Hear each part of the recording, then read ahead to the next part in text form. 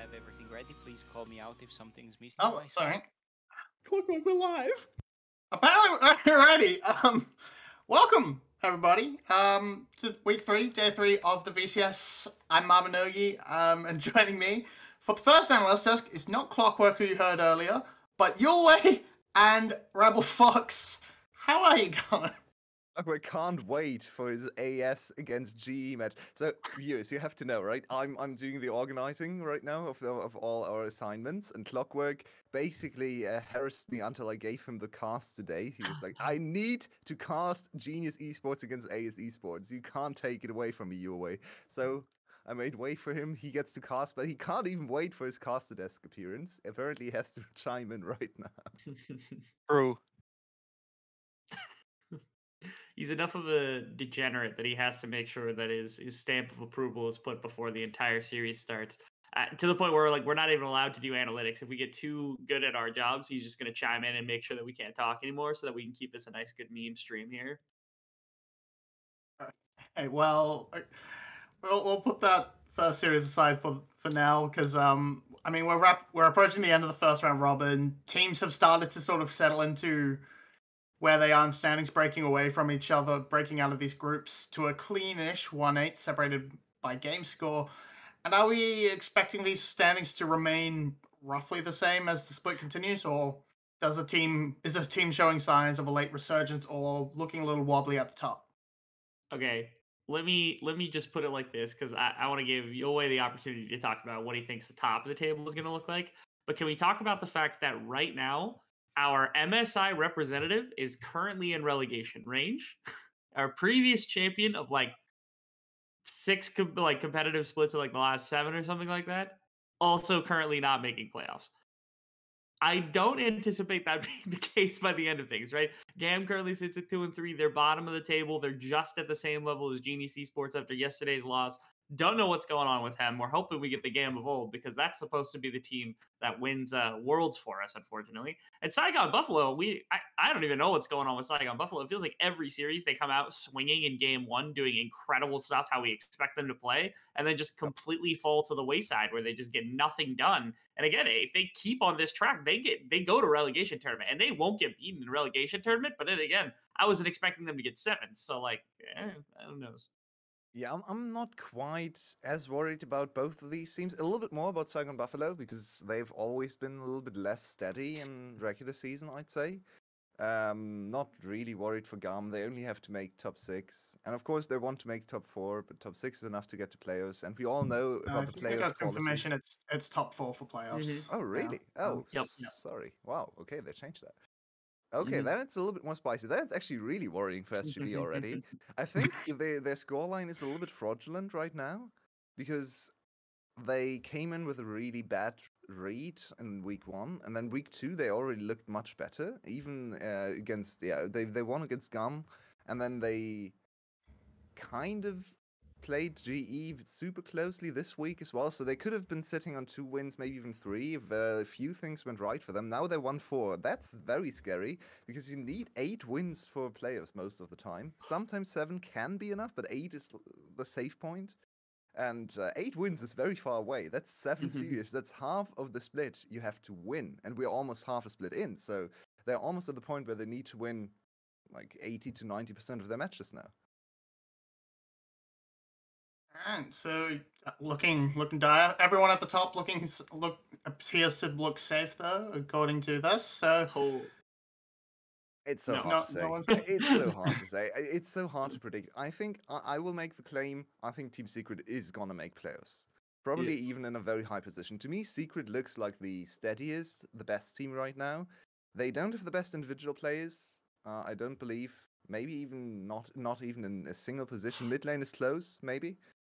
Top lane is very good as well. But their teamwork is the best, and I think the team fighting is the best right now as well. And if you are the best team fighting team in the VCS, where everything is a fist fight, that goes a long way. So I also still want to make the point that it seems like every single split we get one team that ends the first round robin really badly, like 7th or 6th place, somewhere in that area, and they make a run to playoffs pretty much every single split that we've been in existence inside of the VCS. And so that means that one of the top 4 teams is getting kicked out for somebody who is in the bottom 4, almost certainly, if you're considering math or you're considering the past as any indication.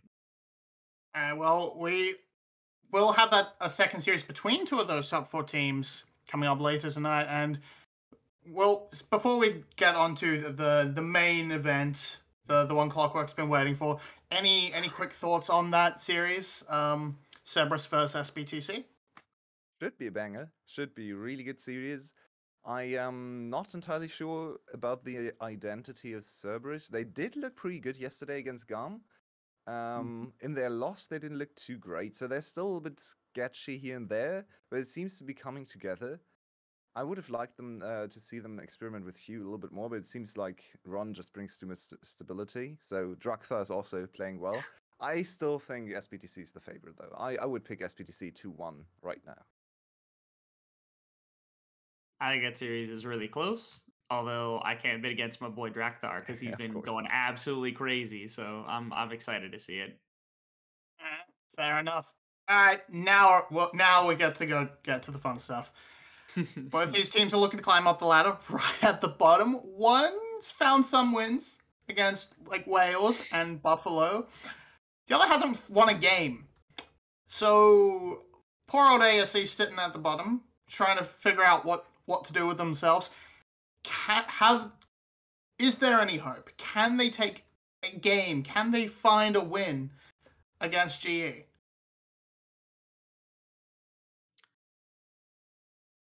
I think if they're going to do it against anybody, then I think GE is probably one of their best bets.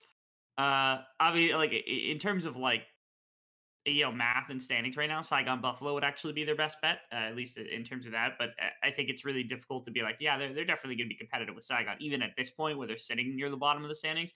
Whereas Genius, even after having beaten Saigon, seems like they've had problems, right? Genius seems like the most solo queue-esque team. They're much more reliant on individual skill. It feels like a team that if AS Esports has a similar early game than they've usually had against most teams, which has usually been all right. It's like their early game has never really been their downfall.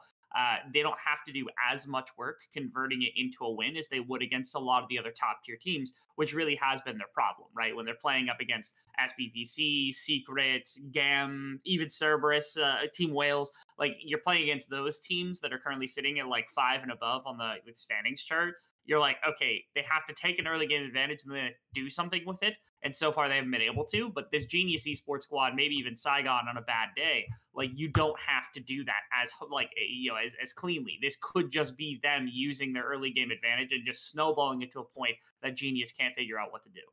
Yeah, speaking of that, I want to hone in on one of the games against Team Secret. I believe it was game 1 in the series we saw this week, where AS Esports actually went up 4 or 5k gold, and they looked really strong in the early game. And I think if they have this kind of early game against GE, they probably win the game. Now, unfortunately, it happened against Team Secret, which, as I pointed out earlier, is the best team fighting team, has the best team cohesion right now in the league. So AS Esports wasn't really able to just get it over with, get the victory. Actually, they lost the game in 25 minutes or something, because once it started turning, it just never stopped. But if AS Esports can somehow replicate this kind of early game performance, especially against the likes of Blazes, who's a little bit of a streaky player, against Yijin, who's still up and down, against Coated, he's like the killer queen of top lane. So I think GE is exactly the team you want to have the strong early game against, because they will probably crumble later on in the game. GE generally just strike me as one of those blue shell teams. In other leagues, we've seen them time and time again. Almost always there's some domestic team that's not great, but it's good enough to cause other teams to worry. But those blue shell teams aren't the greatest against the worst teams. So if anything, I think AS Esports today has the best chance in the first round to take a game, or maybe even the series. But that's a long way away. With that, we are going to get right into the draft, and we have a lot of bans already thrown away. The 380 carries as expected, and a first pick now. Okay, all right. This is looking good for AS. Not to mention, I am of the opinion that I don't think that 2T should be playing. I think Playcool is the right call, but I think LLT should be playing. I like seeing LLT in the lineup more than 2T. Mostly because there's one extra letter in his name, so that makes him one letter stronger than 2T is. That math just checks out. You can't even disprove that one. Yeah. I mean, 2T is like 2 counts for 2 letters, because it's let's not get on this. Yeah, it's TT. It would be 2T, but Roman. Well, I want to actually look at this first rotation from AS Esports. I think it's a very smart approach, because, I mean, Sylas is just great right now, especially when the enemy first picks Gnar. You have one of the best Sylas ults in the game. Also kind of locks Seraphine out, and GE like to play Seraphine already, so... I mean, you can still play Seraphine, but against Sylas, do you really want to give him another amazing ultimate? Maybe not.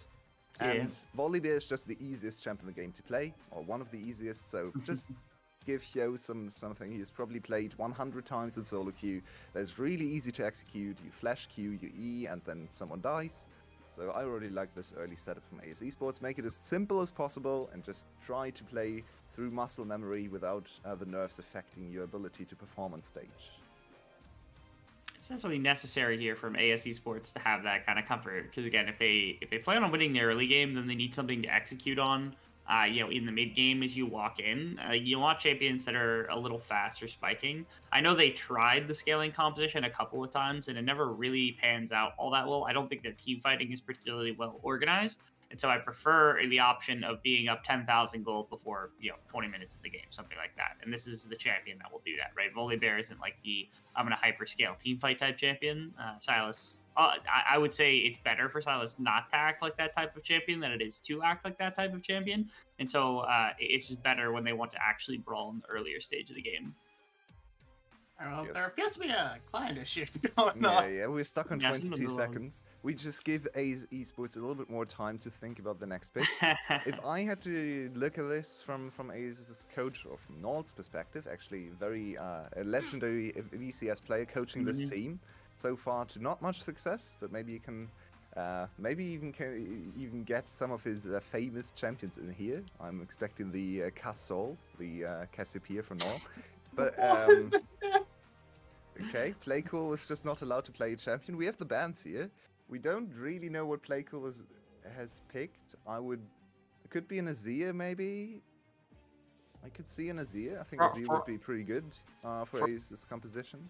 For all we know, they picked like Alistar Leona. Like It's definitely not an ADC because GE banned ADCs. Oh, okay, that's okay. All right. different. Are So we? that puts Alright. Sylas into the mid lane, which is okay. okay. I told you. So last pick ADC now. What is open still? Is that easy love too? It is easy left Yeah. back here. Uzi's Okay. out again. Okay. Why are we? Why? Not sure. Like Uzi's just been playing better than Easy Love has. I don't know. Maybe they just. I don't know. I don't know anything this team does with their subs. I feel like they always make the wrong decision when it comes to their substitutes. But One thing that's cool about the Braum pick is that you can actually Braum shield against the Sylas ultimate. Ooh. Oh, an Ashe. More CC for their melee composition. So this is a very engage-heavy comp right now. Very snap engagey and instant team fights. Oh. But something is really wrong with the client today. I I'm not believe entirely sure Aphelios what's got happening. locked. Is it locked? It might be It locked. looks like it. Yeah. It looks like it's locked, but it's a little bit grayed out, so we're not quite sure. But if we go for that Aphelios as our final pick, we just have our two compositions. Thoughts? Which one works best overall? As we see some casters. This moved too fast. I think generally I probably still prefer GE's comp more ranged, and I usually always side with the ranged approach.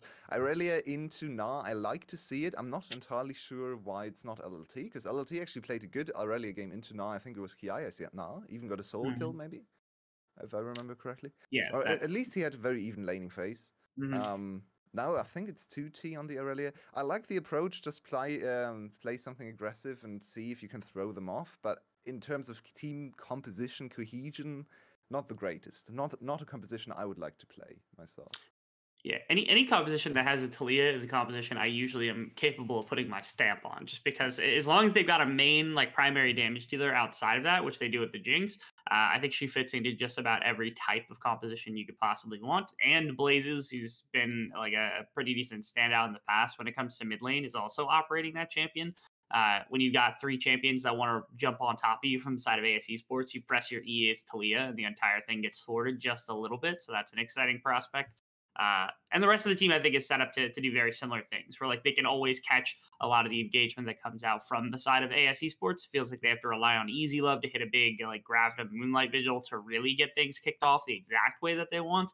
But again, we haven't really seen AS particularly do well when it comes to operating on compositions with that fine a margin. So I can't help but put faith in Genius in this.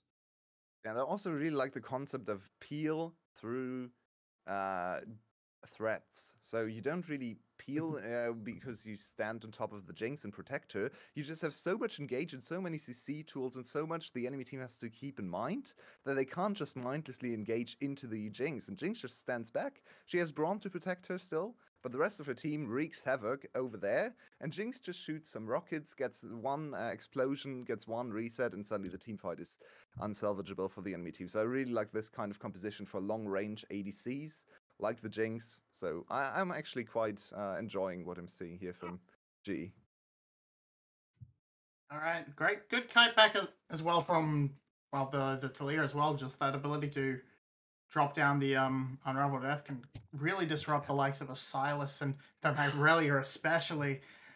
So, and of course, as you mentioned, with the dive threats of Nara and Wukong to just upset the Aphelios' day. Cool. Well, that is it. G is the call for both of you. Yep. All right, well, on to Carix and Clockwork, who are very excited to get us kicked off on the riff. Well, Clockwork, it's been a long time coming, but finally, we are in a game together. This should be the last night of BCS English if we've got anything to say about it. I'm sure we will be getting banned momentarily, but GE versus ASE. Oh, what do you think of these two teams, Clockwork? Hello, Carix. Oh, I've been waiting such a long time to have a cast with you, and I'm telling you. So I was a bit late because I was rushing on the bike to come here. I was literally sprinting, and I hope that these two teams are going to sprint just as much today. That's all I want to see. That's why I'm here, literally. But who's a better sprinter, you or Hyo? Because Hyo's had some good demonstrations of sprinting. So in general, ASE, like the record shows that they are the better sprinters. However, despite what the desk has said, I have been impressed with their early games, and they have a comp that might allow them to take quite the good punch in the early game. So this, I think there's room for them to play and to show us something before eventually GE's comp takes over. It's a fair point. They did genuinely, like, jokes aside, they did play an incredibly good early game a few times, but just have really not been able to carry it through, and it's not been consistent whatsoever. I do think they put together a decent composition, though, even though the Irelia is very, very strange. 2T kind of throwing down the gauntlet, even though our desk doesn't actually think he should be playing. So, I mean, if you're going to pick Irelia when we don't even think you should be on the lineup, you better have a good game. This seems to be already the intention of AS. Coded, having to flash away from the Flawless Duet, throws the rock, doesn't hit. He's just going to lose himself some minions. Yijin's here. Do they want to make something of this? Yijin, what the hell did you just do? Okay, so it is very hard to explain for a color cast point of view, but it seems that ASE is not. Well, we've got another dive. The continuation of the dive is Coded, hops away, tower shots, thudding in. But Yijin's very low. Wish he had his flash right now, I bet. And with Play Cool on the way up, they might want to continue this, but health bars are low and tower's kind of hurt. So this is just a messy passage of play from both teams, but in the end, no one dies. These Carix, we have just seen just a warm-up before the actual marathon. This will be an absolute sprint fest. And it's starting exactly as I want. Look, Play Cool is also taking some free tower shot. But let's look at what happened. ASE structured, let's not call it good, because eventually did not bring them anything valuable, but it was a play, right? They started with Prio around the Irelia and moved Hyo around it and tried to pressure Coated, which is very important. Okay, they did not take anything out of it, but, you know, they are on the block. Yeah, look, I appreciate them trying, but it would have gone so badly if Yijin hadn't gone for that bizarre move of walking into two people that he should have known was there. I think if Yijin doesn't do that and he actually has a full health bar to fight with, I think Hyo and 2T both die, so perhaps saved by a bit of a brain fade from Yijin.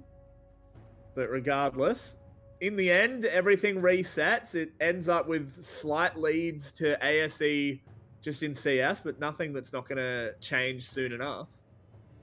Exactly. We're having a bit of a slow early game. We have seen a few lanes now taking Prio now in the bot lane, putting some pressure. There's Hyo already around the Drake, so I think this first objective isn't going to be contested by GE. Jungler is, however, around the bot side, but the bot lane cannot intervene. So this first objective looks pretty free from ASE. Good on Hyo. He's moving around the map quite silently. Now, let's see what GE do to answer, because it seems that Yijin, now hovering around that bot side, is just focusing on farming his camp and not trying to actually put pressure anywhere else on the map, where I would expect that he might try to help Blazes and then allow him to roam. Now, Blazes has level 6, so there's potential to set up dives or ganks with Talia's ultimate. Yeah, I'm not too surprised they give up that dragon. It is just, Volibear. But speaking of Volibear, moving into the bot lane, there's that Gravitum. Slater's going to get knocked down. He's got one cleanse, but it's not good enough to stop both of them. Hyo going under the tower. Oh no, Xin flashes a hook forward, but it doesn't land. And that'll be both the bot laners getting out. 2T's gone under the tower against Coded as well, and he needs a way out. There's a blast cone there, but doesn't matter because Yijin brings down the bonk and gets first blood.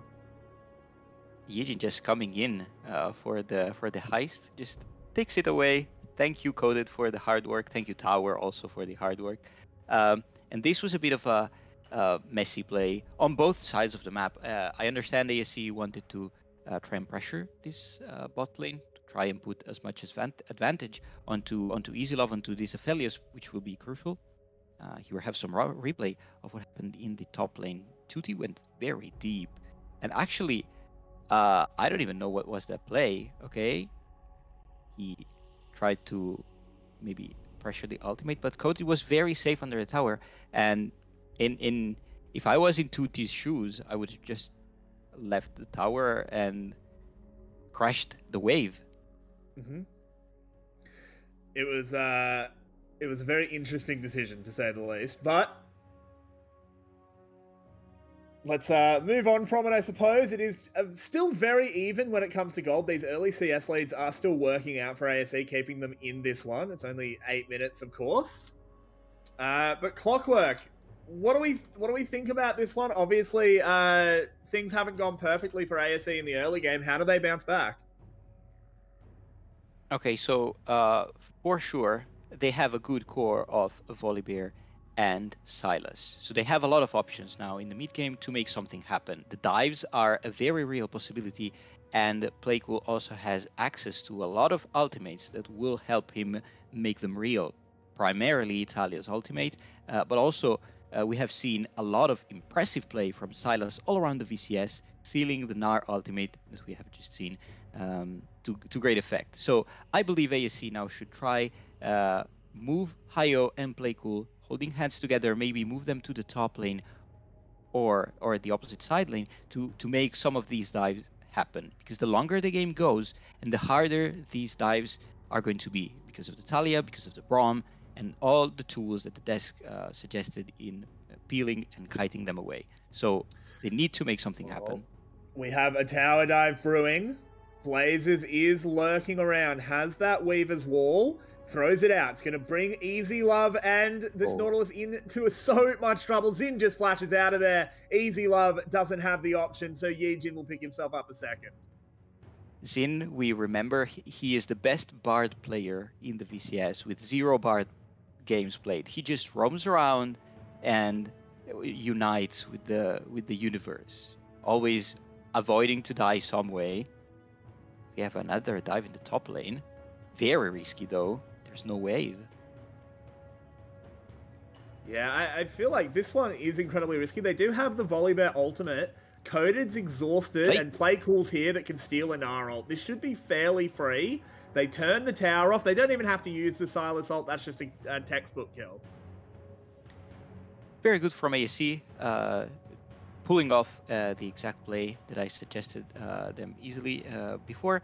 But, of course, this gets a bit set back from the play that GE structured in the bot lane. So now the map is a bit split.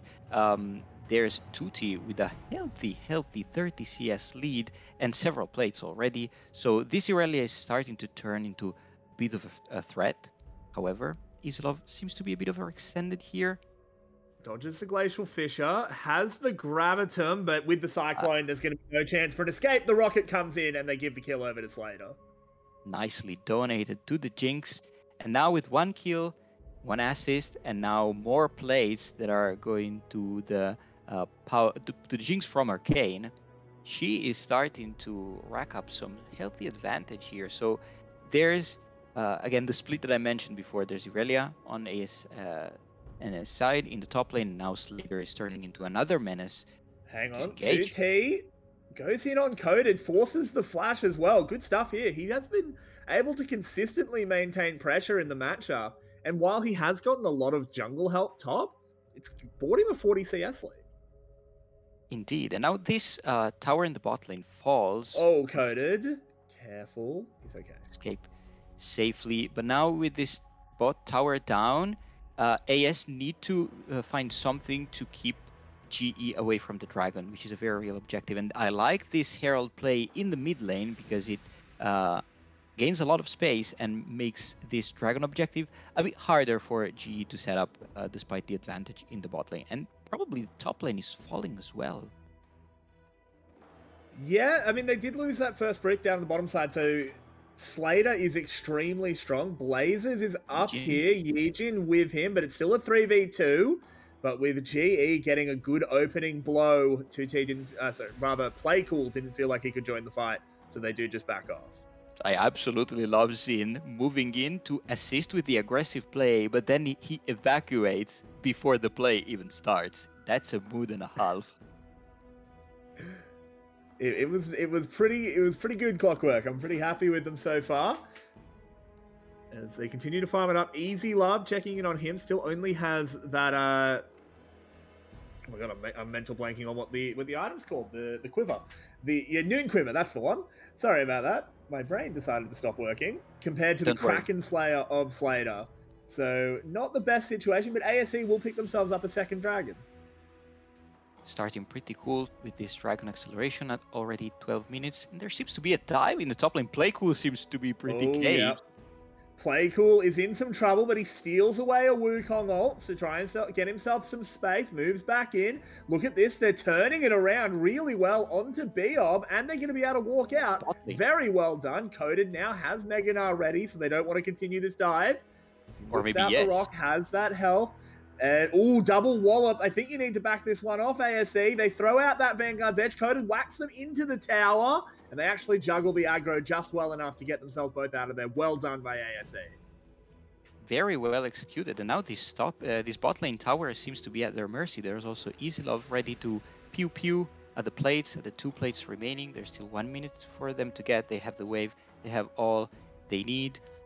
And this game is absolutely close. One would have expected from GE to spring ahead, but it seems that both teams are coming up with good plays on both sides of the map. And now look at Yijin. He's very far ahead compared to Hayo, and he's invading in the top side to put pressure again on this Playcool. They really want to punish the Sylas before he turns into a mid-game skirmishing and teamfighting menace. And I think starting to punish Hyo with that is the good play. So props on Yijin for finding the good angle here.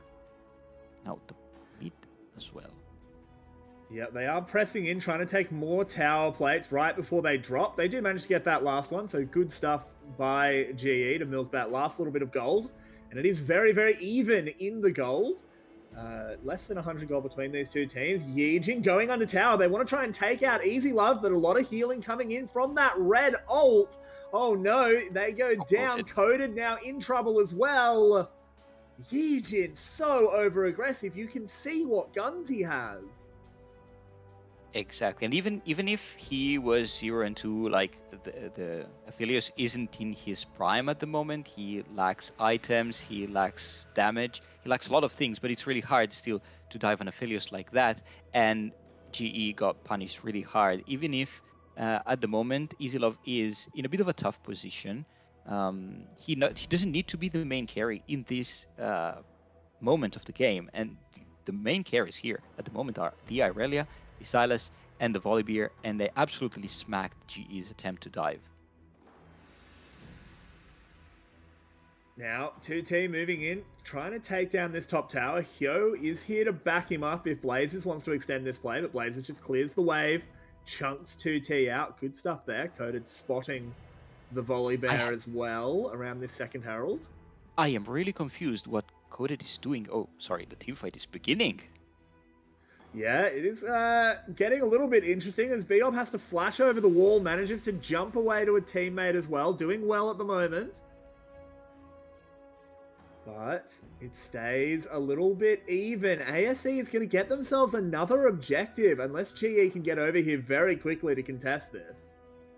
Ooh, the Herald is very healthy. GE have a lot of room to contest it, and they even took the crab, so there's room. EasyLove is alone on the flank. Not sure if this is right angle. 2,000 health on it. They still have that Wukong. It's about to come up. I tell a lie. As Yejin does get stunned up, they're tracking him well. The objective has gone down, but in they go. Coda desperately trying to get into that Nah, but he can't do it. ASE are hard winning this fight.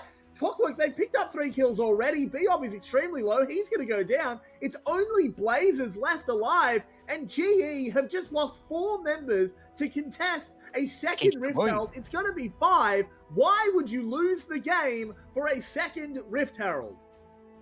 Okay, this is a masterclass of sprinting from GE. Not only they lost the objective, that it wasn't that important of an objective. Second Herald isn't going to give you a lot of things at minute 16, but let's look at the replay here. GE doesn't have a really good angle. There's 2 flanks, EasyLove and Xin. Blazes can come here to poke, but once they get the Herald, why would you handshake this fight? You can just disengage, and Aphelios is free to fire. He takes 1 kill, and then the second on Yejin. Look at the stopwatch on Playcool. Masterful team fight on his side to buy time and allow EasyLove to clean up on the right-hand side of the fight, and then Blazes is just left on himself. And this is an impressive team fight on AS side. It looked very clean, despite the concerns we have about the team. And on top of that, GE also lost the top tower, and now the dragon, the 3rd dragon. So ASC, very comfortable position here out of this team fight. Yeah, they're looking really, really good now. But of course, we've seen them have very good early games before Clockwork, and this team has still found ways to bungle their execution. End up not coming out ahead as 2T wants to try and make a play, going in onto Slater in a 1v2 that quickly becomes a 1v3 and actually manages to dance away, moves back in onto Code, and he feels extremely strong. What? And I think it's justified as he flashes forward, throws out the Vanguard's edge, going in and winning a 1v3, takes down 1. Can he get 2? No, not quite. But my word, 2T putting on a show. Wow, 2T, that was a clip from Watchmen where 2T was like, I'm not locked in here with you, you're locked in here with me. And the Talia wall basically forced everyone to stay in the cage. Look, Carrix, they're taking the inhibitor at minute 18. This is unbelievable. That was an unbelievably good play by 2T. He made 4 of them stay up there to deal with him while his team just took 2 towers and an inhib. Now, GE is going to trade it back for an inner of their own that does have objective bounties on it, so GE aren't super unhappy, but if these 2 die... 2T is coming here for round 2. I don't think he can actually catch them. They don't know exactly where they are. They do manage to find a path out. Absolutely. GE, as soon as they saw the TP, they sprinted away immediately. Very good punish with this trade on the top lane. But yeah, we're very impressed with AS this moment. GE absolutely need to find something to deal with the Aurelia, because at the moment, allocating 4 of their players to deal with just 2T does not seem the way to go if they want to win this game. No, it certainly doesn't. And so far as well, Coded being very ineffective on this now, got really hard shut down in the laning phase, was camped pretty hard by Hyo, but has not been able to bounce back. You see 60 CS down on 2T, an entire item behind this Irelia. He just can't exist in the side lanes. Silas as well is a really horrible side lane matchup for the Gnar, because he gets your ult, but better. Exactly. And what I wanted to mention about Coated before, that there was a 10-minute window where he had no place on the map. He couldn't stay in any side lane because 2T would have matched him with the Aurelia and just taken free kills out of him. And at the same time, he couldn't stay just in the mid lane because that would have taken farm out of Slater and Blazes. So very tough spot for Coated. And now ASC are starting the Baron so aggressively. And I mean, I can't blame them at the moment. I don't think GE can really walk into them. They just do this Xin, debate of look at fight. Xin. Xin flashing forward, throws down the ultimate onto Slater, gets it onto Oh. Biob as well, but that's a really lovely Glacial Fissure, but they've already blown Slater up. Xin is in a little bit of trouble, misses his hook, but this is only a Nautilus. It's Hyo moving forward, ineffective, finally just jump in with the ult, takes down the Braum. Aphelios ult tickles the last few members of GE as they back off. But ASC are able to Play back cool. off. Oh, Play Cool continuing to play Gatekeeper, doing it well as he's just basically immortal on the Silas. This is going to be ASC picking themselves up a Baron. They're on Soul Point as well. Clockwork, ASC look really good. They absolutely do. This Baron play was not random because look at the minimap. In the bot lane, there's super minions pushing in, so they knew what they were doing. They knew they had pressure in the bot lane. They knew that forcing GE to contest would have put them in a very hard spot, and they did. So ASC pulling the trigger, winning the fight. Let's look at the replay. Xin, this was a clutch TP and Play Cool cleaning up on the Slater. Jinx very out of position, and from here on, Yijin is forced to evacuate from the north side, and teamfight is just clean up from here on. And the Baron is just a cherry on top of this play. Absolutely beautiful from AS. They might be taking the first game. And there's Coated again in no man's land. He has been caught, throws 2T into the wall, dodges the Flawless Duet as well. Can he actually find a way out of this one? If he gets another hop, he'll be fine. We are going to go down to the bottom side as there's a catch out onto Xin. He just goes down. Coated has slipped away as well because ASE want to catch the rest of GE if they can around this dragon. Hyo moving in, stuns Biob. Teleport from Coated as well. Glacial Fissure. Yijin managed to get a knock up onto two big members of ASE. Can Slater fire? That's what we need to watch. He's doing well at the moment. Play Cool finds him with a stolen Gnarl, slams him into the wall, and immediately breaks his bones. Only 3 members of GE left standing, going against 3 members of ASE. But the health bar and the damage are in favor of ASE. And as you said, the super minions are ending the game if they're allowed. GE needs to find a way to get back. Easy Love, he stepped a little bit too far forward there. But now Play Cool gets in onto Biob, takes out Blazers. They just need to keep buying time. There are 2 super minions in the base, but they've diverted their attention. Biob goes down. Coated next on the list. Takes out Hyo on the way. 1 Nexus Tower down. 2 super minions will end the game. But no, there's a respawn from Slater. The game will continue. And this is Soul Point for... Actually, this is Soul, that Cloud Soul for ASC, that are skittering around the map, playing around this objective and this pressure in the bot lane that has been so crucial and so clutch in granting them so many fights, so many free objectives. I can't believe we're watching this from the last team in the VCS. We've always talked about how we have 7 good teams that can go on for playoffs, and the 8th team is also putting their name on the list with these kind of plays. It's really impressive stuff. Let's have a look at the replay. Easy Love, I feel like if he just doesn't step forward there, they can actually keep them trapped for a lot longer. A bit of a mistake from Easy Love that probably prolongs the game for an unnecessary amount. Play Cool here tries to clean up as best as he can. Coated, however, manages to run away with his life. Xin comes back in time for the fight, but he's too far away. And another fight is beginning. Of course it is. Blazers has already gone down. Biob taken low. Takes a few chakrams in the back. Oh dear. As they're trying to move on forward. The inhib tower is the target. They cannot This defend. should just be ASC walking this in. I don't see how GE can possibly bring this back. Look at how far behind they are at 24 minutes. Also, the only consistent wave clear is Blazes, which is down. So very hard to clear the wave, and ASC forced the team fight maybe. They just want to poke some, They have to do waiting something. for the minions. Coated very far away from Meganar, so he can't even use the ult. Into the backside, does go Play Cool with that stolen Wukong ult. Doesn't actually kill Slater and puts himself in a bad position. Oh no, 2 members of ASC have already gone down. Slater needs to get these rockets firing in. 2T will fall. Coated managing to get a big ult. Oh no, Clockwork! It's all turned around. This is going to be GE picking up 5 kills if they can hunt Hyo down. He flashes away from the zap, so he will survive. But they get 4 kills, all with shutdowns. Okay, Carrix. So you might know that I work with code. There's a lot of coders also here in the VCS crew. What's happening in here is when you open a parenthesis in your code and then fail to close it. AS is doing this throughout all their games, and throughout all these fights in the late game, they open up well, focusing on the key targets like the Slater, like the Blazes. Slater even also misplays his cleanse. exactly, and then they fail to close it.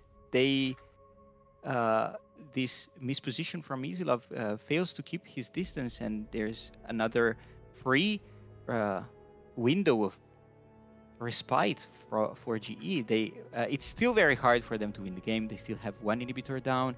They still have a hard time to actually contest objectives such as this Baron, and also the Elder coming up in 3 minutes. It's not going to be easy for them, but they keep buying time. They keep clutching these late game team fights, and AS now needs to think carefully about what they're doing.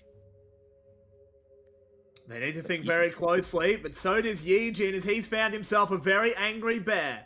Goes gold to buy himself a little bit of time. Badly timed stun coming out of 2T. They're going to kill Yijin, but they trade it for an Irelia that's a hell of a lot stronger. The collapse in onto Biob from Playcool. Good traps there by Slater, buying so much space.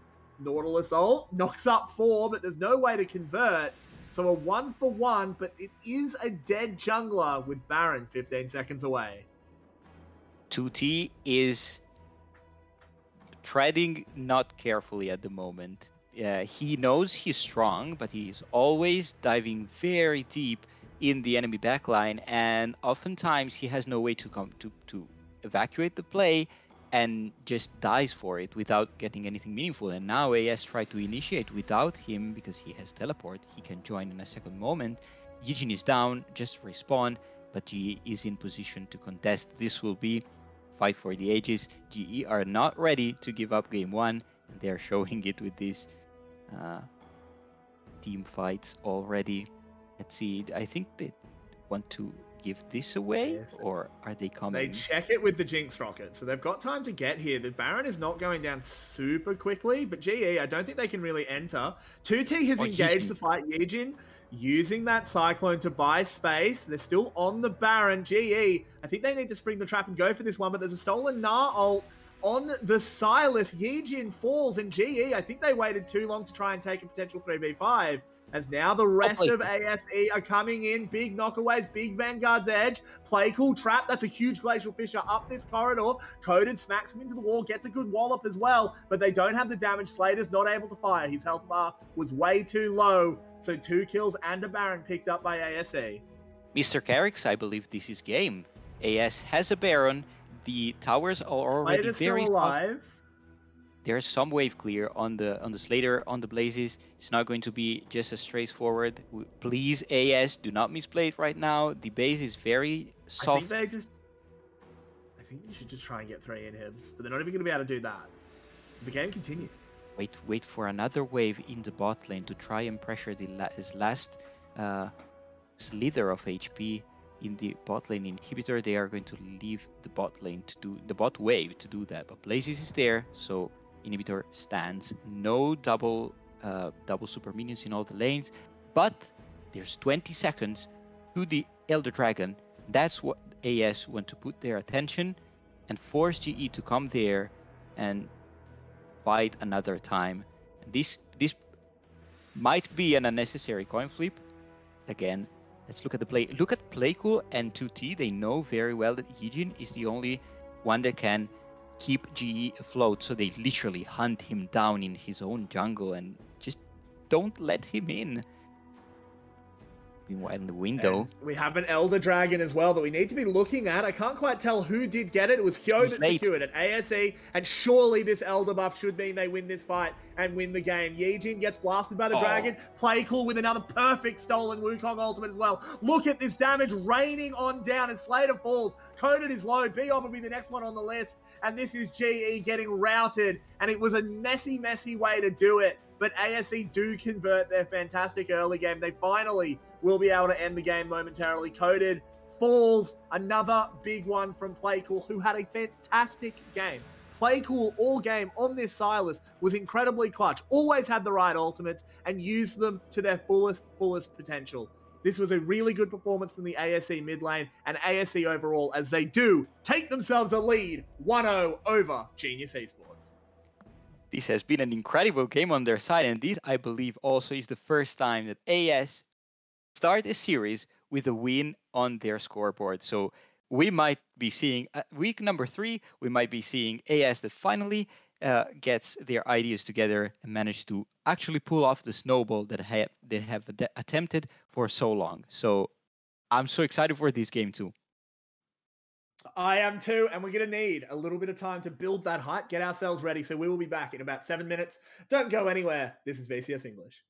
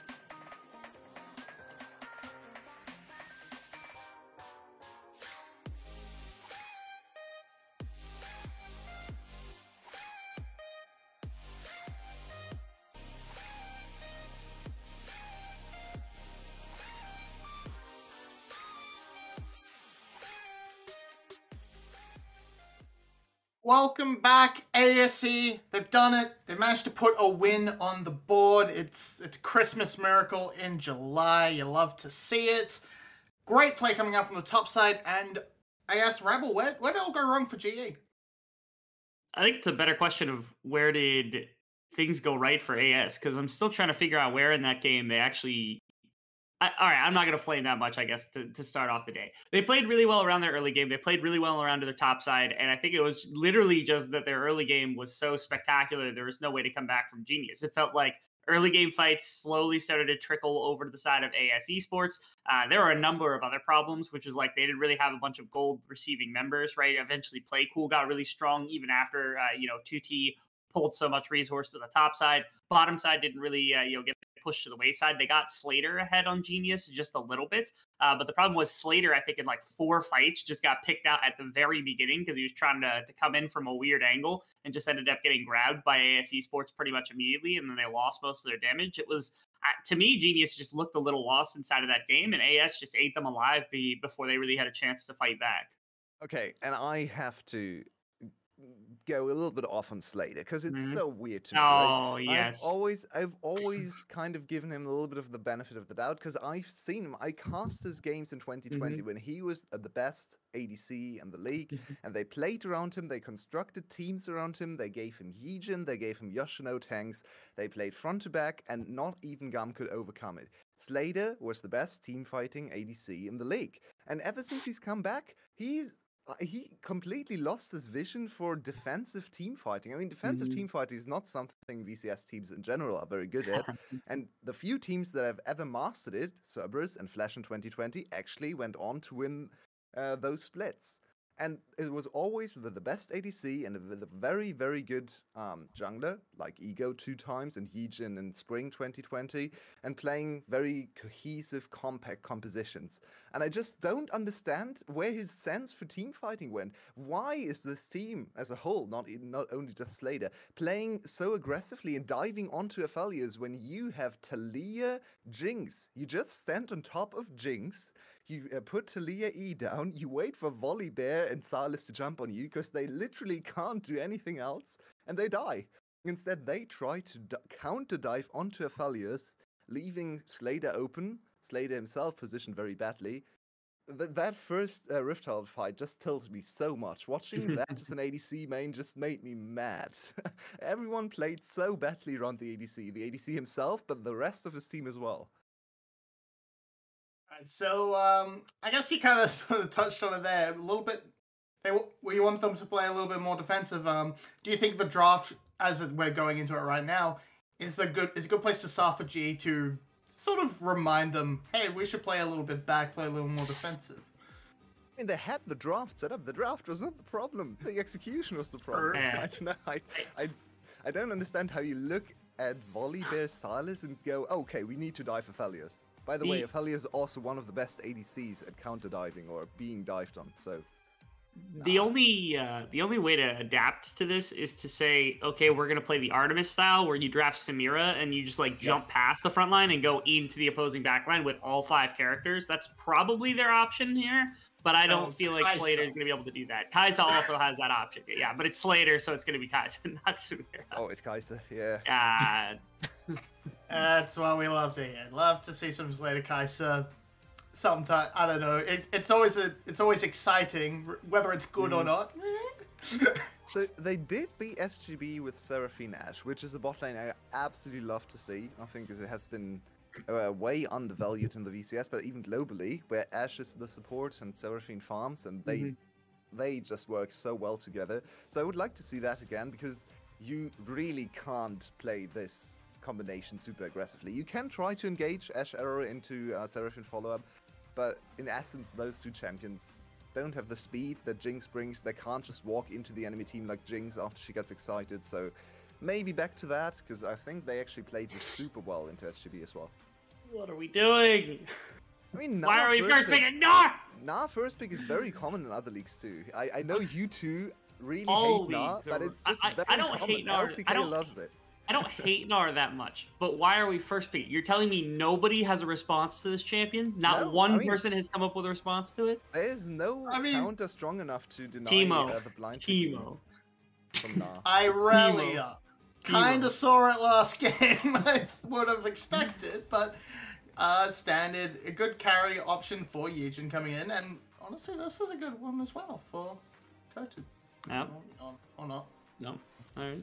Yeah, the thing Fine. with Na is, of course, he has counters, right? And the really Teemo. famous lane counters are all champions that don't teamfight super well. Teemo. Aurelia, Yasuo, and so on. In top lane, at least. They can teamfight, but it's really dicey. So you can try to punch him in lane, but it always puts you at risk. And you need to execute perfectly. Na just stands there, takes a little bit of abuse, maybe falls 10 CS behind, but he's fine. He's a good team fighter. Wow. And yeah, that's why people just like to slam him into their team composition, right? I mean, Already.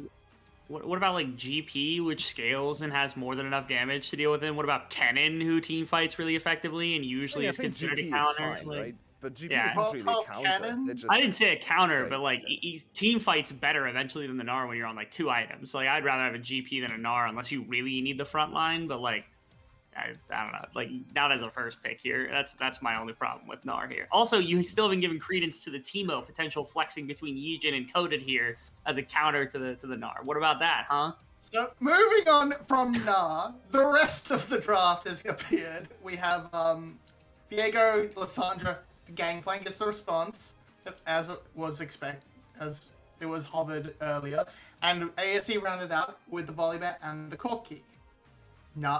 There's more to talk about.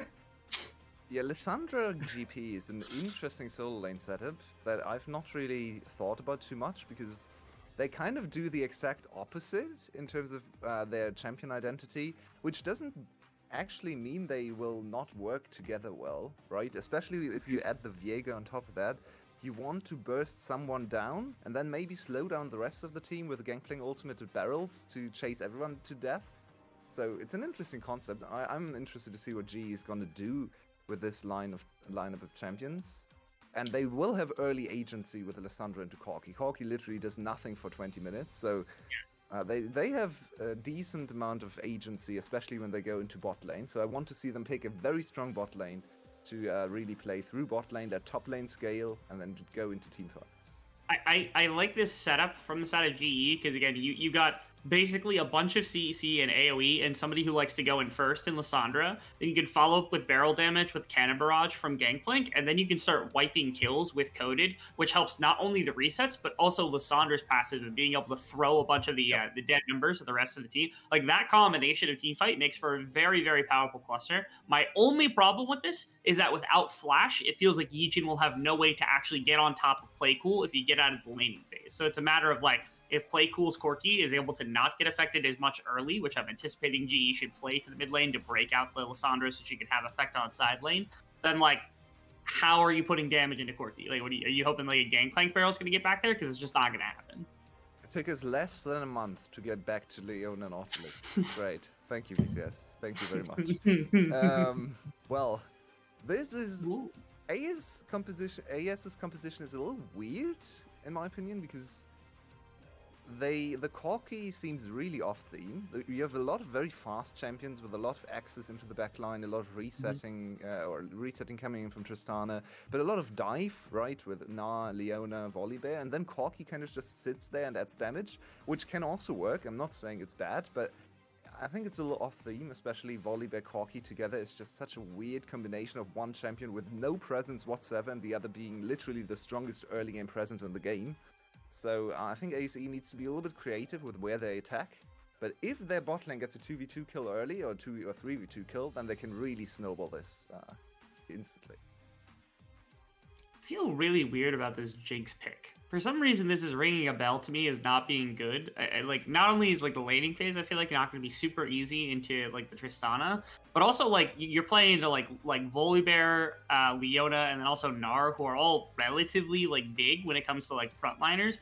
And you're not usually going to be touching Corki, who can also drive off the Jinx in like one rocket eventually. I don't know. I feel like you should have gone either like low range, something like Samira or even Lucian that's got mobility so you can dance around a fight, or you should have gone like hyper range and you should have gone like, Caitlyn Varus, something that can stand far enough back and test the Corki's positioning. But like the Jinx to me actually, for some reason, is just resonating as not being a good pick in this composition. I think the idea was to pick a reset champion. Yeah, They that's really fair wanted too, all yeah. the resets, and maybe they would have gone for Tristana if Tristana wasn't picked away. So maybe this Maybe. is actually 5-head from AS Esports to snap pick Tristana here and deny the Tristana reset potential for GE's comp.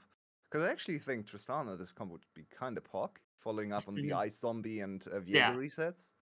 But yeah, I agree. Yeah. Slater needs to be careful. He just played a really bad Jinx game, so let's see if he can redeem himself, I guess. Yeah, I have to agree, especially alongside those Kaiser and Ezreal bans, the Tristana to take felt a lot like a takeaway, but we have the compositions, we've talked them to death. Quickly, predictions. Volibear Supremacy, AS Esports 2-0. Yeah, I'm gonna call the Easy Love gets out of the laning phase unscathed and just drops rockets on this team. I call AS 2-0, yeah. All right then, well, Carrix, Clockwork, take it away. Well, our analysts are certainly predicting the unexpected here, Clockwork, as they both think ASE is going to pick up their first series win, and Genius will lose themselves a really disastrous series. In all seriousness, losing to ASE is like losing twice, because it's one of those points that no one else is going to give up. Absolutely, yes. And this composition is absolutely jumping. I'm jumping out of my chair. There's like, now, oh, wait, what? GE is not Speaking of joking. jumping, good job, Playcool. Saved his level up. Very wise on his side, keeping him safe. But yeah, the jumps from the Gnar, from the Volibear, from the Tristana, everything is on AS to just Goomba Stomp DGE, and I want to see this happen. We always root for the underdogs here, but also GE is a bit of a chaotic team. They can win versus anyone. They took game out of Buffalo, they took game out of Wales, and at the same time they're struggling to AS and to other teams in the lower half of the standing. So these new teams, GE and Wales especially, they are bringing some chaos in the VCS standings. Sometimes we love it, sometimes we hate it because it's a bit hard to make sense of them and their players, but they're making this VCS split very incredible. Playcool hard losing those trades in the mid lane, just as you were talking. Not the greatest start for this Corki. I don't think there's too much kill threat from Blazers, though. So unless Yejin does breathe through, should be okay. And I share Yulway's disappointment at how quickly we managed to get back to Leona Nautilus in this league. But it does give them very good engage. The kill lane is very strong from ASE's bot lane if they can find a way onto Slater. Now look at Blazes managing to find Prio in the mid lane, and Coated also finds a good advantage pushing onto the Gnar. This allows Kyo is screwed. Volibear Supremacy, I was told. There's the Stormcaller coming down. Coded did use his flash. With that Spectral Maw, they should be able to get the kill. And they do. Hyo falls for first blood. He'll lose his blue as well. And his wolves. This is a disaster. And this started from the very beginning, forcing the W out of Playcool, made sure that Blazes could push level 2, level 3 in the mid lane, and this allowed Yijin to invade into Hyo, and this play was set up from level 1. It's very smart, very clever for GE that now are starting on a massive advantage, and now Yijin takes his third buff, if I'm not mistaken. So the jungle difference, His second. Volibear Supremacy. Okay. This Volibear Supremacy, it will be a bit hard for Hyo to show this difference, you know. Yeah, he also can't execute any level 3 gank. I feel like if you play Volibear and you don't gank a lane at level 3, you're already making a mistake. He is so powerful at that early stage, but he can't go mid. It's a Lissandra that's already pushed in. Bot lane is the same, and then top lane's a gangplank. So Volibear really not able to do very much. Yejin gets 3 jungle quadrants to farm. I mean, maybe our analysts bought a bit too much into game 1 because game 2 is already looking pretty bad.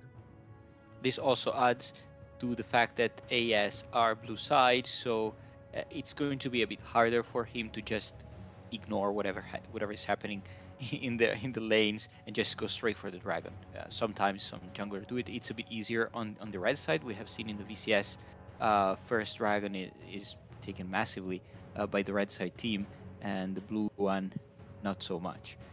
So now let's keep an eye on Hayo to see if he manages to make some of these actions happen. As you said, it's a bit harder for him to impact the map, and Yijin very active. Dead. Yeah, Tute's dead. He doesn't have Mega Nut. The hop doesn't get him far enough away, and that'll be Coded getting a kill for his gangplank. Yijin zoning Hyo out as well. He just goes from bad to worse. Yeah, as you see, Hayo was around, but there was This is absolutely another nothing camp. he could do. Tuti was already low, no way to escape. Now this Coded is having the time of his life, just a mirror situation to what we have seen in game one. Early dives, a lot of advantage. Easy Love forced to flash and cleanse. So this bot lane in isolation is already pressured away, and things are already starting to fall apart for AS. Yeah, GE did not take game one lying down. It seems they are very angry and they want to avenge themselves in this second game. Currently, all lanes are winning. This Tristana has not been able to do much in the early game. Kind of losing out to a Jinx lane is not what you want to be doing.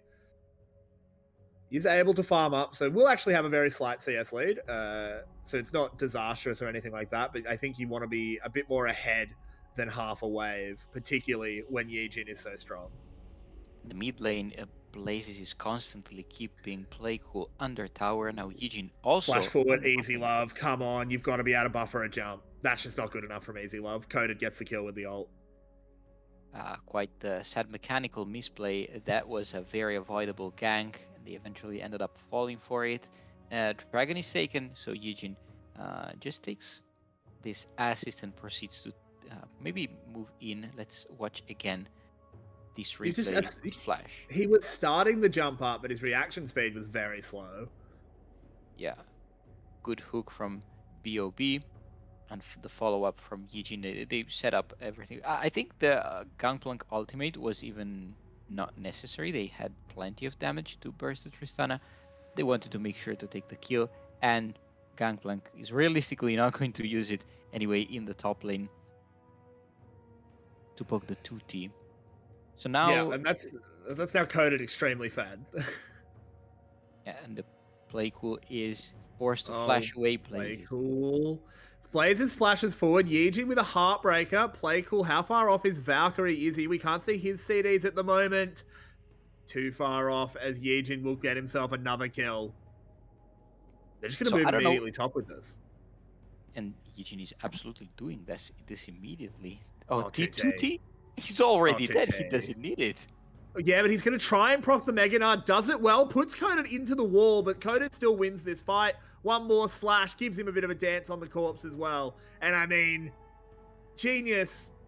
Where was this in game one? Yeah, good question. They just took game one a bit too easily, maybe. And there's one thing that terrifies me about Yijin. It's not the good early game pathing that allows him to be in the right place at the right time, but if you look at his model, there's some little thunders around it. And for me, that I'm a Dota watcher, it tells me that he has a double damage buff, which is not going to happen in League of Legends. But I'm very scared about Yijin. I mean, this game, considering how he's playing and how he's setting up dives. Oh, dives. And they go to the bot lane. A good volley bear ult to turn the tower off. Slater under fire. They do manage to pick up their kill. ASC finally getting themselves onto the board. Beob next target, but I don't think they have the minion wave to do it. So the Nautilus should be safe for now. No Gangplank ult. And he's going to try and back off, but we go to the mid lane where Playcool is being pressured. Back down to bot lane. Beob will finally fall as Hyo picks himself up too. A bit of relief for AS. They managed to find this double kill. Okay, Rocket misses. No kills back. They managed to find some breathing room with a couple of kills, with a couple of plates. Easy Love now is a bit on his feet again. And Hayo takes 2 kills. Maybe not the best recipient for a couple of kills, considering you have this Tristana that can take over a game when fed enough. But regardless, good presence of mind and trying to pull the trigger somewhere on the map to make something happen. Otherwise, this game was going to look very one-sided for GE. So praise to Hayo. Now he needs to address this top lane because the 4-0 30 CS lead Gangplank is going to absolutely ravage 2T. Yep, there's nothing 2T can really do. Coded just walks at him. 2T actually trading out pretty well. Coded flashes in though and bang bang takes him down. It's just a top lane masterclass in the matchup. Coded just wiping 2T off the map, and now let's watch the replay again. Turning off the tower, Slater, very little he can do to resist Hayo's damage in the early game. Now Bio manages to find some time, try to defend the tower, but eventually Zin gets his cooldowns back and he's gone. But the mid lane... Mid lane tower does fall in the replay. So GE do manage to extend their lead, now 4k ahead.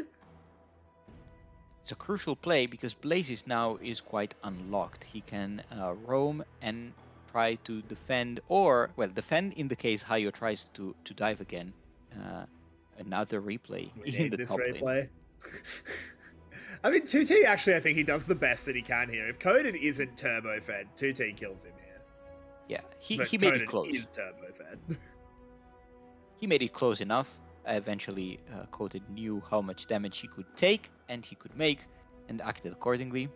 Blaze is a bit pushed out of the mid lane by Yijin. Oh no, Playcool's just gonna go down. Yijin's too strong. The cleanse was used now. Yijin Valkyrieing forward, throws out the Heartbreaker. Hyo forced to use the volley ult as a pure escape. That's gonna get them the dragon. Rocket was a little bit off target. I mean, GE are just dominating. Yeah, all off the back of Yijin just being in the right place at the right time, making everything happen. Great performance on his side, and now he also takes the dragon. This is something we don't see really often from Viego players. They just start by slowly farming, maybe reacting or shadowing some lanes to prevent some dives or some ganks. But Yijin out there really ganking overtime every lane. This has been he really does not want to stain his CV by losing to AS 2-0. Yeah, he absolutely does not. As 2T does manage to crash a wave into the tower. He's not too far behind in CS, but let's not investigate that any further. Let's not investigate that any further. We can just leave it there. As Yijin hovering around this mid lane, Blazes as well has this 20 CS lead, has been really hard dominating Playcool pretty much from minute one. I mean, honestly, I'm struggling to even figure out where the potential comeback from ASE could come from. Maybe Tristana does something crazy, but the other side has a Jinx. So we usually say in Italy, when the game is looking dire like this, we usually the typical advice is to cast it to the iron or something like that. I don't know how translation works, but basically is to turn off your brain completely and just play like an iron tier League of Legends player, and just run into every fight, make it as messy as possible, confuse your opponent, and try to take advantage of the mess. And we have seen that AS has managed to do that sometimes, and this bot lane, not the way you do it. Yeah, now we do have another fight coming in. Yijin actually chunked out very low, but oh no, here comes everything onto Easy Love. Coded with another kill from base. He has been getting absolutely gifted with these cannon barrages.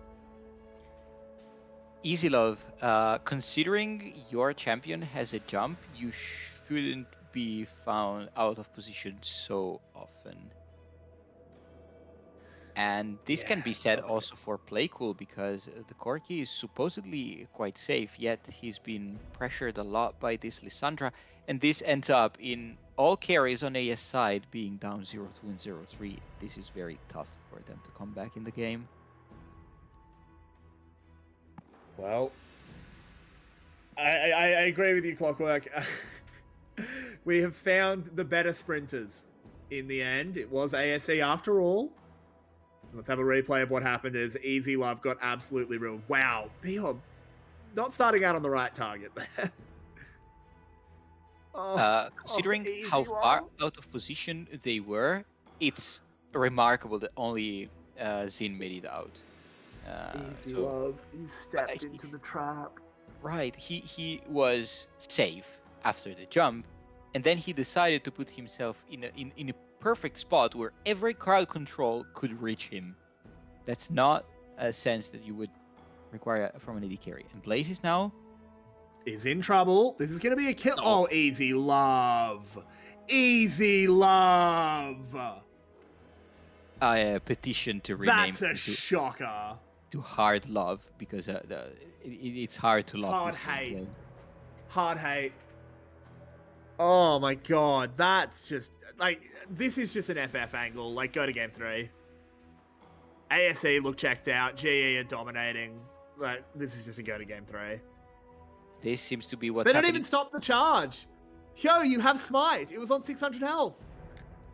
AS are They're so mentally checked out. Look, Easy Love. So let's count the tower shot. He jumps in, Oh. and then he takes 3 of them. Now we're seeing on the live, G is not stopping, and Yeah, considering they've that already picked up 2 kills. considering that in game 1, AS was in a similar position. Like 18 minutes, they took one inhibitor, but they didn't. It didn't This is feel. they're gonna win the game so- here. Yeah. It It's a felt good way ult from closer. 2T, but a good flash from Slater to make distance. Oh, they actually lose their minion wave, so they might not be able to end it quite yet. Look at Hyo. Look at Hyo. Actually have to Secret keep agent playing. I Hyo. think if Hyo dies, they can have another crack. Hyo going low, does get over the wall. Heartbreaker from Yejin to follow. He's now trapped on the wrong side. Can they collapse onto the Viego? No, uses that move speed to get I out. believe it. They keep going. Vigly on a roll. They're going to keep going. This is the best chance they've got, if I'm honest. 2T moving forward, still pretty far away from Mega No. Number. There's Blazers. Package down onto Slater. They do manage to kill the Jinx, but it just doesn't matter when Yejin has resets. Play He cool. gets going. Play cool. Last one. Left alive. Can he get anything done? He'll kill one, but one's not enough. Triple kill for Yejin. Does GE want to try and end it? It looks like no, because Coded is walking away. They are just going to back off with one in him. Oh my god, I absolutely need the replay. Playcool is so far behind. Those rockets felt like marshmallows. He was throwing pillows at them. There was no damage coming out of the Corki. And despite a very good package onto the backline, there was very little he was doing.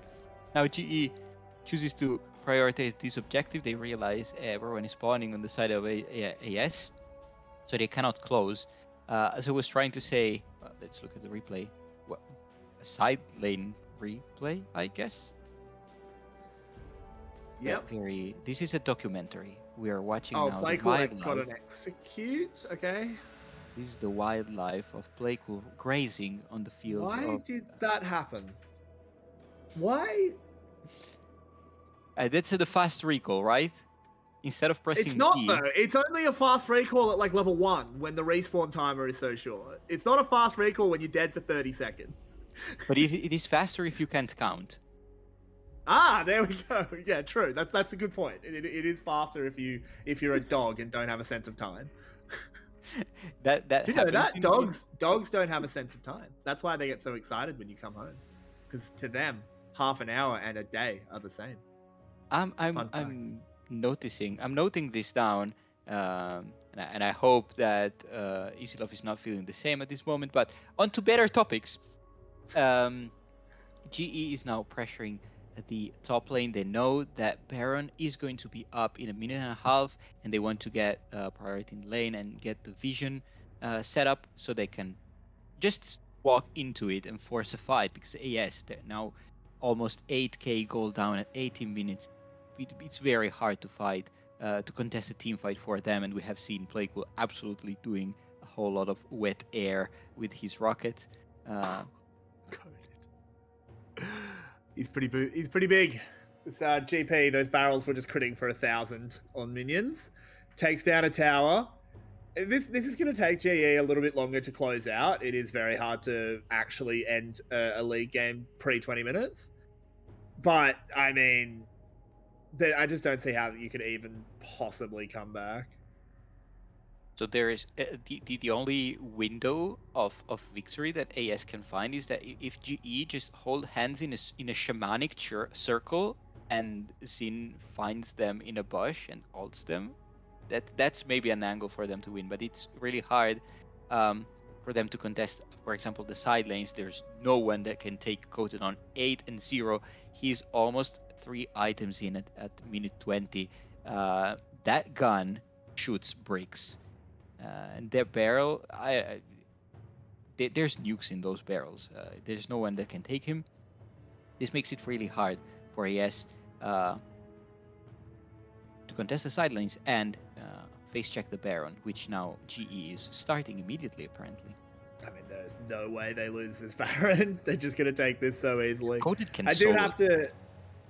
have to shame Koten a little bit for not going a full cloak build, full Chad GP build when you're this far ahead.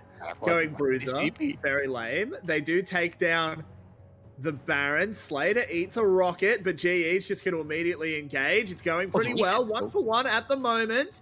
Oh, a big bit of damage onto the GE backline. Can they actually get anything done? Play cool. Can he land those rockets? Sends Yijin into the GA, but all the rockets are being blocked by Biob. And ASE are just getting cleaned out. Well done there by Easy Love to deny the speed boost. Make sure he gets out safely. Play cool is caught between a rock and a Yar place, though. As the pirate bears down on him, tries to turn it on to Yijin. They're just waiting for their minions as they keep this Corki trapped. I mean, actually, he can get some one-shots. He is an AP Corki. They need to be careful. Fly, go! He takes down Slater. Can he get a rocket onto Biob? It'll kill. Oh no, doesn't have a big one loaded, so he will eventually fall, but he made the best of a bad situation. Look, that looked a bit silly, but Playcool bought so much time. GE didn't manage to take any tower with the Baron after a massive teamfight win. So yes, we're making fun of Playcool, but he delayed and diffused that play very well. It could have gone much, much worse. And now AS can sort of reset and put their feet back to contest this dragon, which would be the soul, the mountain soul for GE. If they take this, it's guaranteed they will never ever lose a fight with the mountain soul. It's going to be impossible for AS to do damage to them. It's going to get much, much worse. ASE, I mean, they're not favored to win any fight, but at the same time, these fights are closer than they have any right to be. Playcool is actually doing quite a lot of damage as he's desperately trying to recover what he can for this team. He has the package. Biob has found a hook. He's holding on to it. Now, finally, goes in sections off the team, but he just gets absolutely one-shot. He is going to die as soon as he comes out of that Zhonya's. And look at this. Blazers into the backside, whooping up an easy 2 kills. Yijin now using that Tristana mobility. It's resets on resets for Yijin as he bears down on 2T. Desperately on the run. The claw from the Lissandra comes out. He knows where he's going, and it's the Death Chamber. And that is going to be it. That is going to be GE in 23 minutes, taking one of the most one-sided games we've seen in a long time, as they will move themselves up to 1-1. Slowly taking the base. That team fight was very worrying for AS. The setup wasn't even bad, but the two carries on AS side misplayed it so bad, and eventually. No way, they're going to defend this. They're actually going to hold. If they get on top, if they get onto Slater, I think they actually hold. Biob is going low. He's going to burn down. They hold. Resets. This game continues. Hyo going dead. in onto Slater. No, he has cleanse. I think he can get away with the traps unless Hyo can get another set off. Ooh, no! Hyo's so low. That bomb is not going to reset the jump nor kill Slater. But our game continues, Clockwork. Incredible. And with 2 dead, can they might be able to contest this dragon if they get over there right now. I don't think they're going to, though. They're kind of turning it down. Maybe they will just probably put some vision around the Baron because they foresee that the next fight that they can maybe approach will be around there. Easy Love, you're making me a hater of Tristana. I love the pick. I love the playmaking. But there's so many weird jumps from him. Perks said when Reckless Tristana jumps somewhere, the clock stops ticking. I am also stopping ticking when Easylove jumps, but for different reasons. Like my heart rate stops ticking. Yeah, yeah. And GE have gone back. They have their Mountain Soul. They have their elixirs. They're just going to try and run down mid. And I really don't think GE can stop them. They just have to hit the Nexus. Coded is an absolute juggernaut. Playcool is really the only one that can do anything. Blazers moves in. What can ASE possibly do? 2T about to go mega, and here comes the engage. Xin finds a way in, completely whiffs the ult. Big Gnar ultimate, but it's not going to be enough. They're just not doing any damage. Easylove on the side, doing what he can, but it's absolutely not enough. Yijin will get some resets as well. Coded picked himself up a kill, and it might have taken them a little bit of extra time, but there we go. They equalize the series 1-1 when they decide to. All right, guys. There we go. It's 1-1. We're going to game 3.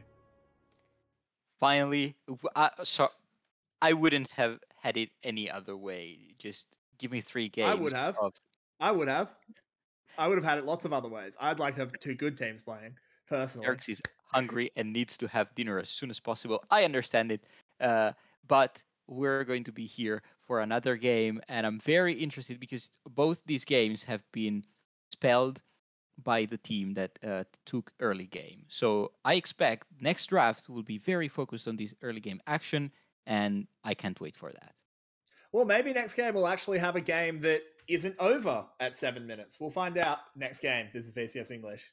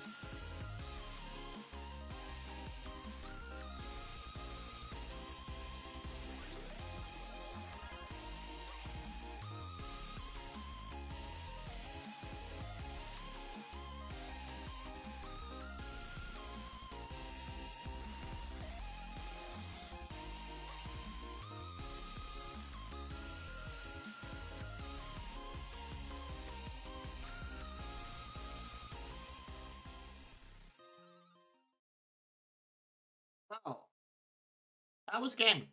Certainly was a game. GE come back and take game 2, and that was over very quickly, shall we say. Anyway. Can we have a real game now? What is going on? When's game 2 begin? Well, this was we cursed them as hard as we could, apparently. Rebel, we both predicted AS. I mean, it was a pretty stupid move to begin with. And I even added a Volibear Supremacy, which fell flat very, very quickly. Thank you very much, Yo. So, never again. Hold on a minute. I gotta check Twitter. You didn't type during that game, did you? No, I didn't. Okay. Just had to make sure the curse didn't come into full effect. But yeah, I mean, the game literally kicked off with perhaps the worst possible event, which was Playcool lost not the flash, but decided to go W first, which completely like ruined that lane, right? And then you get the invade on top side. Yijin just immediately is like, okay, I'm beelining to his blue side. I'm going to catch the Volibear and we're going to kill the Volibear off the back of Gangplank pushing because there's nothing to happen in mid lane, right? And that just snowballed to an unrealistic proportion. Like that destroyed this game's foundation from the ground up. We talked about like, okay, this is like a good top side coming out from Genius. I had faith that the Corki was going to do fine. I still think Playcool played pretty decently outside of that one boneheaded like execute that had come through, which we won't even talk about because he was the only one doing damage on the team. And if that early level hadn't gone that poorly, or if he had just flashed instead of leveling W and wasting that ability and unfortunately costing the entire top side the entire game, maybe things would have been different. Maybe that game would have been better. But unfortunately, we lost the game in 5 minutes and we sat for 20 more just waiting for it to be done.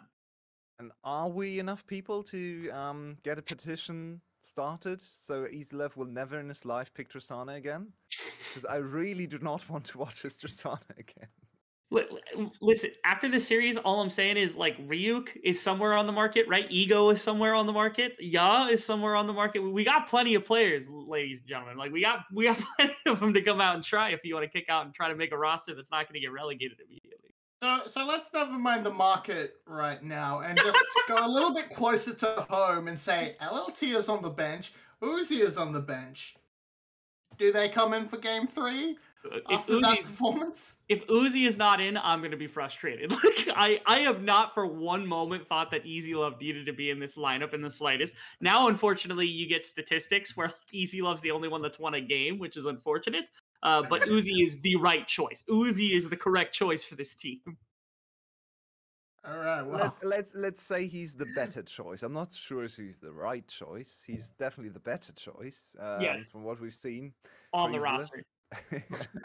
So G on blue side, Mhm. ASE on red side, and Gnar pick this time for GE as a first pick might actually be good for AS. So I wouldn't ban away the Gnar, just bait them into Gnar and try to pick something that can survive the lane instead of going 0-5 in the first 10 minutes. Can I just say twice in a row now, B1 Gnar, twice in a row, top lane gets absolutely slammed. Can we stop B1ing Gnar? I'm fine with the champion. Pick it wherever else you want in the draft. Pick it as a response. I don't care. Stop B1ing the champion. It's not a good champion to B1, man. You've seen it punished twice in a row now. Ugh. What if they ban Irelia and then then GP gets slammed. We just saw that. We just saw them lose the GP. What if they match. don't give the GP red buff at level 2?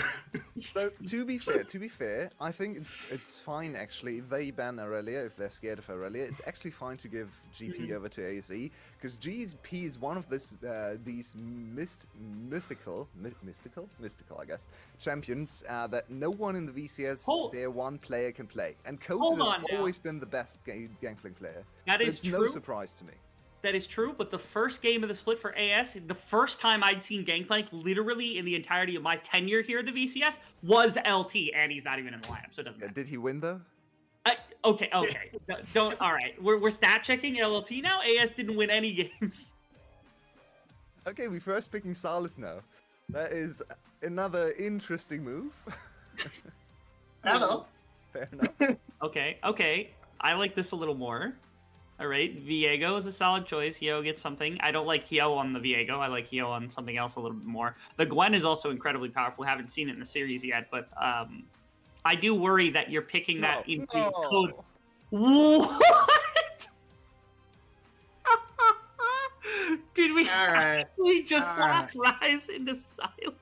Rise is good So- into Silent, right? He's Yeah. a good lane matchup, so Okay, I guess it's just but- for the lane. He's got a 31% win I know, rate. he's not good. Oh, So- that's not good at all. So, Playcool has played this Rise before into Team Sure. Secret. It looked pretty good, but it is a Rise. You are correct. It is that 31% win rate. Solo queue masterpiece, and as a result, you've given up the Gwen for Coded. Yeah, I was actually really like, they were hovering the Gwen, and perhaps the Rise was less of a problem than the Gwen was, because if you pick Gwen, then Coded Slam Jax, and then you lose top lane no matter what the circumstance. Dang it! Come on, man! Like, we're really not Come getting Belveth. Yijin, you're the one. You and Levi are the two I would expect to take it. Can we please get it one time? No, of course. it's Such a Gwen. DNK champion. He should play Yeah. every single game, man. Such a DNK champion. I'm so confused.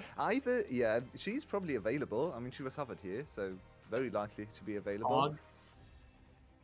Fiora, it's another lane and trying to stomp lane. It hasn't really worked so far for ASE, but I guess why not? I don't really understand why you would do that with a mid laner and top lane, though. Just give it to your natural top laner. Mhm. Apparently, LLC is just gonna be ignored. Oh, Seraphine ban.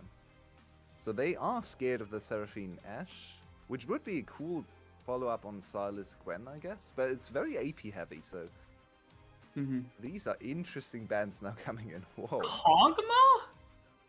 I You mean, have so 3 Uzi's dive in, chips? Uzi's in, 100%. Okay, yeah, Because he sure. played Kog'Maw. Yeah, I and think he's a Uzi's great in. Kog'Maw player. Yeah, your composition is good at dealing with it, but yeah, I suppose if Uzi's in, then like Kog'Maw needs to be taken out, because that was far and away the best champion we've seen from them all split.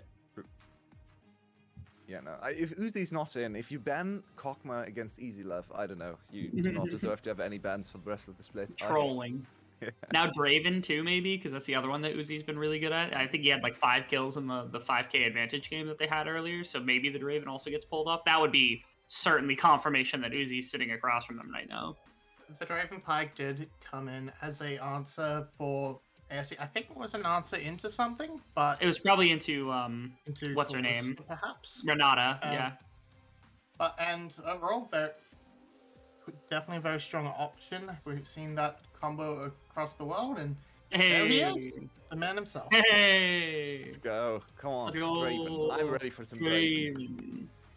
Draven also makes a lot of sense with Ryze, I think, because Ryze right now is so bad that he basically doesn't deal any damage, but he can still roam a lot, he can still shove waves, so if you funnel all your gold into Fiora, Viego, and Draven, well then, who cares about Ryze? Ryze is just gonna be Yeah. like a fake champion in the late game, but that's The fine. only better like version of this team I could see is if they put Play Cool on the Fiora to play the skill matchup and put 2T on the Rise where he had to play Economy Rise. Then I would be in love with what ASE is doing, but I doubt they're going to do that because Play Cool is the one that played the Rise. Okay, Aphelios is another decent pick into... He's not gonna win lane against Draven, but he can definitely kind of fend him off, not die to Draven. I mean, everyone can die to Draven What? if Draven goes crazy. Or we just can't decide on a champion, so we have to remake draft. Yeah. Possible as well. Possible client bug. We've seen it a few times before. I thought they'd fixed it by now, but I thought the new hotness was the rune selection being weird. But right, well we've got the first half. We've got pretty solid idea of what the drafts are. We're looking for a support to round out the side of ASC. Still Mhm. looking for that bot lane on the side of GE. Where do you want to sort of see those? What are you sort of thinking is the way these teams should be looking to round things out? All right, I've got an idea. It's gonna sound a little weird, right? But it can work, and it's definitely good into what you've got right now, right? You got your Draven, you got your Rise, you got some mid-range type engaged champions into like Gwen, Silas, melee type champions coming out from Genius Esports. You want to know what champion Xin should be playing this game? Yumi. Um, With the Draven, it's powerful. It makes Draven an insanely good carry. Be able to chase people down effectively with axes. If it's got the right bot lane matchup, I think Yumi could be a destructive force in this composition so far. Doesn't sound too bad to me. Why not? We Oh, haven't actually why not? seen that Because much it's Yumi. not Nautilus or Leona. Yeah. Ah, that's true. Yeah, we haven't actually seen that much Yumi. Yumi has always been the one enchanter, if you want to call her an enchanter, that's kind of made her way into the VCS because she was. There were instances where Yumi was just too broken to be ignored, even though VCS teams are still trying to ignore broken champions. Look at Seraphine. But yeah, Yumi, maybe. Zin. Zin Yeah, played it during this split as well. It went Yeah. badly, but he did play it, so it's not out of the wheelhouse. yeah, saying it went badly on ASE players is kind of a cheat code, to be fair. Okay, but like a Yumi getting 2 deaths and 1 assist is like criminally bad for even a That's Yumi. fair. Like, Traditionally, Palette has been our best Yumi Mhm. player, though he has also had his He's had phases some where he shockers. just inted every single time. I remember the time, I think it was 2020 Flash in the tournament against PCS, where he just came on to Gam, and he literally Flash. Yeah, he came onto Flash. So he literally ended every single level 1 with Yumi. It was so insane. He died every laning phase in Yumi. It was quite something. Just detached somehow, got hooked and died every single game. It was a typical Palette, I guess. mhm. You're gonna see him later today, and he's back in Wow. form. He's been great, yeah. So that's it. On the top side for ASE, perhaps not ASE for GE. You've got a lot of these melee bruisers. Do we see them paired up with the Seraphine again? Perhaps He's back. Seraphine Ash got went banned, very yeah. well with them last time. Oh, did it? Yeah, I got I banned. missed Yeah. that one. Yeah, makes AS sense. is So ahead no. of that one. That answers that question. Yeah, my problem is I don't have I'm them in front of me. I can't I'm- recall these things. Do we remember what the 3rd champion was for the side of Genius? Because I remember the Lee Sin. Oh, right. The Lee Sin, of course, because they can't play anything else in the VCS. That's right. Yeah, there's Salis, Gwen, Lisa, another melee trifecta. Mhm. Not the Do you greatest remember- CC setup either, so they Yeah. kind of need a little bit more oomph in terms of engage and CC, I think. So it's probably going to be a Nautilus or a Leona, because, of course. Why not? And they could even try to go another Ashe. They've played Ashe before. I mean, Ashe They Leona would just have, yeah. overload you with engage, but Is Callista still available too? They could try There's Callista. No, early ban. Ah, classic. Okay, I figured she was, but that usually is my go-to. Yeah, I don't think Ashe is bad if you want additional punch and then just Ashe like also good into Draven, I think, because Yes. Draven cannot really chase her down. Yeah, I agree with that. And she can always just stay away and not auto attack battle him because she can just be like, okay, I'll hit you with a volley and then I'll run away, and that's all you're gonna do over and over again. I think that's the right play. I think that would be really helpful. Then you just need a support that's going to do something effective. And there's plenty of CC supports if you don't want to do anything else. Like you can always just do Nautilus Leona, something like that. So Ash Braum is also a fairly solid Mhm. duo because the slows will guarantee that Likely. proc on the concussive blows, and you can put that together, and it's a good bit of disengage, good bit of safety to play into the Draven with. So that might It's be a little risky to blind opportunity. pick Braum. I mean, not really in the VCS because no one plays Enchanters. no one plays But- Soraka. Yeah, but Yeah. blind picking Braum usually when the enemy has Draven and has free pick on support is kind of risky because they can just stomp your lane I completely. feel with the state Karma's in right now, you're not quite as worried about anything That's like fair. that coming into I mean, break. you could break- even go Clockwork. You could give Clockwork his best cast of all time and go Draven Nami. Draven Nami I was considering too because you have the tidal Draven wave. Nami is Draven Nami would be gross. My other thought is if you want to play less aggressively, but you still want a dominant laning phase and you want to play against like the like dive potential of the team, you pick Janna and then you make their lives miserable in bottom Janna. lane and you have an ultimate and Q to knock away the melee champions. It's so terrible. Janna is actually really good in this He's comp. so good into it. Yeah, there's a lot of enchanters that are really good. I'm hoping Zin does something other than Nautilus Leona because there's so many good options right now. Don't get your hopes up. Don't. Yeah, I I won't. don't know. Yeah, I get. Well, while we're going to wait for the whole thing, we've rambled on long enough. I think we're going to chuck into a short break. We'll be back with the draft or with the game, whichever we actually get to see first, and we'll be right back.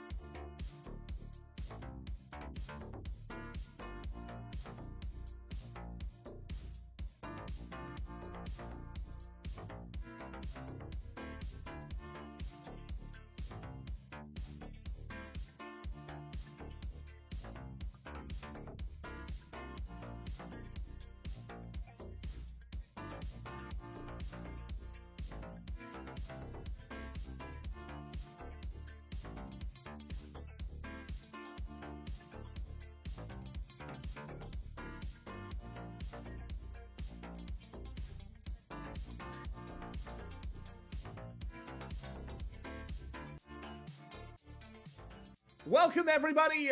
Welcome to the VCS, where sometimes the stream starts 3 minutes into a game with 1 kill already down. I don't even know who's got the kill because we haven't seen it. They've got Draven Pike, Clockwork. This is quite the game.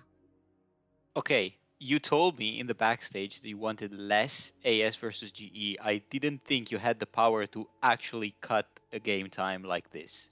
I am disappointed because I want more AS versus GE, and I want more of these early game players like Draven, like the Pike. I said at the end of game 2 that both teams would focus on having an early game presence that could make them snowball, and AS went fully in that direction. I can't wait to see it. So it looks like there was an early invade because there's 3 assists and then Biob has the kill, and it was on the Blake right. So will yeah, it also looks like it was just mispositioned, probably, because he burned his flash. I mean, it's a 4-man invade. Like a flash Nort hook could have come in. We don't know. I don't want to say he mispositioned when we didn't actually see it. He was lurking. Ooh. Coded a little bit caught out, but there's no CC that can actually land, so he will just walk away. Okay, so let's start putting a bit of ideas in the table here. Probably Ryze is going to have a hard time in the mid lane, which also makes Hayo's job a bit harder to impact the mid lane and then the side lanes. However, Uzi and Xin are primed to harass heavily Slater and Biob. Jinx kind of needs to play this matchup a bit on the back foot for the early levels. Ooh. So if I'm in AS shoes, that's where I start playing. And Yijin. Oh, this is bad timing for Yijin. He's coming in, but it doesn't matter because the damage has already been dealt. Slater and Biob doing really well there, setting Uzi up for a death, and an early Draven death is the exact opposite of what you want. Yijin knows what's going to happen and wants to prevent everything from falling down. Immediately goes straight to the bot lane to counter and neuter that Draven before it turns too dangerous. And now there's 1 kill on the Nautilus, 1 kill on the Jinx. The bot lane is already starting to fly ahead. Ooh, play cool coming in onto Yijin. EQ. Yijin actually flashing away. Very scared of the Ryze there. Fair enough, he was level 6.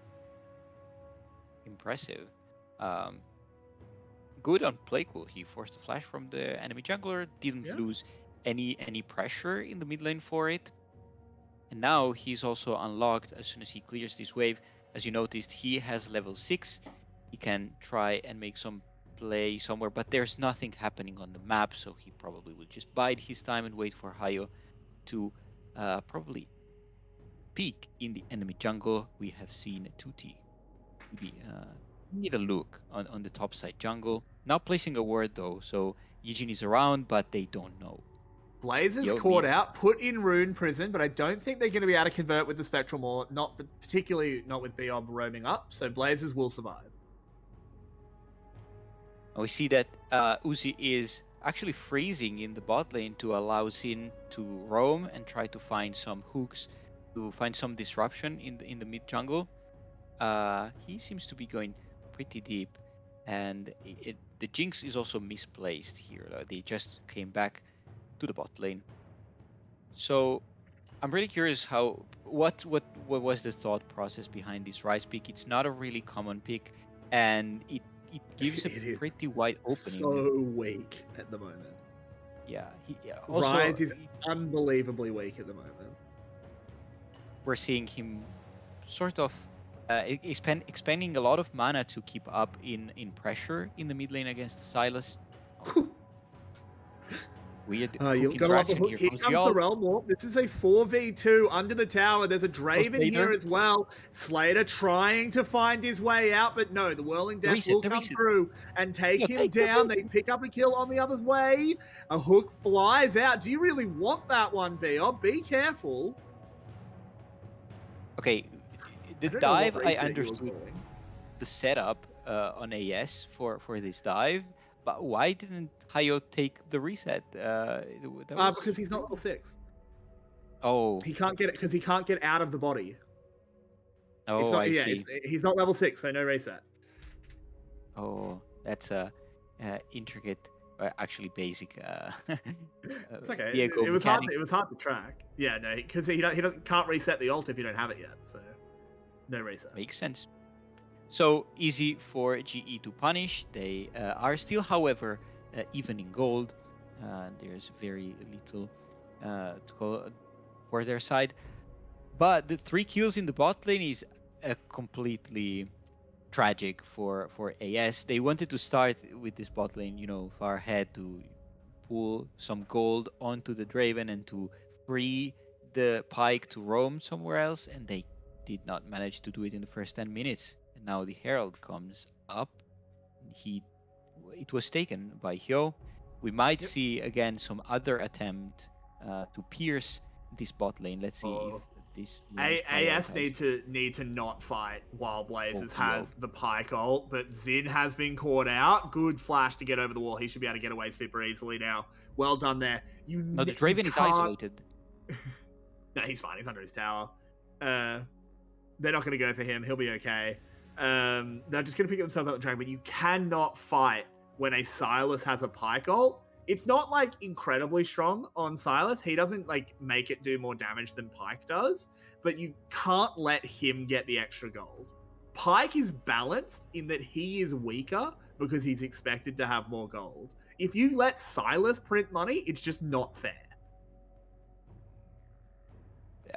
It would also clash with the role terribly. Like, he's a revolutionary. Printing money does not fit with his morale. So he has to print money with his face on it, like all good revolutionaries. That's everyone would do that. Everyone would enjoy that. But talking about this Sylas, we're actually seeing him a bit on the back foot in this mid lane matchup. We have an Ignite coming in. 2T in trouble, flashing away. Coded misses those last set of needles though, so he will survive. Pretty close straight up here in the top lane, and we are seeing another skirmish. Blaze is caught on the rotation. Yijin is around. He will probably not arrive in time. Uzi also forced to flash. But yeah, this mid lane, every time we have seen it on screen, we've seen Playcool pushing in, trying to pressure, and also taking plates. So we might be proven wrong on this rise. Yijin moving in, trying to find a boot, but a good flash from Playcool will disjoint it. Xin now moving in, Yijin going low, not going to get executed quite yet. Blazers as well, but they've got to back off as GE's bot lane is reinforcing. Biob hooking over towards them, but they're not going to continue the play. GE will just back off. He's looking around. Fishing. He has that death from below, but I don't think he's going to be able to find anything. Yeah, only Yijin was low, and he was already quite safe. Now, Slater gets some free time in the bot lane. Probably will try again. Here you see Playcool pushing in the mid lane. There's still this Herald. There's not a lot of time left on Hyo's Herald. So I'm very curious where he will drop it. It seems that GE is setting up some play on the bot lane. They have the wave set up. Playcool is also teleporting mid. So I don't think we will see any contest from AS side. 2T is not having a great time in this lane. In the actual trades, he's not having a great time, but he's actually winning in CS. So I kind of take it back. There's the grand challenge. The needlework coming out as well, and Coda just cuts him down. Good engage, 2T. That was very weird. Usually Fiora players, when they drop the ultimate, means that they are confident that they're going to win the trade. So that looked very weird. Uzi in trouble. Can he get to a minion to block the hook? Not quite, but he does get to his tower, throws out the Whirling Death to dissuade them, and manages to fend off the play. And now there's the collapse coming in. Realmort bringing Playcool into it. The Pyke is here. Xin lands the hook. Doesn't get the death from below, but Uzi will get the kill, cash out that League of Draven. Oh, this is what I want to see. Herald also dropped to follow up. BOB, however, he completely sold his 80 carries later, got gifted to them, and he did not body block Zin's hook. Now the Herald got rid of quite easily, but Uzi is still there. Blazes got called to the bot lane to defend, so now Playcool has a lot of openings in this mid lane to take more plates.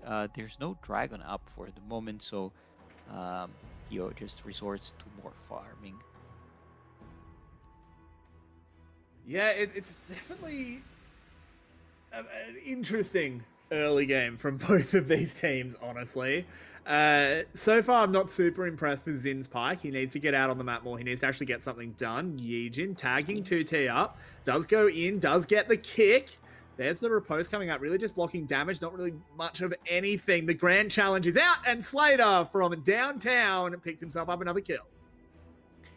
So I'm very perplexed by 2T in this series. We have seen historically from him a lot of these skirmishy duelist champions like the Vex Diakali, notably. So he should be experienced on this class and in these kind of matchups. However, after Game 1 Irelia, we have seen him struggling mightily in this top lane.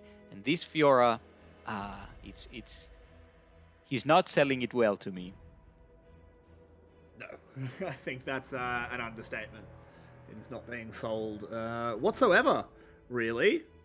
I will say Uzi playing fairly well on this Draven, did die early, so didn't get a huge initial League of Draven cash in, but so far he's actually been pretty good. Right.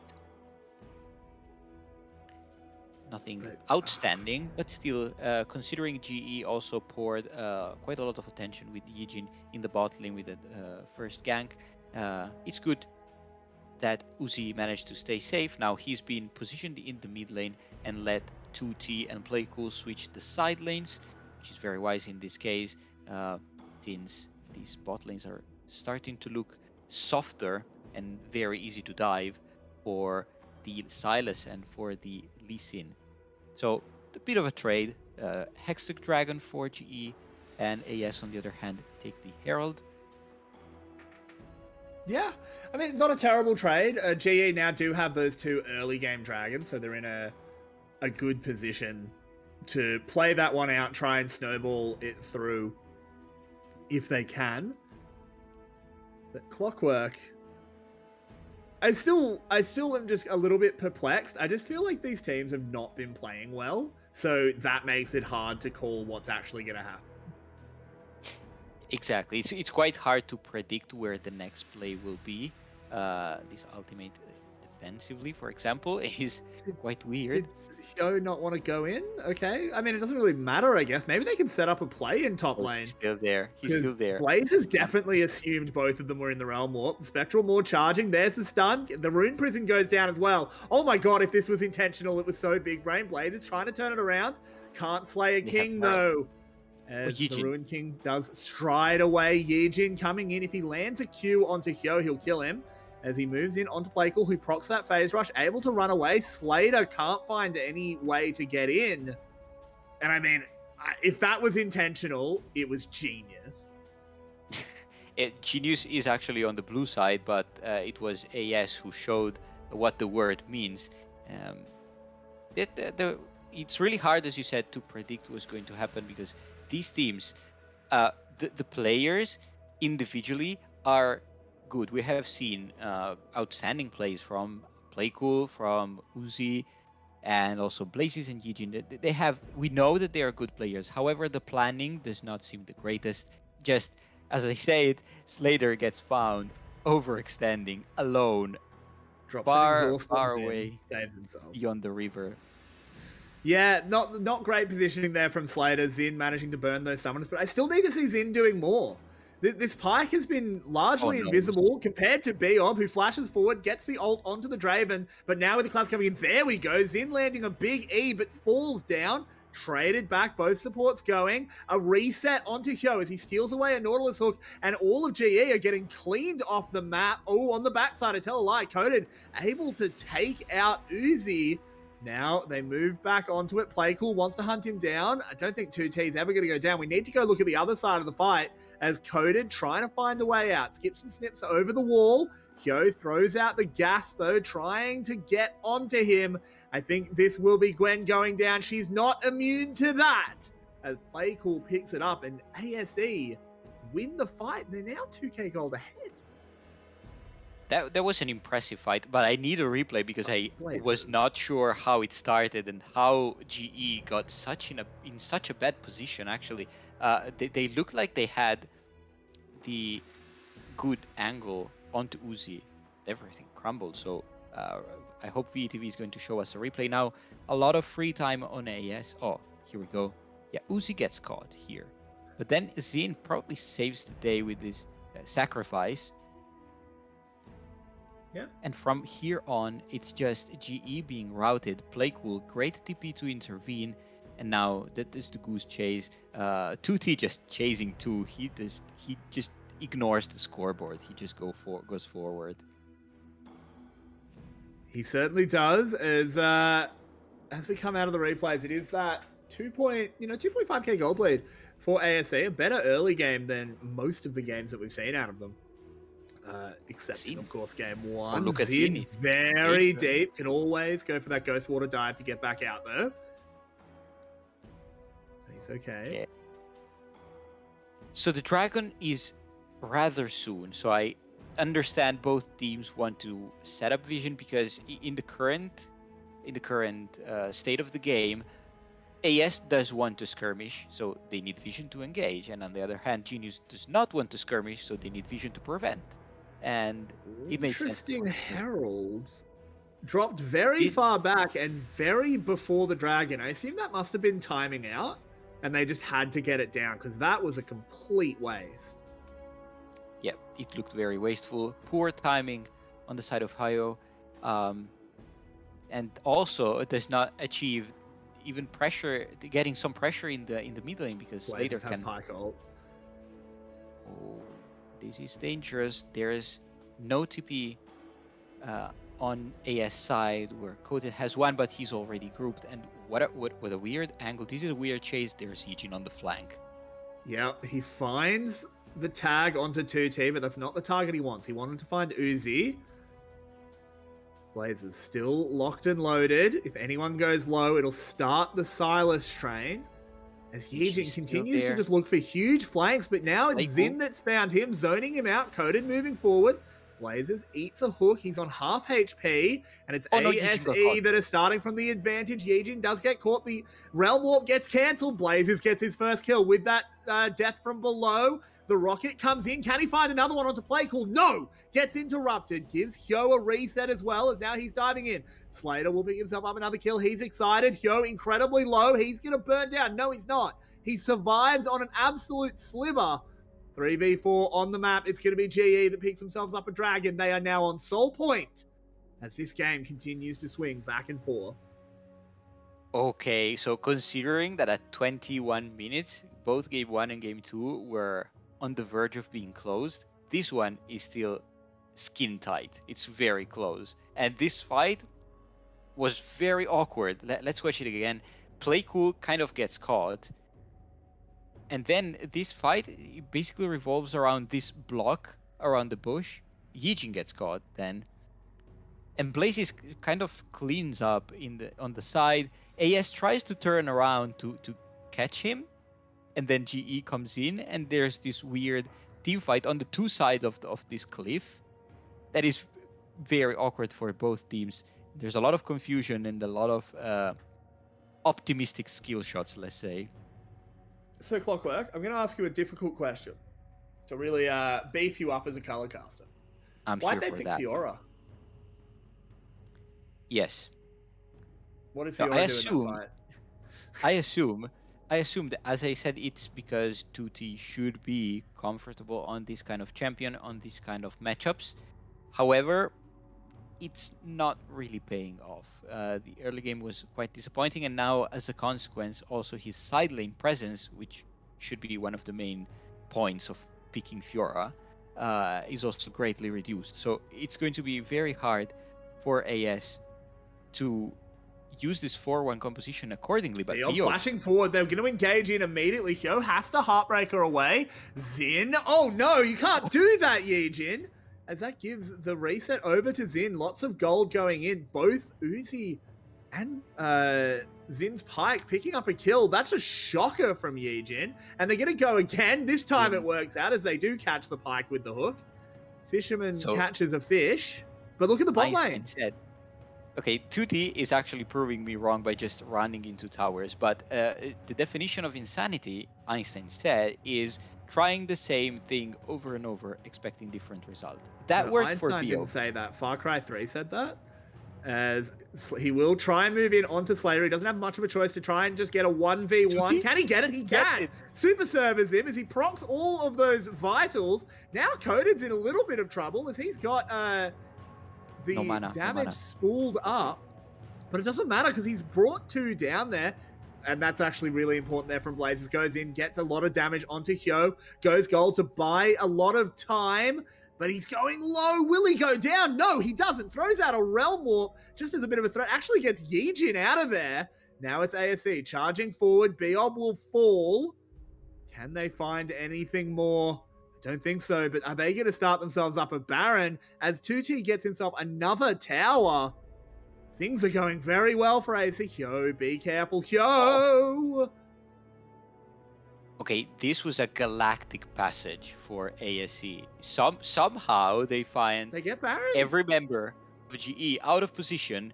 They punish them. They take the Baron. They ult out, and they basically achieve the heist of the century.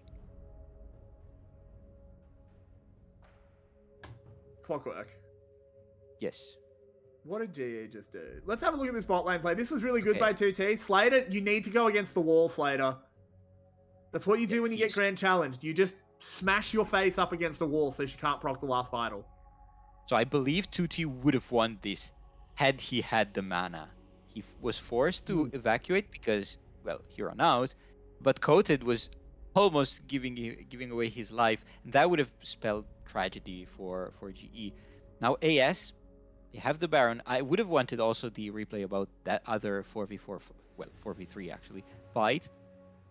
We're not getting that, so looking forward to the Dragon in 1 minute. That's the objective that AS has eyes on, because they want to stop GE from taking the Soul. And indeed, penetrating deep into the blue side jungle already to set up the vision. Yeah, 35 seconds away from Dragon. GE can afford to give this one up. It doesn't really matter. It actually uses quite a lot of ASE's Baron time. Lets them continue to farm.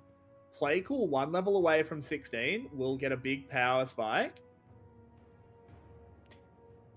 I want to talk about So, a bit not about too bad. Playcool because, okay, maybe that's because I'm Italian, but I have a bit of a Jizuka vibes from Playcool. Not because just because of the Rise being picked when he's not meta to just smurf on the opposition, but also because he, as a rookie, is showing up massively in both these games. In his first split, he always goes Playcool played in well.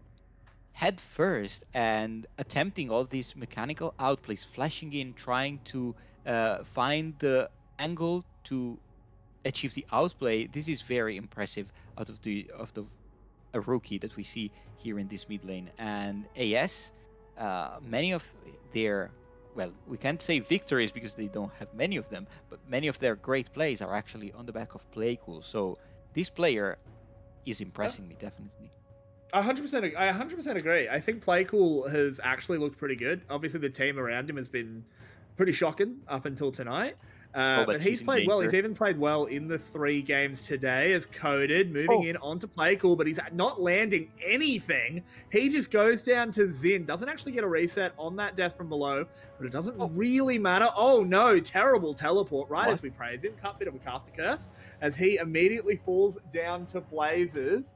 Biob on the run away from a rampaging ASE, a hook onto Yijin, but no follow-up. Just that one for one. Eyes on 2T. But 2T is taking an inhibitor. This is why they picked Fiora. They heard me asking. Because this is what a Fiora needs to do. Okay, so 2T and Playcool are proving us wrong in 2 different ways. So Playcool, terrible player, absolutely disgusting mid laner. 2T, the actual genius, the true brain power resides into the top lane here, and we cannot deny that. Look at him. Ooh, Look 2T gets kicked. I don't think he's going to be able to get over this wall. He's trying it so hard, but he kills Yijin. This is a 1-for-1. This is so worth it. Massive brain. I heard that AS had to book a bigger gaming house because his brain couldn't fit in the competition room. They needed to have a private wardrobe just to fit his brain. I mean, this is something. Clockwork. This even- is. Yijin, I mean, 2T, he had such an average start to this game, but now he's just seemingly able to get a 1-for-1 in every trade. never gives up without taking at least one opponent. And that's impressive considering that it should be very easy, as you said, to counter Fiora's ultimate. Nevertheless, he keeps mind controlling his opponent into activating it. So, yeah, they should make it harder for him to activate his ultimate. Nevertheless, good on him for finding these impossible situations to get out from. I mean, I didn't say it in the replay. Part of the reason that ultimate was able to proc is the Biob auto-attacking an active Fiora W. Doesn't help. Just giving Fiora a stun. You love to see it. Uzi farming up well, 300 CS, even with the Jinx, has 4 items completed on this Draven. So he is extremely scary as this game continues to go on. They have a lot of low health damage. But this is a tricky game to call because I feel like 2T just never comes to fights. So everything's going to be a 4v4. Blaze is very far out. Good Everfrost onto Xin. Stops any actual CC chain getting going and will get him out. Now he moves forward onto Playcool, nicks himself a Realm Warp, uses it immediately to move them about 3 meters, but apparently 3 meters is far enough, Clockwork, because Playcool will go down. Okay, so the setup of the play was actually not bad because AS has vision control around the top side, and they want to force some kind of skirmish. The Baron is you can't do this, guys. Oh, that's a shocking decision from ASE. As Xin goes down for absolutely nothing, Hyo is ignited. On the bottom side, 2T has picked himself up a 1v1 kill. Oh, they can't start this Baron. He's moving in. No, they can. They'll just send one back. They just need to send someone to clear the wave. 2T can't end the game or anything like that here. This is just going to be a Baron picked up. Whirling Death will buy time. Are you sure, if they delay the recalls, it's huge. He's hitting the towers. 2T might be about to split push ASE to their first victory. They're only hitting the recalls now. He's going to win them the game, Clockwork. Here we go. 2T will split push the Nexus. And that is ASE picking up their first series win in the VCS. Over Genius Esports. They are 1-5. Open your wardrobes, guys, because 2T's brain might be there. So, such as smart play, he takes advantage of the pressure in the bot lane, and AS also very clever. They absolutely intentionally, I can guarantee that, bait GE into a fight around the Baron, and then they take advantage of the low Baron damage. Okay, this was a game that was going unforgivable. Unbelievable ending. AS punished GE, and this again puts our standing in complete chaos once again, because now Buffalo, they are tied for last if they lose one more game. Yeah. Well, we're going to go straight back over to the analyst desk, and I'm sure you guys have a lot to say about this incredibly high-level game. Hey, Marby? I mean, hey, look. It's absolutely the highest level because Split Push won a game in the meta. This is unheard of for, like, at least a couple of seasons now. So, clearly, the big brain macro geniuses... Clockwork said it on cast. They dedicated an entire room to 2T's brain. Well, that's my spiel. Your way has you have something to say. Yeah, I cracked the code. So we AS Esports just came 2 years too late to actually save Xeros's career, because Xeros tried to make the Fiora split push work so many times internationally, and it never worked. He just had to watch 2T do it, because that's all there is to it. You just trade 1-for-1 in side lanes and push relentlessly. Very nicely done. Maybe he can join them in the further 14. Rebel, your take on 14 years, yeah? Maybe. Yeah, 14 years. That's when he's allowed to play again. I was really, really happy with the way that a lot of the members played on AS that time. I still don't think the quality of game was necessarily there. I have much higher expectation for Genius's players, but obviously, I mean, AS being able to take a game, especially with players substituting in, right? Like they obviously have faith in 2T going into top lane. I don't think that's going to change anytime soon. Playcool has been playing immaculately. I know our casters touched on just how well Playcool is playing. I actually think Uzi's playing really well. Like Uzi played really, really well on the Draven. It's obviously a comfort pick. That last play, being able to stop backs multiple times against multiple enemies, doing that to be able to buy space for 2T to not just like get like a Nexus or like a tower or something like that. It was the full game off the back of mostly Uzi being able to stop a lot of the backs that were coming through from the team. So props to them for being able to do that really effectively. Is at minimum they show us that they are tenacious enough to fight for a series, right? We wouldn't think that was the case for AS. Multiple times they've lost with an advantage. This is the first time we've really seen them go, okay, we are winning this game no matter what, and they just bear down and do it. I think it's just the blue shell curse for G. They cannot win against weaker teams. It was the one series AS Esports had the best chance of winning because G is a very dangerous team to play against, but also a very dangerous team for themselves because they don't seem to have any sort of floor. No. It's all ceiling, so they can literally just break through the floor in a game or two and just lose to everyone. Which is kind of what happened here. I mean, the first game was really appalling. I think this one was much more competitive, and they just got outplayed. I think ASE showed us hope, and this is what we expected them to be. Like, I was getting worried looking at an 0-10 game record, because I was promising all the viewers, no, ASE is not going to be a flash of winter. They're not going to be that bad, right? And then they come in and go 0-10 in the first 10 games, and they're like, oh no, not this again. But I still feel like this team is better than the worst teams we have seen. They're better than Cerberus in 2019 summer. They're better than Flash in 2021 winter. They are not a good team. They're still the weakest team in the league, but they are a VCS level team. They were the best team in the promotion series, and we finally get to see some of that. All right, well, with that, ASC bring themselves to 1 of 5. Genius drops to 2 and 4. Buffalo are going to have to join one of these teams in a tied scoreline, and they are matching up against Team Wales later on in the split. So interested to see if the Buffaloes can get things back together, come up against a team that is looking pretty damn hot. But that's all from this series, really. Fantastic to see ASC get a win on a board. Was really fretting about a possible winless team, but not going to happen. And with that, we will see you in however long it takes for Cerberus versus SBTC.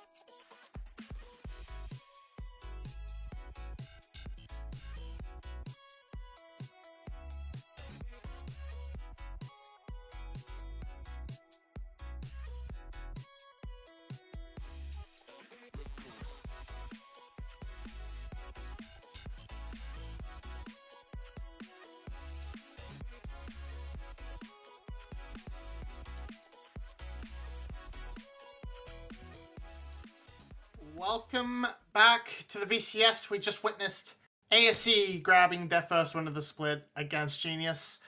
I'm Marby, and joining me on this desk for Series 2 is Clockwork and Coach Tim. Welcome. So this next series, SPT versus Cerberus.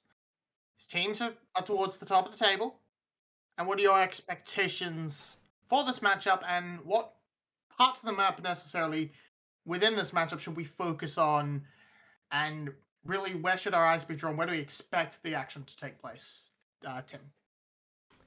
I mean, where should we? I mean, I believe the SPTC to be better. I mean, they did lose their first series quite recently, and so I think that will be kind of important to see how they bounce back from that.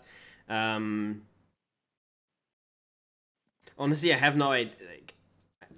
I'm sorry, it caught me a bit off guard because I'm producing as well, and it's trolling me right now.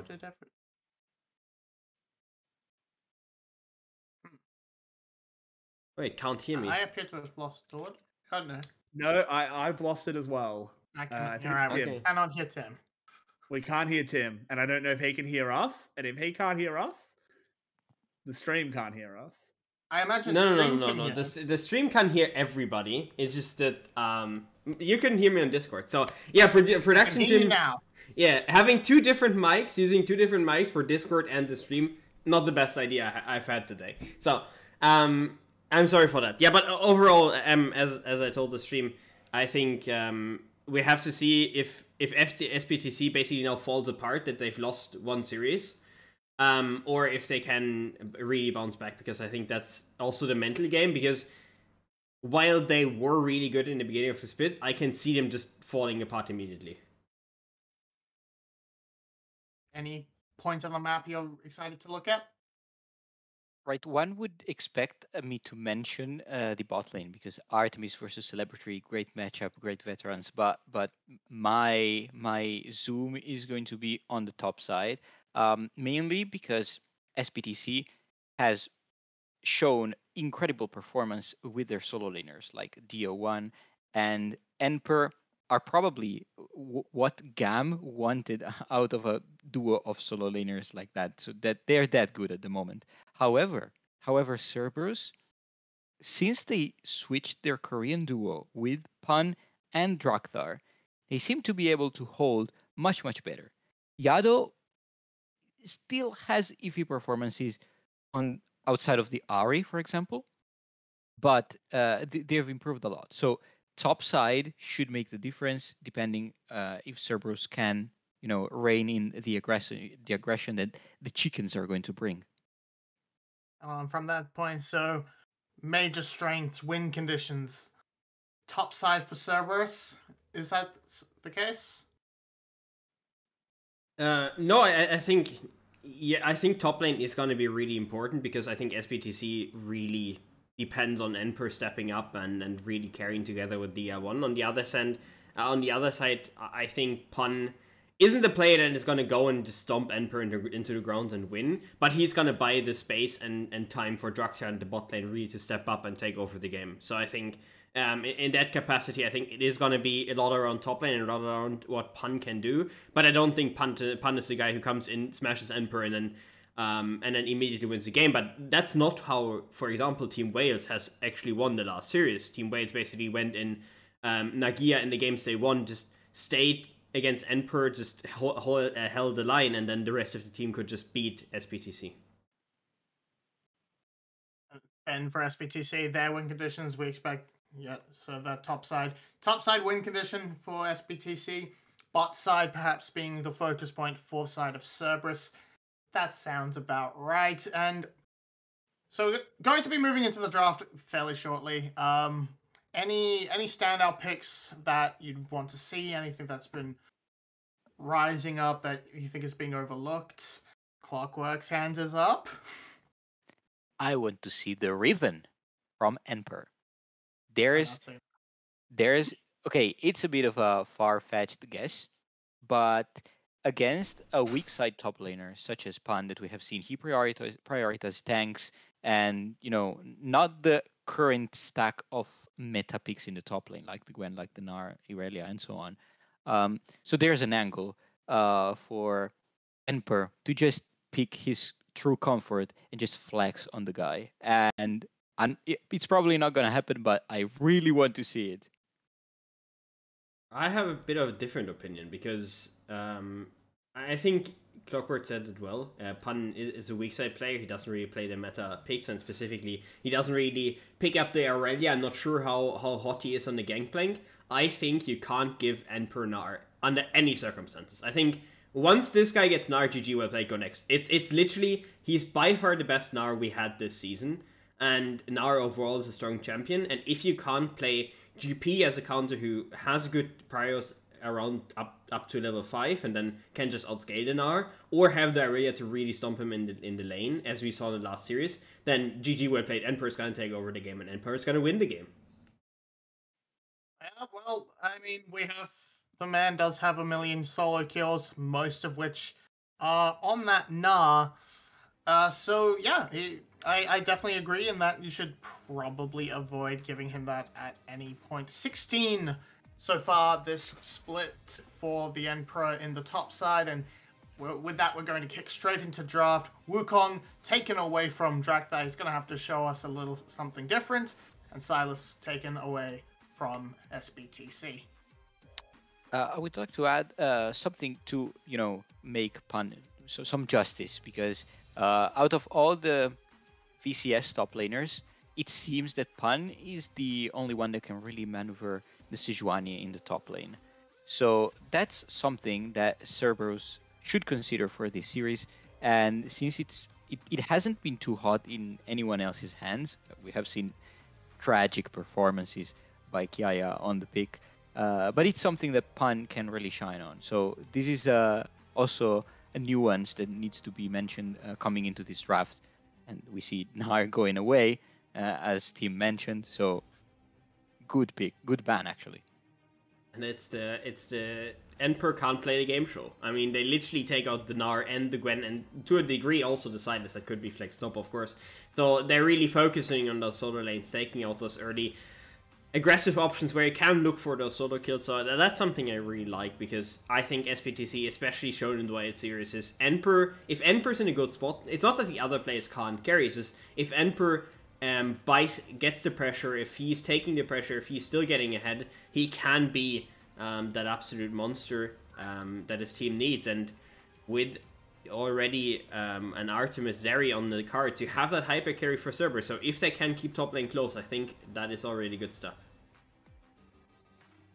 Indeed, as Tim mentions, just with one pick, we already see the direction that Cerberus want to go with. Absolutely put all the eggs into Artemis' basket. Now, of course, there are a lot of AD carries that they can be matched with, especially, I was going to mention the Draven, but also the Kalista can keep the Zeri in check during the laning phase. And we see that SBTC go for the Taliyah. I don't remember if this is a hot pick in Dia's hands, but we're going to see a lot of impact for this Taliyah. I expect a lot of ultimates towards the top side. So Cerberus needs something, or I'm just throwing it out, like the crowd control. I was thinking about the Braum mainly, but it doesn't make really sense with the Zeri. Alistar, very good to knock the Taliyah out of the wall and to keep the Kalista at bay. So I like the pick. You do like a blind pick, Alistar, into Kalista. I feel like this Alistar is so... Oh, don't do it. Man, like... But, I mean, okay, SBTC... Welcome to VCS. I mean, SBTC just doesn't want to win the game. It's like you have so many good options here to you can even, like, if you want to go a bit crazy here, you literally play Kalista Janna, because there's literally nothing that enemy bot lane can do to you. You joke on them, you dab on them, like, at least play Nautilus, so you have ultimate against the Zeri specifically, to just lock her down. But no, we're playing Amumu, and if this Amumu game is anything like last Amumu game, then yeah, it's gonna be an 0-5 start or something. Alright, Like, well, yeah. And we've seen the Amumu multiple times. A little bit of a win game champion. Should be okay against an Alistar, who is not the greatest laner, but yeah, we have not seen the greatest out of this combination so far. we've got the first parts of the draft bot lanes and probable mid lanes. Dion can flex that on Talia, but jungle bans across the board, definitely going to be a little bit pinched moving forward. Yeah, I think a good pick for SPTC could be Nocturne, for example. I think you already committed yourself for a dive comp, and with two of the good diving junglers out, I think Nocturne is definitely something you can go back to, and specifically really nicely sets up your Amumu engages as well. Or we're just seeing the Sin, because why would we ever play good champions? Exactly, and Xin Zhao was also an option before DNK is how he plays usually. Now, what's missing on Cerberus topside? They actually already have the Lissandra for Yado, which we have seen just to keep him safe in the mid lane without receiving too much pressure. However, we lack a jungler for Draktar, the Xin Zhao. I mentioned, of course, SPTC not taking it, so Cerberus just welcomes the choice. Now counter pick, I guess, for Emperor. That's always going to happen with SPTC on the red side. So he has a wealth of option. We already know Gragas is going in the top lane. So he has plenty of choices into this matchup. Akali, we know, great comfort for him. So we expect a lot of skirmishes happening in this top side. We have our compositions. A little bit of all eggs in the Artemis basket for Cerberus. Gragas can definitely be explosive if he gets an early advantage, but looks like it's all dive for SPTC all the time. Will they be able to keep Artemis alive? What do you think? This is a bit hard to predict how the game will go, because both teams have everything they want. So Cerberus just has two very safe lanes in top and mid, and then a great carry to rely on. On the other hand, SE has this very mobile, very skirmishy top side with the Akali, with the Lee Sin, and the Talia. So it all comes down to skill and to execution. However, I am inching a bit towards SE, because this Kalista and Mumu, if they take off, it's really hard to stop them, and the Alistar is going to have a bit of a hard time. I'm 100%, I think, with Cerberus draft here. I think SPTC's draft is basically, if they individually on every position are better, they are going to win. But this is a solo queue team comp. Like, there's no identity, there's no idea what they want to do. The Talia looks completely lost in an otherwise complete engage comp.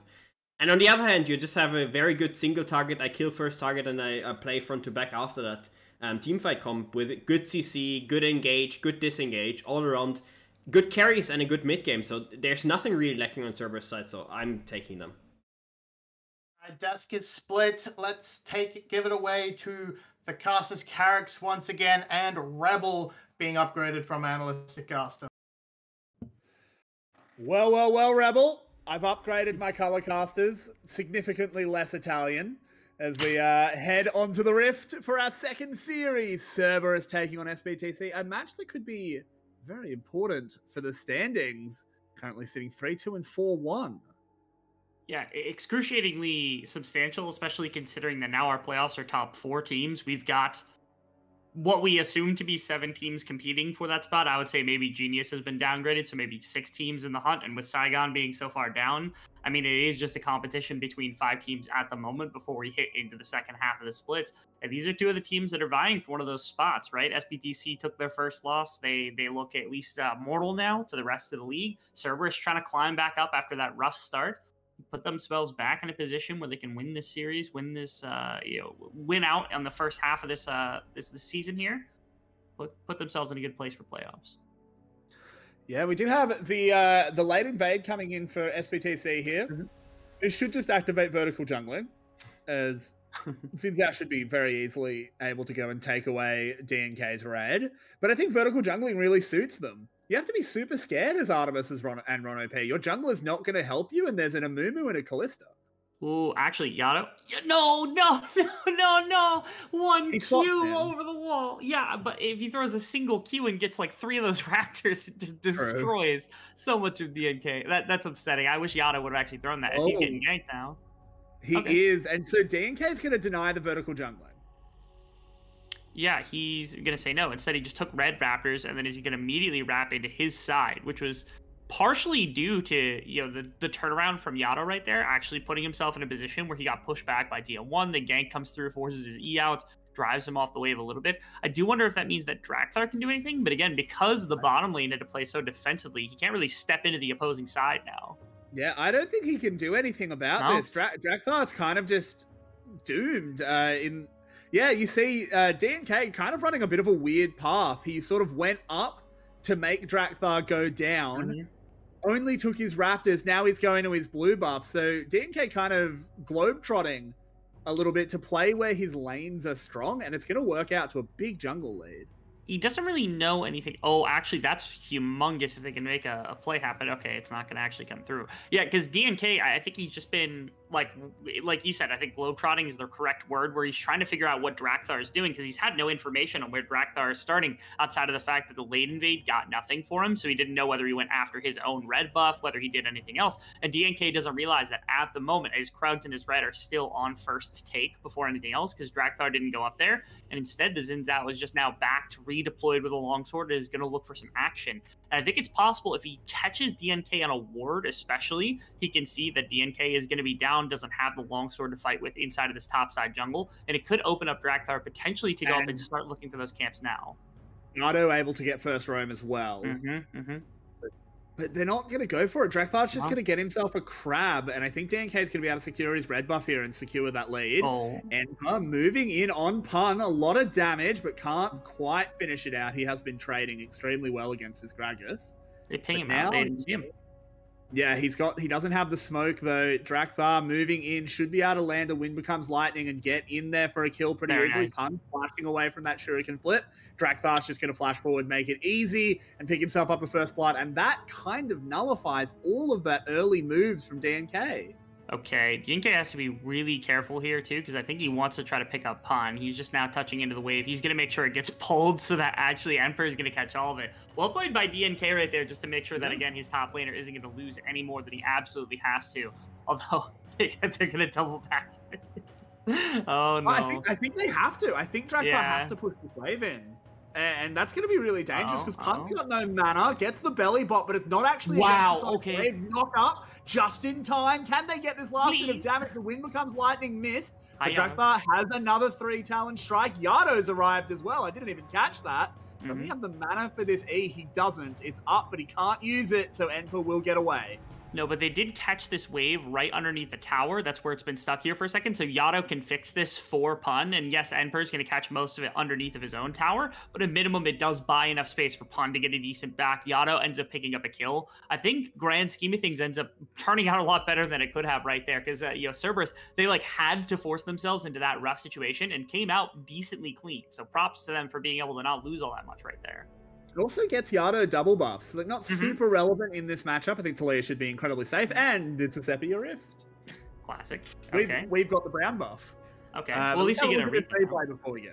Yeah, I was so hoping that this was actually going to work out favorably because the knockup came through from Drakthar onto DNK, and that was going to be enough. A nice ward hop kind of gets him away. I was hoping Pun had something right there to be able to use, whether it was the E, the Q, anything that could have maybe dropped DNK before the damage came out, but that's not the case. Instead, just the coverage from the Lissandra is all that was necessary right there. Is again, early strikes back and forth at least a little bit, but I love to see the Drakthar and Yato combination in full force out and about on the map already.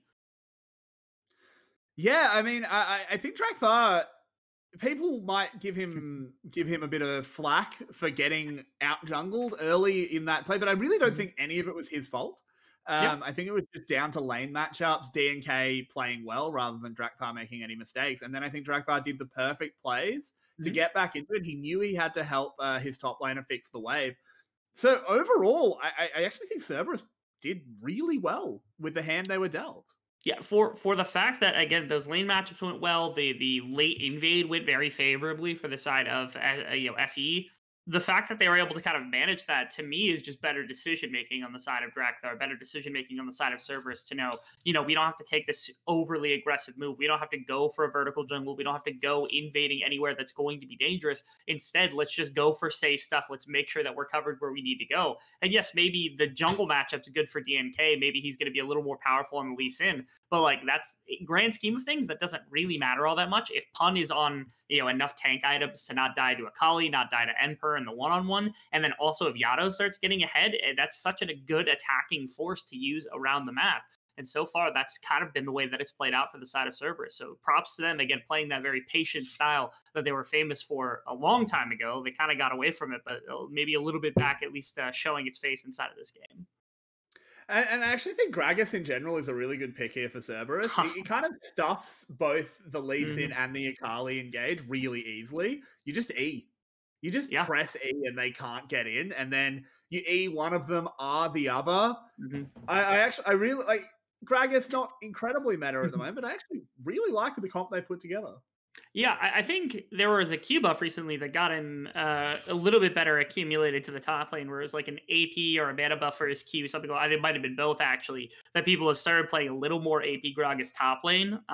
But honestly, Pun just needs a champion that he doesn't die all that much, or that he can sandbag the lane with. We talked about it with like the Tahm Kench was the famous one, but also had like the Mundo and all these other really beefy champions that you can't just do anything against. And this is one of them. It's like the Gragas has more than enough wave clear to sustain in the beginning of the game, has like the passive to be able to keep some health high, and then has enough impact in the late game team fights that Pun is going to have some relevance. And so making sure this lane goes fine now, I think was the right choice, just because now Pun doesn't really have to worry for the rest of the game about getting destroyed by Emperor in the one-on-one. So looking over at SE, they do still have some leads going various places. The issue is Yato picking up a kill. It's definitely not good for them. How does this really interact with their team comp? I know Tim was not a fan of this comp. Yeah, I agree that the Taliyah feels like the only purpose for it is actually to roam at the beginning of the game, like if they had priority in the mid lane, but you don't get that against Lissandra. And we've seen that a couple of times now, like level 2, I think it was, that Yato stepped out of lane, and that was the one time that he kind of forfeited it as a result of having seen DNK and being able to track him at least a little bit as to where he was. But outside of that, especially now with the kill, with like double buffs like we talked about right before we jumped out, having those things and those resources do make it more difficult for Taliyah to have any impact for these dive type champions that want to go very aggressive. And so it kind of tables the use of the Taliyah's early game. We haven't actually seen a lot of mid laners use it as effectively as a roaming champion, as so much as just a pure damage mage type champion. And I think they're missing a fair amount of the kit when you're not making constant roams, not moving around the map, and especially snowballing a comp like they have right now. Particularly the pre-6 roams. I think we've seen a couple of, I hit 6, I have the wall. But Taliyah is a very capable roamer, even pre-6. That surfing, the rock surfing passive does really speed your roams up. Just want to be clear, we are in a pause, everyone. That's why our lovely faces are on screen. We don't know why, but we're just waiting. Oh, there we go. We've got gameplay back. So apparently all we need to do is talk about it, and it comes back. Yeah, we didn't actually lose any gameplay either, because sometimes you jump back in and it's like, oh, it's been 10 minutes, and we just lose a bunch of gameplay. But we didn't have that this time. Instead, we went right back to the moment we left at, so that's pretty cool. That we did. So catching back up on it is only a several hundred gold lead for CES. Nothing too serious. It's Pun doing well onto Emperor, but he's not level 6. So he can't really convert. He's got a Balmy Cinder, though. So, I mean, he's immortal in this lane now. Yeah, the tier combined with the Balmy Cinder, it's just so hard for Ember to accomplish anything. In fact, it's so much so that Pun is actually able to play on the front foot. He's playing pretty aggressively right here, just poking away at Ember's health bar, being able to jump in with that E and do anything that he really pleases. And this is good because, again, Pun then is set up for later stages of the game. All we need now is for Artemis to get online. That's your primary damage source for the side of Cerberus, and that's a great champion when we expect Artemis to do some really wonderful things on. Ever since the champion's been released, we expected that to be the case. The problem is the bottom lane, it's going to be kind of in control of the Kalista for some time. They're doing a good job just like neutralizing or equalizing a lot of the CS advantage that you could potentially pull, but it does mean that DNK gets control of the bottom side for dragon stacking if they want to try to force fights. And again, SE's composition works much better at the beginning of the game. It certainly does, but Cerberus didn't commit anything to try and stop the dragon. Oh no, not again. Goodness gracious. Okay. Guess we're good times. Anyway, it's there was nothing committed really to have to do anything down there yet. Cerberus, I think, is again comfortable really just making sure that Artemis is going to be in a position to win the game. There will be a moment, though, I feel as though they can try to find some kind of aggression with their combination mid-jungle into bottom side that could help not only deflate the Kalista, but also inflate Artemis on the Zeri. And if they're able to do that, then the game might just be forfeit from the side of SBTC, especially if Enper has kind of been neutered at the beginning of this game. And it's actually super interesting because Emperor is someone we've been super hyped on far this split, the God Emperor. I'm super hyped on him. I think he's he's great. I was saying last split that he already had the mechanics of a top level top laner. He just needed a little bit of the brain, and I feel like he's developed that frontal lobe, which is really good to see. But Pun is sort of a uniquely bad matchup for Emperor because you'll out farm Pun, but you're not solo killing him 7 times in lane like he did to Kiaya. Yeah, it's a matter of there's a lot of players inside the VCS. We talk about this a lot. They like to fight, they like to skirmish, and they like to hands checks because they're very talented players. A lot of them have the mechanics to be able to do incredible things. Pun is not necessarily the most mechanically inclined top laner, but he also doesn't really make the worst decisions in the world, right? He's not going to check you 6 times in the laning phase, especially if he goes down a kill or something like that early. Pun will just sit there. He will be the soak for the team, the econ for the team to make sure they don't have to put anything else out. And it's difficult because Enper, he plays so much better when he can hands check other top laners like Kiaya, like Hero, like Hazmet, even in some circumstances, and beat them in the laning phase. But if those opportunities aren't there, Emperor has to generate advantage in some other way. A true weak side king, the kind of top laner you love to have in your solo queue that just sits under tower and just like, I can be 15 CS now. I don't care. I don't need to fight him. Something very, very rare, a sentiment in Vietnam. But as the rest of the map is playing out, you mentioned Artemis coming online. Mm-hmm. When we've seen this, I want to just go look at the other side of the matchup. This Kalista Amumu, I'm still not convinced. I think Amumu is strong. I actually think Amumu is a really strong champion. I think Amumu's passive is low-key just broken. But I still think Kalista is bad. Are you going to try and convince me otherwise, or do you agree with me? So I like Kalista for a number of reasons. My biggest one is that it is a champion that is other ADCs fall off as the game continues to go on and on. There is never a point where Kalista is completely worthless because let's say that you're playing with Enper, right? And you're playing Kalista and it's you that's playing inside the VCS, right? You're probably going to get smacked in bottom lane, right? That's just going to happen. Like none of us have the mechanics that a VCS player has. Maybe I'm speaking, if I'm playing the VCS, I won't put this onus on anybody else. If I'm playing the VCS, I'm getting slapped because I'm not good at Kalista, but I can always press my ultimate button, throw in an Amumu. Amumu can press ultimate, and then Enper's on some kind of team fighting champion, be it Gangplank or Gwen or something like that, and you can win a fight off the back of that. Kalista to me opens up that style of play where you can now lean into a different team fighter, be it a mage, be it a top laner, be it even a jungler in some circumstances, and play around them rather than playing to your ADC being the primary carry of the team. And I like that aspect of her. She also does, to me, remarkably higher damage than she did in seasons past, because it used to be that she just did like no damage and it was all about getting spears in. But I think even on 3 items, she's pretty comparable to most other ADCs at the moment. That's why I like Kalista. I feel like it's a champion that doesn't necessitate resource in order to be valuable to a team. That's why I like her. That's fair enough. I mean, I'm halfway convinced, but you don't want to. You don't build a whole comp on Kalista just for the ultimate, right? But it is a really nice. It's better than most champions. It's like Ashe, right, or Varus. You can always press your ultimate and have some impact to the team fight and do something. That's fair. Yeah. That much is very true. Now, I think with this pause, we are just going to go to a little bit of a break until we have gameplay back. We don't want to just ramble forever. I don't want to make Rebel use all of his expertly crafted points on now. Oh, I tell a lie. We have gameplay. Every time we're about to cut into break, we're talking about it intrinsically, and right there's the gameplay. Right back for all you fine folks. Oh, good. We don't want to go to breaks after all. We want to get onto the Rift. Okay, what had happened? We lost maybe a couple of seconds of play. It looked like DNK got the dragon and then backed, and then it's just redeploying it to topside as fast as possible. There's nothing too crazy about this. Notably, We don't get any Rift Herald flips anymore, which is really unfortunate because that was my favorite part of the VCS was, you know, the 8-minute game is over for Rift Herald flips. You lose 5 members and the Rift Herald, you just like lose the game.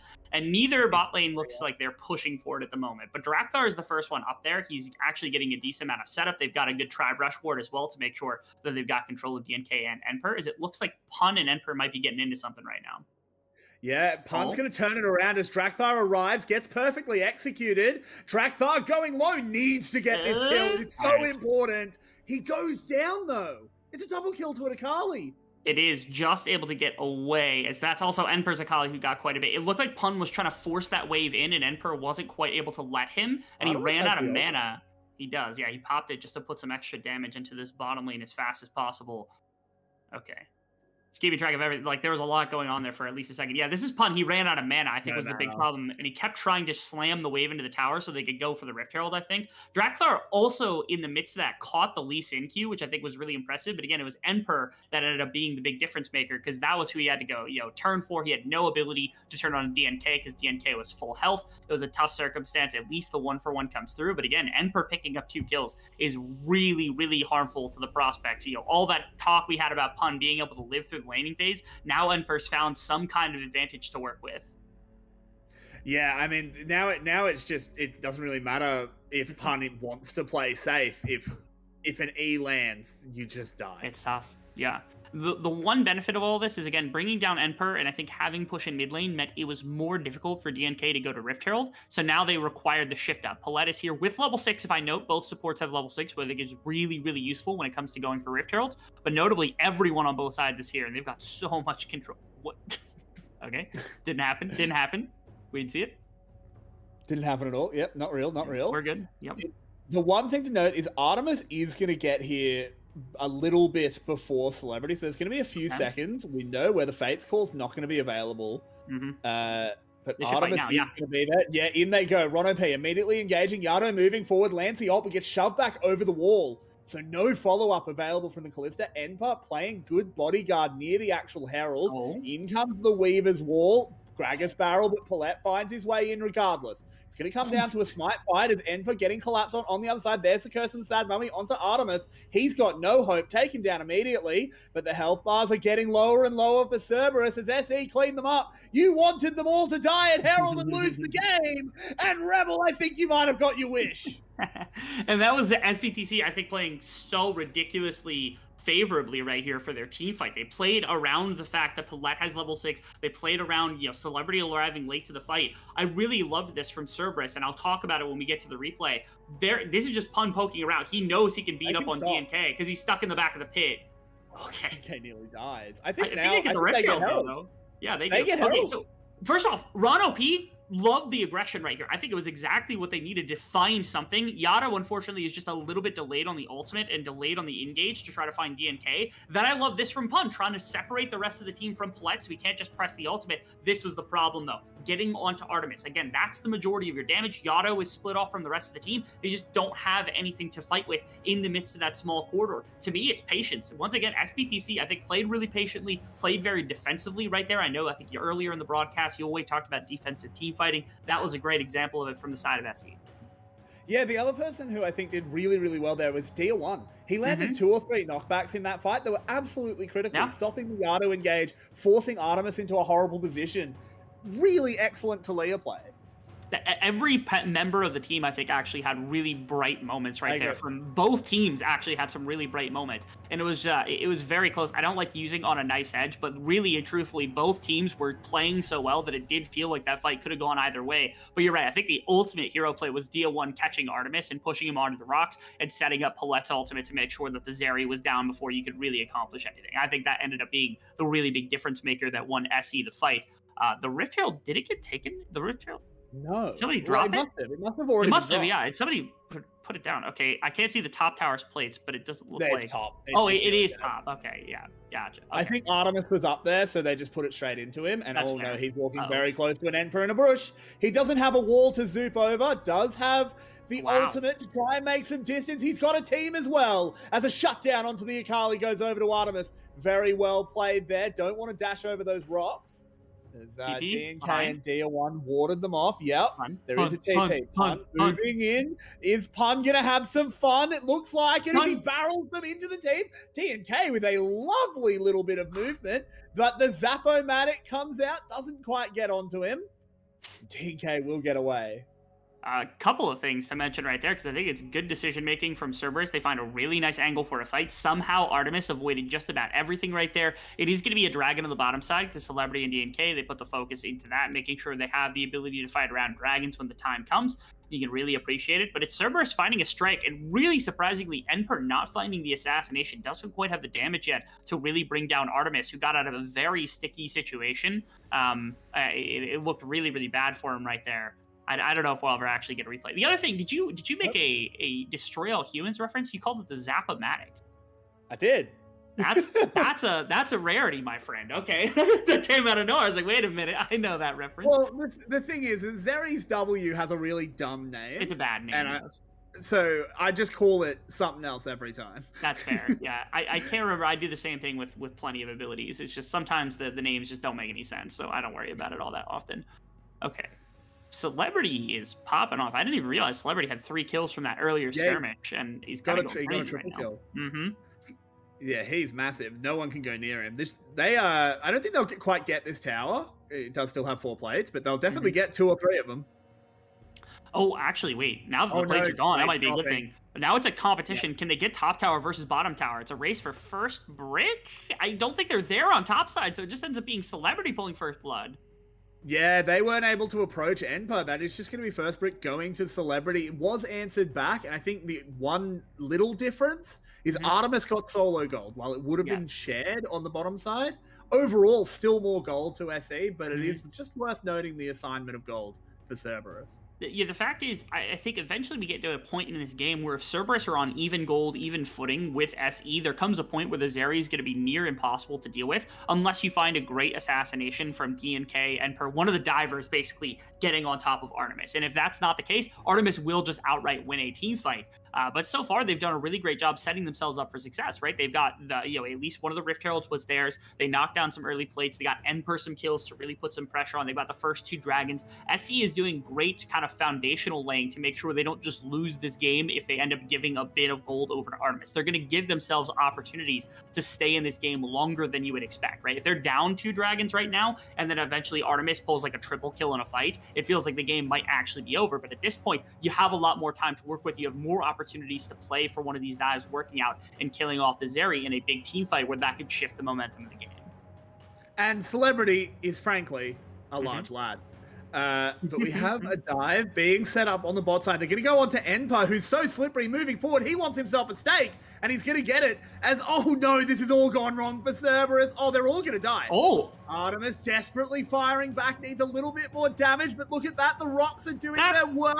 Going golden is Dia. Is there a W for Artemis? There is. He goes down, but it's traded immediately. Yado throws out the claw, but he's stunned, and Enper comes on back for the kill. Goodness gracious, what an incredible fight setup between the multiple teams right there. And the entire time, I'm just like, can you kill Artemis? Can you kill Artemis? And he just kept not dying for such a long time. Eventually he does go down, eventually does break things. And it starts off with this little play.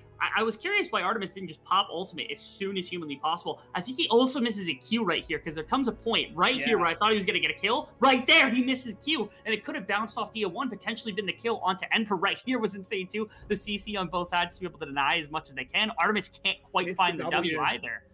Yeah, and it's Paulette flashing and pressing ultimate that ends up killing Artemis before anything else. But you can see how difficult it is to really stick to the Zeri in the right circumstances. It does bide for quite a bit of team fighting, but of course, SE are the ones that are benefactors, because you get Enper kills, you get Dia1 kills, everybody is doing well. Now you're up almost 3k at this point in the game. Yeah, and the thing is, close doesn't cut it. We know that fight was close, but in the end, it doesn't matter. It's just Enper getting more kills under his belt. Has that Riftmaker, is on his way to even more AP. Yado just has to absolutely hit the bricks when that ninja comes out of stealth. So, yeah, are we at the point of SE's compositional woes sort of just being overwritten? I think at this point, the amount of gold they have, they should be. Now, that is also to say they have to land a dive onto Artemis. Somebody has to make sure that the Zeri can't just sit in the back line and do absolutely nothing and win a team fight outright.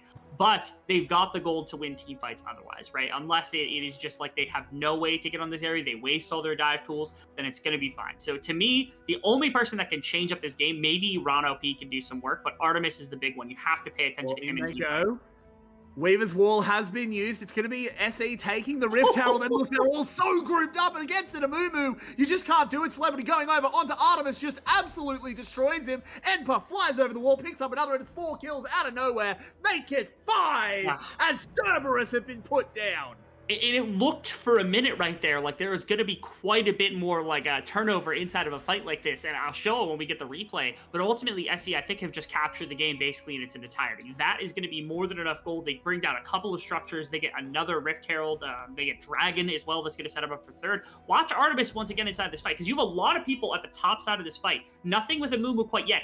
Why are we jumping in right here? We slandered Slater earlier for doing a very similar thing, but he was caught out of position. That was really aggressive from Artemis. And maybe if he's on 3-4 items, that works out and he one-shots 2 people and then he kills the fight, but he's just not strong enough for that to work. And I feel like if he had just stayed over the wall, he could have dropped a lot more damage that like other people wouldn't have had to flash out the back. Felt like a very rare mistake from one of our best ADCs.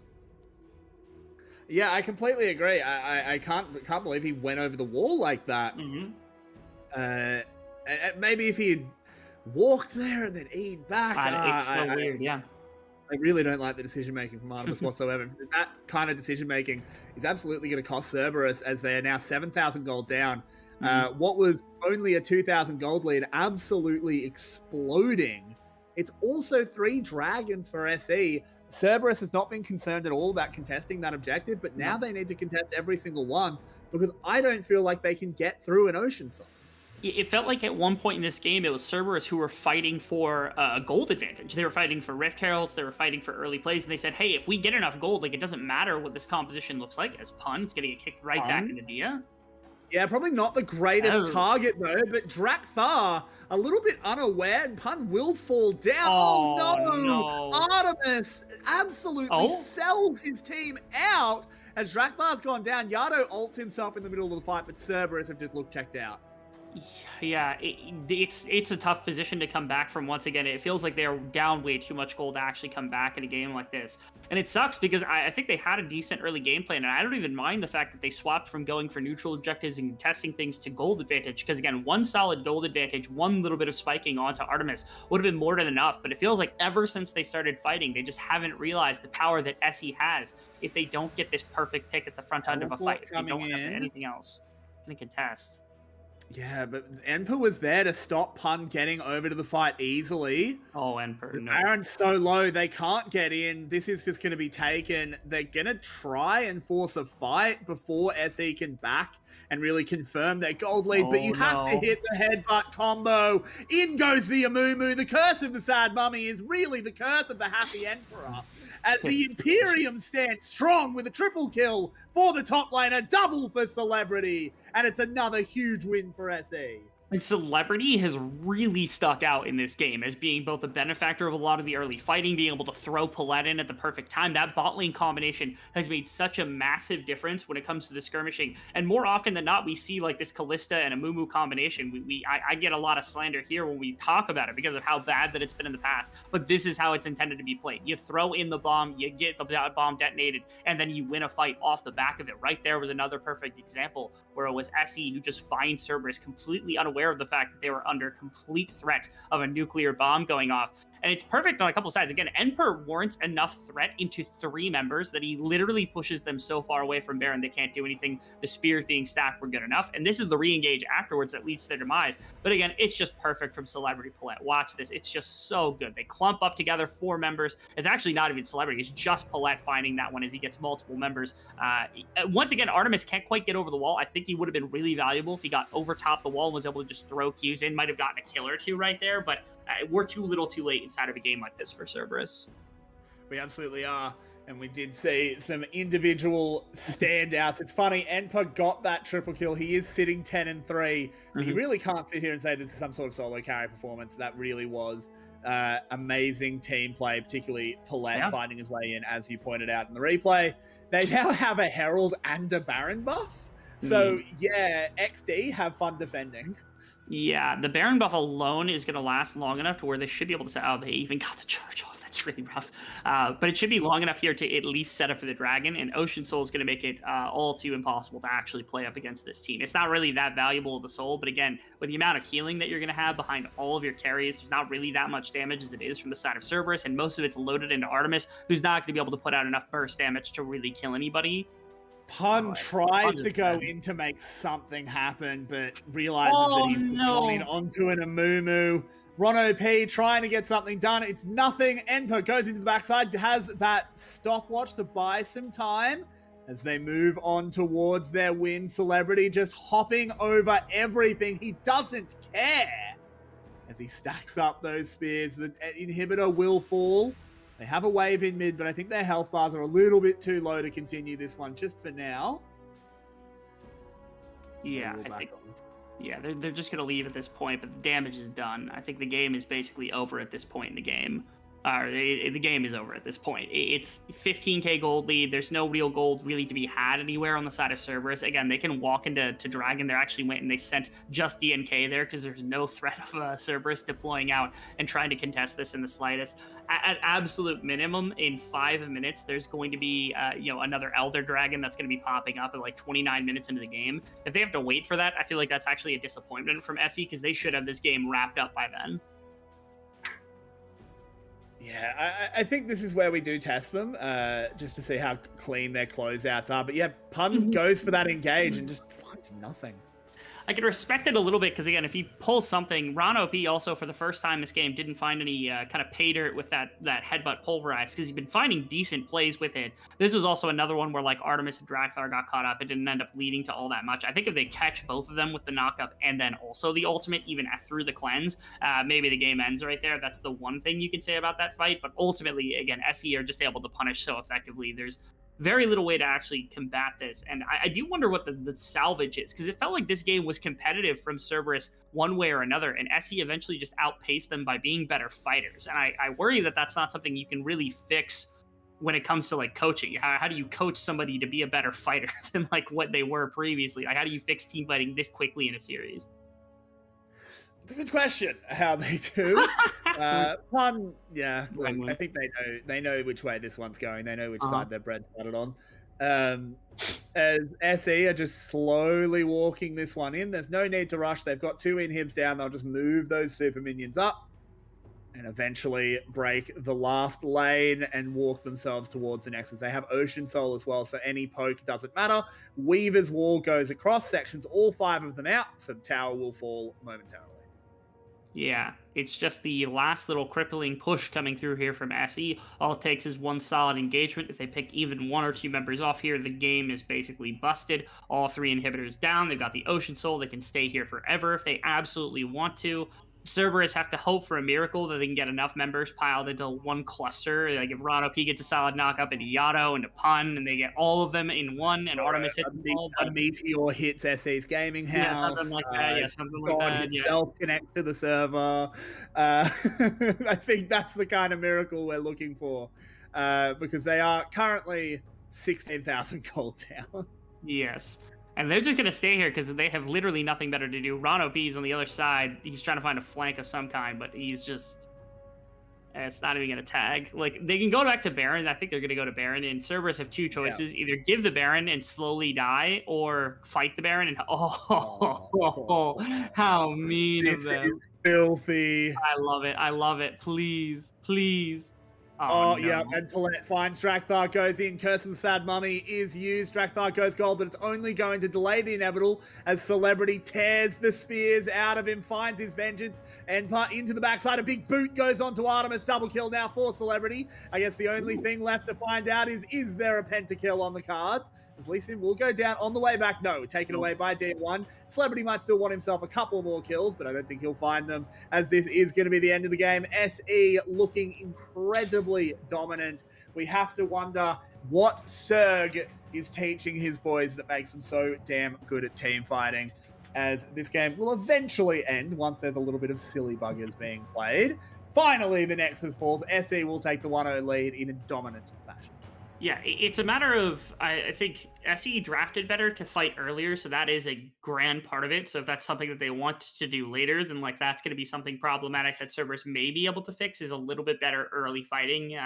But ultimately, I think SE just played a lot better in team fights, which is something difficult to fix. They're going to have to come up with a different strategy, maybe something more active for Drakthar to kick off the game. Competing against the Lee Sin is going to be difficult if that's something that gets contested as the series continues, but they got to find some avenue of gameplay here, because that clearly was not the play. You can't just contest them wildly at Rift Herald and hope that you're going to win the fight when you're down in terms of scaling or you're down in terms of early game power. You can see that SE is more than willing to take that challenge.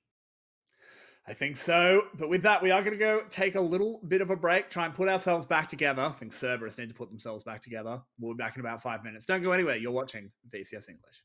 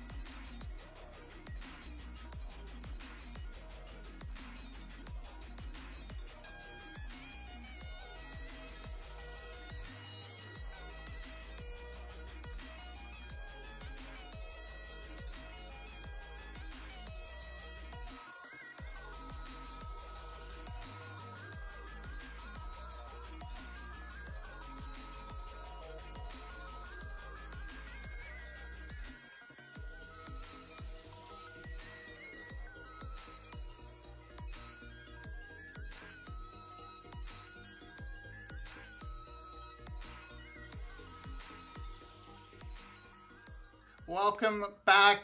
Game 1 went pretty handily to the side of the chickens of SBTC. Guys, I'm feeling that was a little bit of hand stiff coming in a lot of those fights.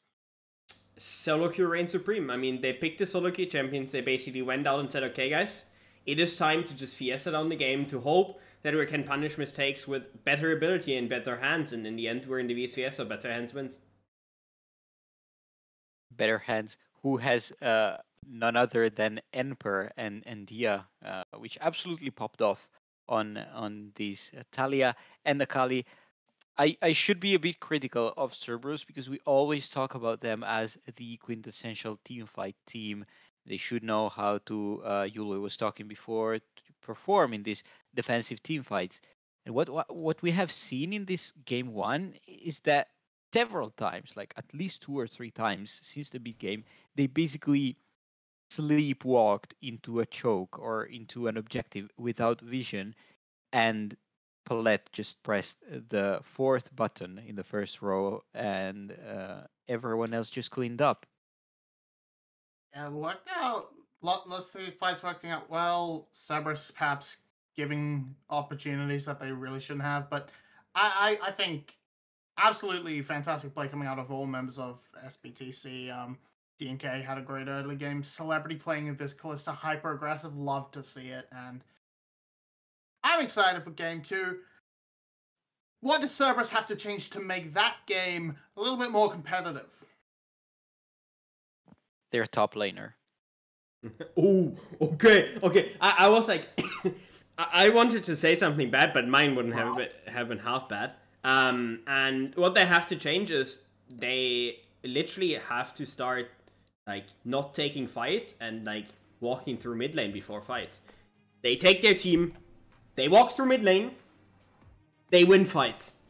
Easy as that. If you walk through choke point against champions like Amumu, you're gonna get ass clapped. That's how it works. You're literally just gonna get destroyed. And they literally every single fight we just saw them walk through choke points, they basically ran it down. I mean, from a macro perspective and from a team fight taking perspective, like the decision to take a team fight and where to take it, that was abysmal from them. And then SBTC caught it very well, and they executed very well. But I don't think that CES actually played mechanically really bad in the fights. It was just from the beginning they couldn't win those because of how they chose them.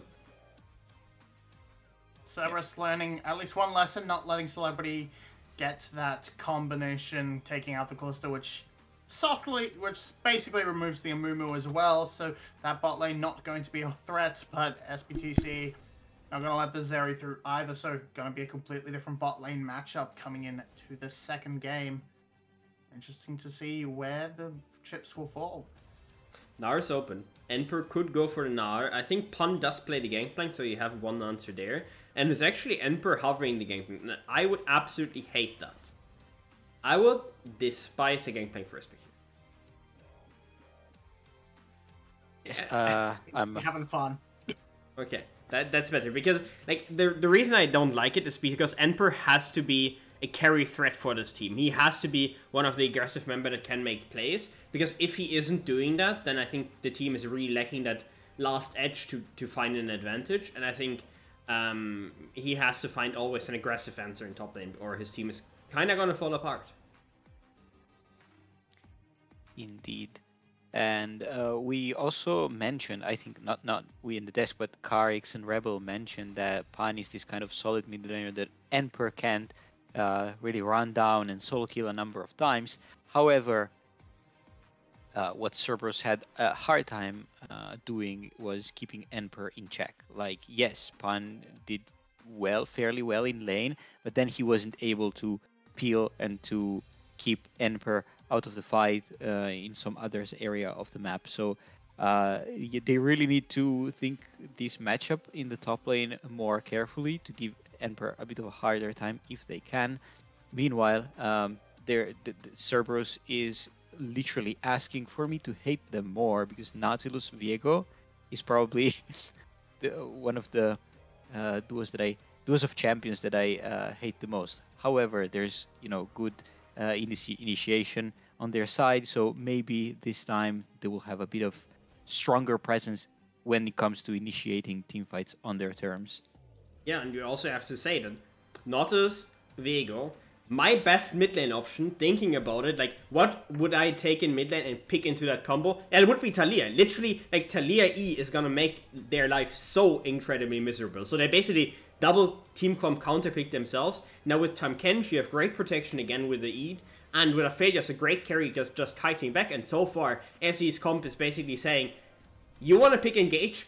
Guys, come at us, and you're not gonna win. And so far, I think there's a huge draft advantage for SE, and now you need something that can basically help close the gap for Pan that is not really stoppable by Taliyah E, which leaves a few champions. You could see Malphite, you could see something like an Ornn, or maybe even Camille.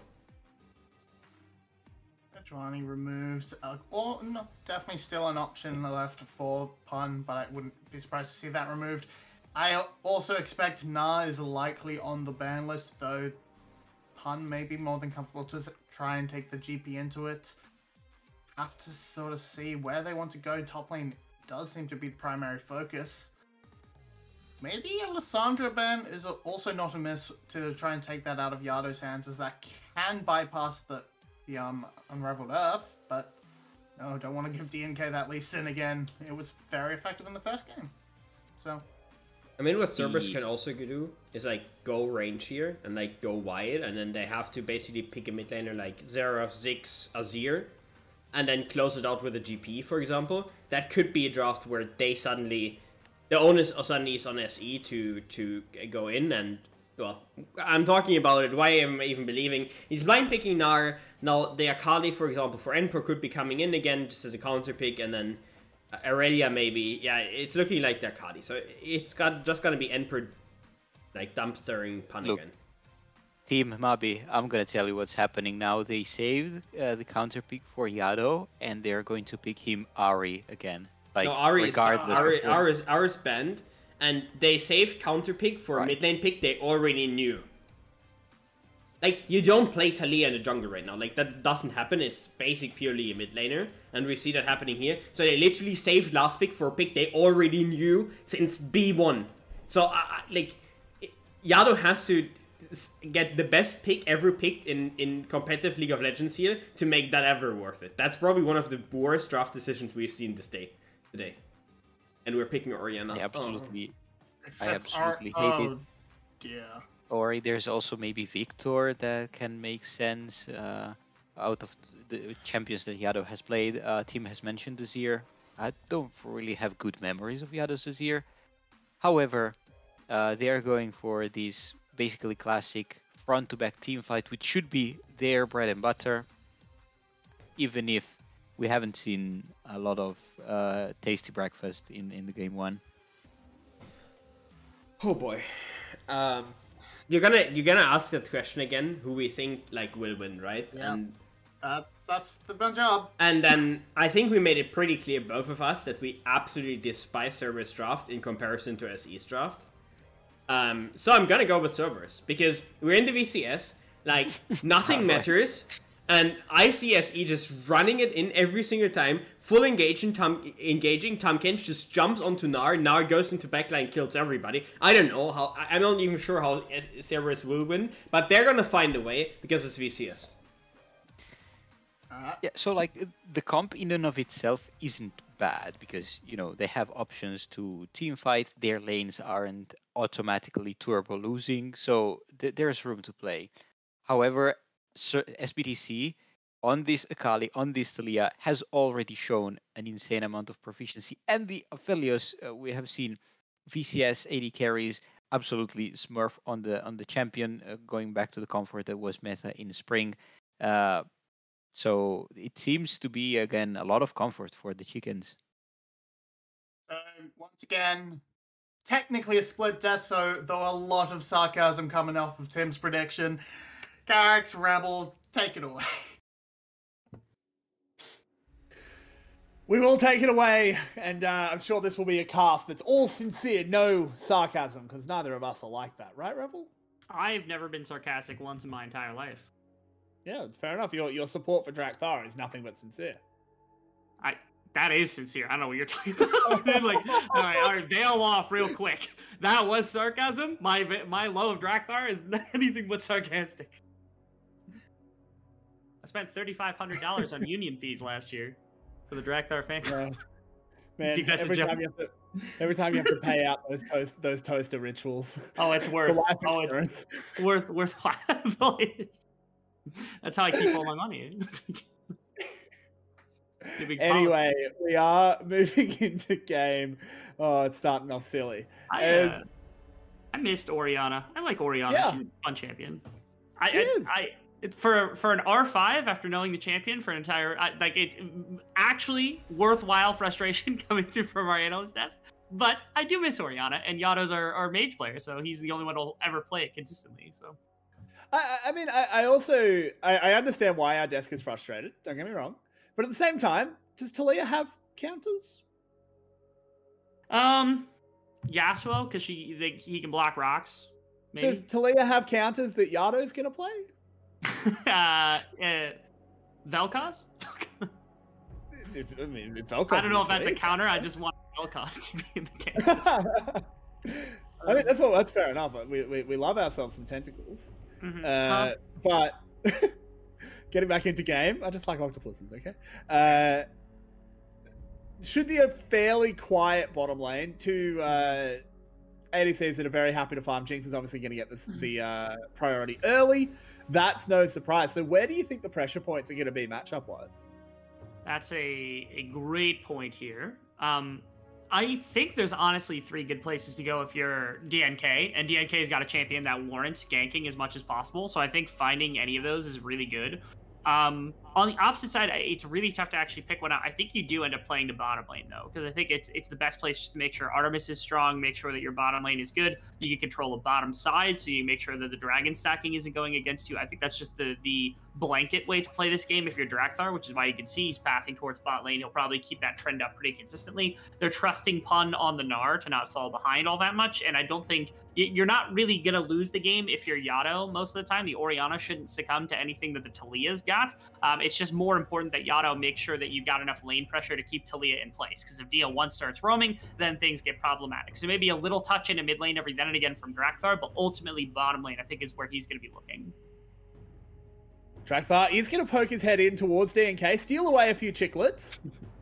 Just being a bit rude, honestly. Don't interfere with a man's KFC, as Pun getting a little bit smacked around by Enper, but was able to trade back fairly well on his own. Oh, I'm terrified of Enper, man. He's just so scary. He is scary. Okay. Oh, Drakthar stepping into a bush with a bear. Move in onto Drakthar, but no. How did we get there? We were like literally 4 seconds ago. We were looking at them at the Raptor pit, and just out of nowhere, it's like they both beeline to top river to position themselves perfectly for camera, and then hit action as soon as we swap the camera. Goodness gracious. Tell me I'm wrong. I mean, like, literally, that's what I thought had happened. We poked our head up for 1 second to see Enper bullying Pun, and then immediately we saw them fighting again inside the river. There's a bit more coverage here. Yeah, I mean, Pun having to back off pretty relentlessly. Mm-hmm.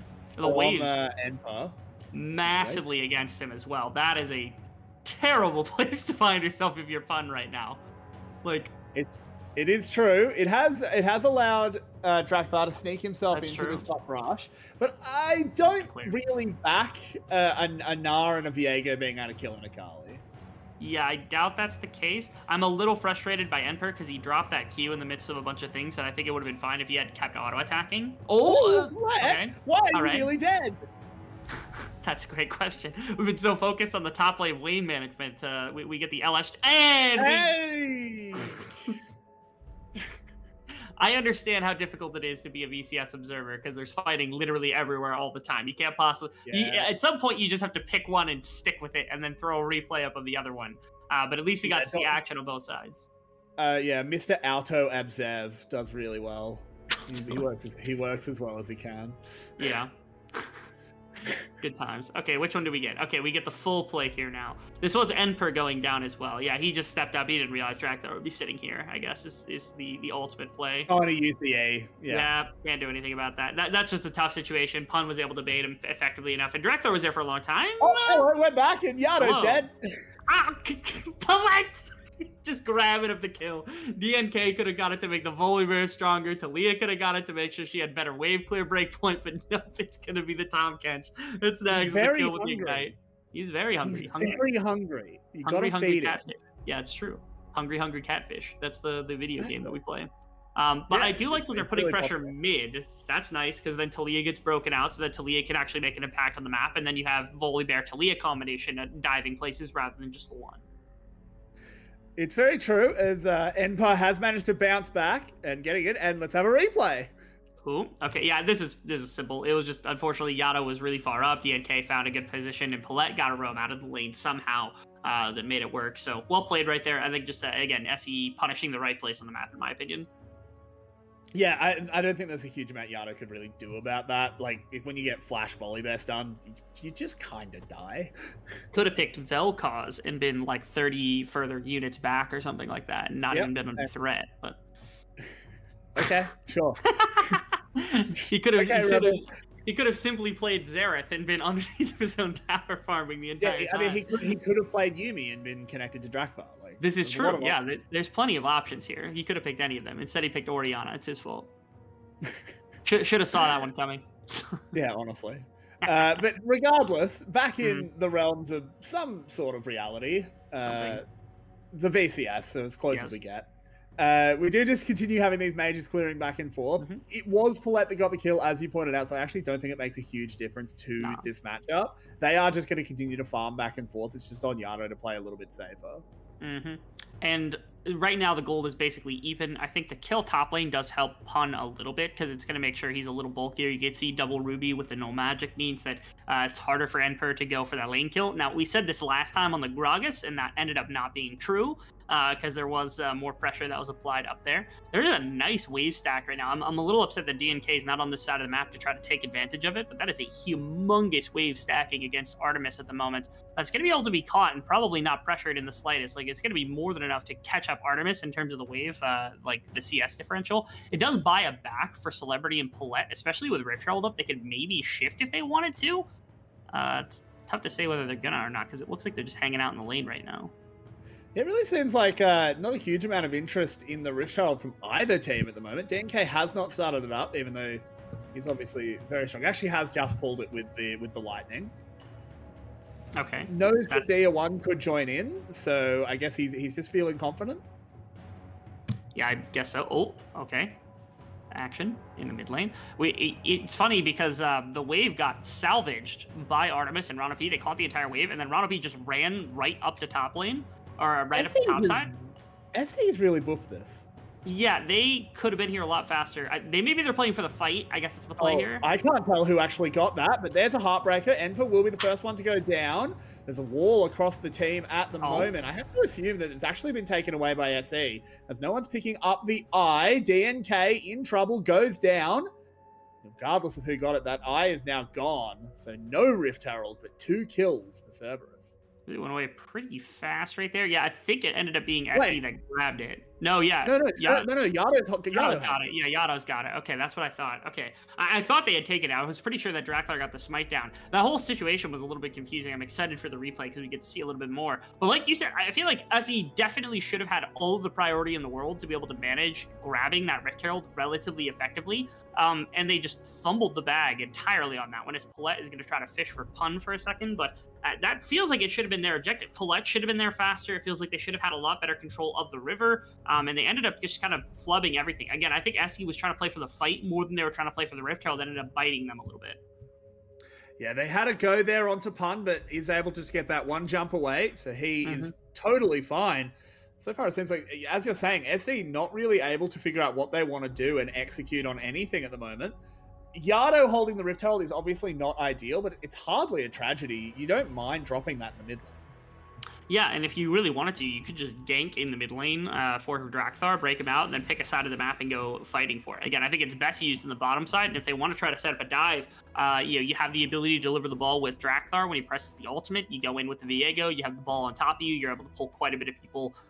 Maybe you play on a Celebrity, force out the ultimate from Palette, something like that would be easy enough. But you can see DNK, I think, is ahead of this play at least a little bit. He's already down here waiting for the preemptive gank. You could see it's Yado and Drakthar are actually shifting into bottom side right now. Oh, it's just for blue buff. Never mind. I thought they were actually coming down to make a play here, but it's not going to be the case.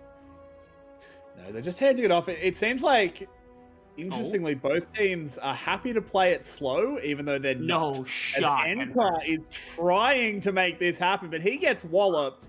That was never happening, Enper. Yeah, I gotta be honest, actually, if he hits the empowered auto and then Pun actually drops into me form, the ultimate might execute. He might have to trade 1-for-1 underneath the tower, but it was so close that I think Enper actually knew the damage right there, but he didn't hit that last auto. He got stunned out, and Pun wasn't able to tank that one, so bottom lane now. Nautilus hook. Spider-Man. Pretty good. Yep. Mid lane is the Rift Herald drop as well, as Drakthar is going to put some pressure onto Dia1. They probably don't get more than just like a third plate, but now that all the cooldowns are basically burnt from Dia1 for a second, except for the Q. They're just going to go in, and Drakthar able to find some damage. Yado tanking the tower for him, and that's a kill. Well played. Gorgeous play from Yado and Drakthar, especially Yado being able to find the ball position that catches Dia1 off guard. Despite having Flash and Ghost available, Dia1 still falls victim to that, which is just incredible. Should pick up a fourth plate as well. Drakthar is going to come to top lane as well and make sure that Enper is under a little bit of threat. Pun is just proxying the wave, and the trade-off is the other side of the map right now. Artemis and Ron OP are feeling some of the effects, but they're only down a handful of minions, maybe one wave as opposed to the opposition. Ultimately, Cerberus playing this one much better. They're up about 3k at this point. Yep, there's a rocket going in. Doesn't quite take the dragon. It's actually fairly close, but Jinx not the objective stealing monster she was a few months one ago. patch. Yeah, that one patch. Aphelios getting hooked. The traps don't quite have the range, and Palette is able to come in, defend his AD carry. The flash has been burned, gobbled up the Jinx, and Aphelios, after getting hooked, is going to win the fight. Ron OP has been tagged by a Graven and rooted to the ground. Moonlight Vigil puts Nort down.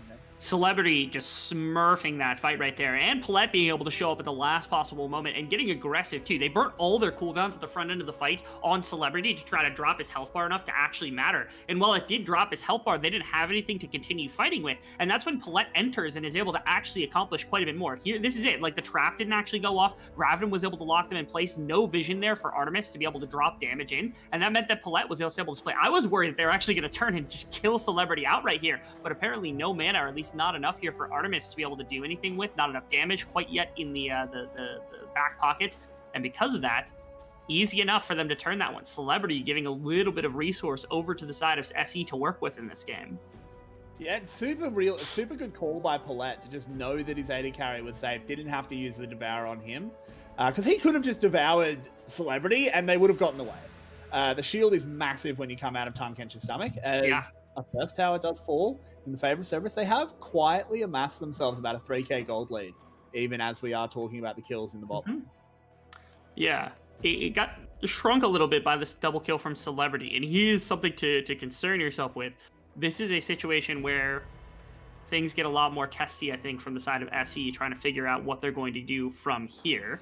But the important bit is that, again, Celebrity is actually one of their biggest team fighters, the most consistent damage that they've got on the squad. They've got a lot of people who can go into the backline and do some incredible things. But when fighting front to back, it's all about Celebrity. And especially with, like, Pun sitting here with, like, this massive tanky Gnar build coming out that we've seen a couple of times, it's going to be pretty influential for his ability to actually kill off the front line more than anything else.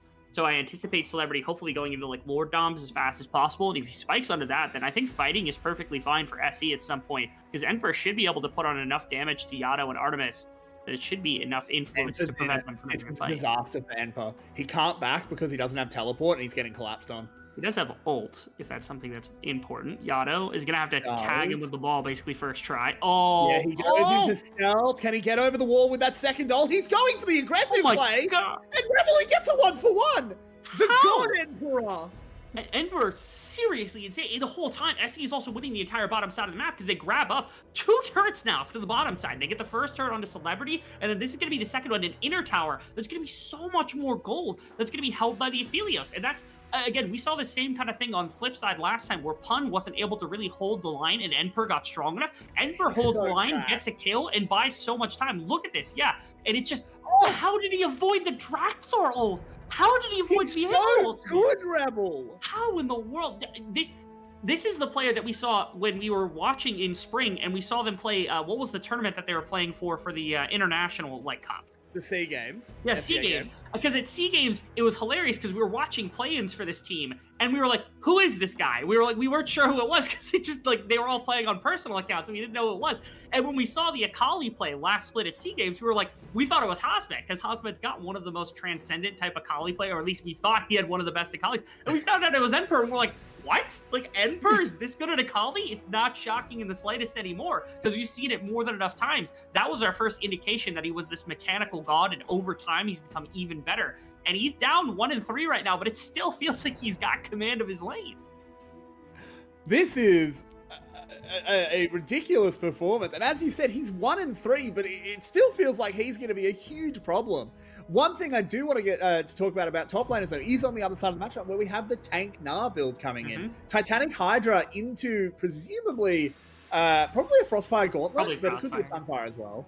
It's probably Frostfire because it's not as good on range champions to be able to use that one. Plus, for some reason, even melee champions for some reason don't build Sunfire sometimes, and I don't really understand why for any reason but CC. I like Sunfire a lot better on pretty much anyone who builds it for any purpose, but Frostfire I think makes a lot of sense for Pun to be able to slow down members of this team so that you can buy space for Artemis and make sure that no one's getting the backline. So it makes sense a lot here. Are we going to see a fight for second dragon of the game? I know we're 17 minutes in, but goodness gracious, second dragon? We're getting this much posturing from both teams? ACS.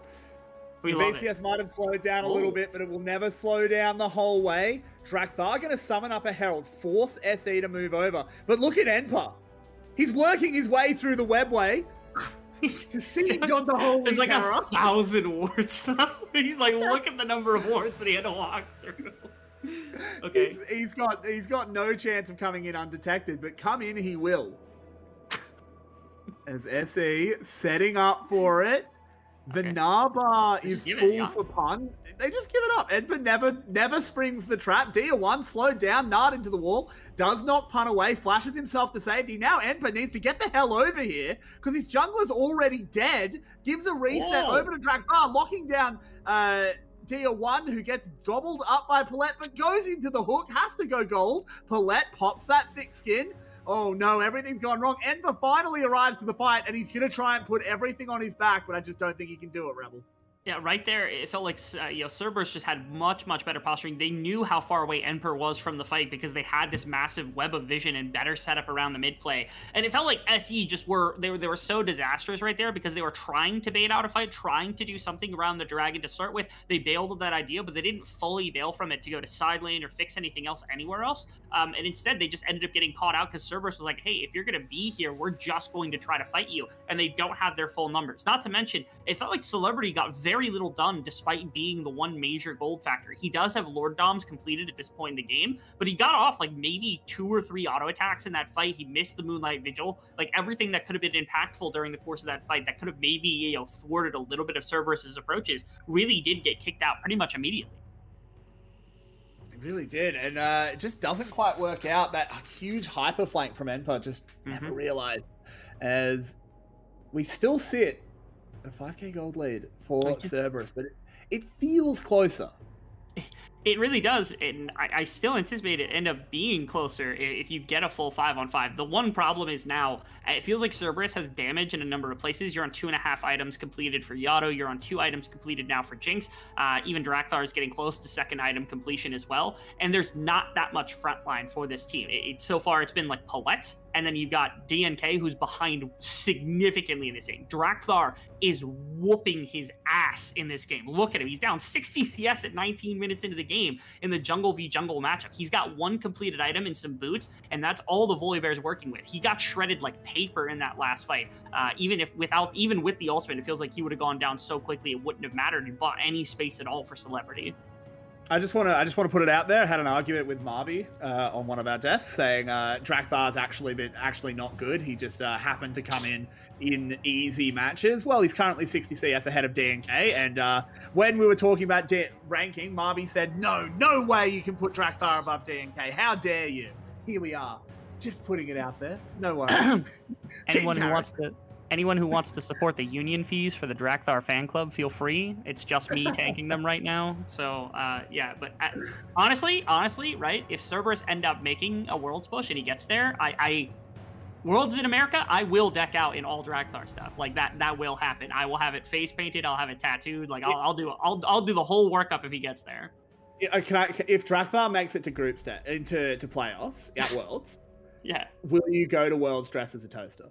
Oh, that's a toast. No. We're not gonna. I would have to explain that meme, and I can't possibly do that when I'm in the World Tour. But I will be there. So, like, I will make sure that nobody knows that nobody knows anybody else's name. I'll be shouting louder than the rest of the crowd combined for Drakthar if he ends up there. But that's a long cry, because obviously Cerberus doing well into SE right now, but we still have a whole extra game. They still have to win this game, in fact, and we're still a little bit on the edge about that one specifically. Yeah, it's definitely not over as much as people. Also, the thing is, like, okay, yes, the Volibear is 60 CS behind, but at this point in the game, does Volibear need farm? Yeah, like I said, he's a brick wall, and he's a health pool. His health pool is really low. Is the problem that I've got with it. Like, if you weren't such an important piece to space for celebrity and for people who need to do damage, I wouldn't have as much a problem with it. But he is decently vital for making sure he doesn't just get one shot by Artemis or Drakthar or anybody else that jumps in. So there is that one fear. But yeah, ultimately, basically, Volibear's out of the game anyway. He is just a soak of damage. Yeah, I also think he can play a pretty good role of just playing bouncer when Enper jumps in, just press Q on him instantly. Does slow down, of course not Enper, that's on his team. I more mean when Drakthar and Pun come in. All right. Just like slowing them down. Here's a postulate for you, right? Here's a really hard question for you. Do you think the Volibear rework ended up working? I much prefer the old Volibear. I feel like that one was way more interesting. Really? I think the turning towers off is actually kind of interesting. Turning towers off is cool, but that's the one, like, you're telling me you couldn't have had, like, the flip, and you couldn't have had, like, the knock-up roar and stuff, like, basically the QWE from the old one? Not having the flip is pretty boring. I'll admit that. I liked when we're getting a little bit off topic, but there's nothing happening, so it's all good. I liked when they were talking about the Volibear rework, and they said that they wanted him to, like, feel unstoppable to the point where they were gonna make him stun immune.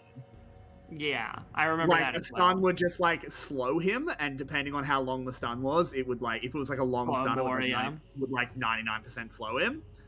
And I thought that was cool. Probably broken, but cool. Yeah. I don't know. I miss some of the old base kit. Like I said, the Q doing the throwback, and then also the old W when they reworked it and they gave it that small little, like, knockback like effect, like a 0.25 second knockback effect. That Volibear was awesome. And I wish they had just given this modern ultimate to that kit and then done a little bit more to work up some of the passives. I feel like that Volibear would have been just as interesting.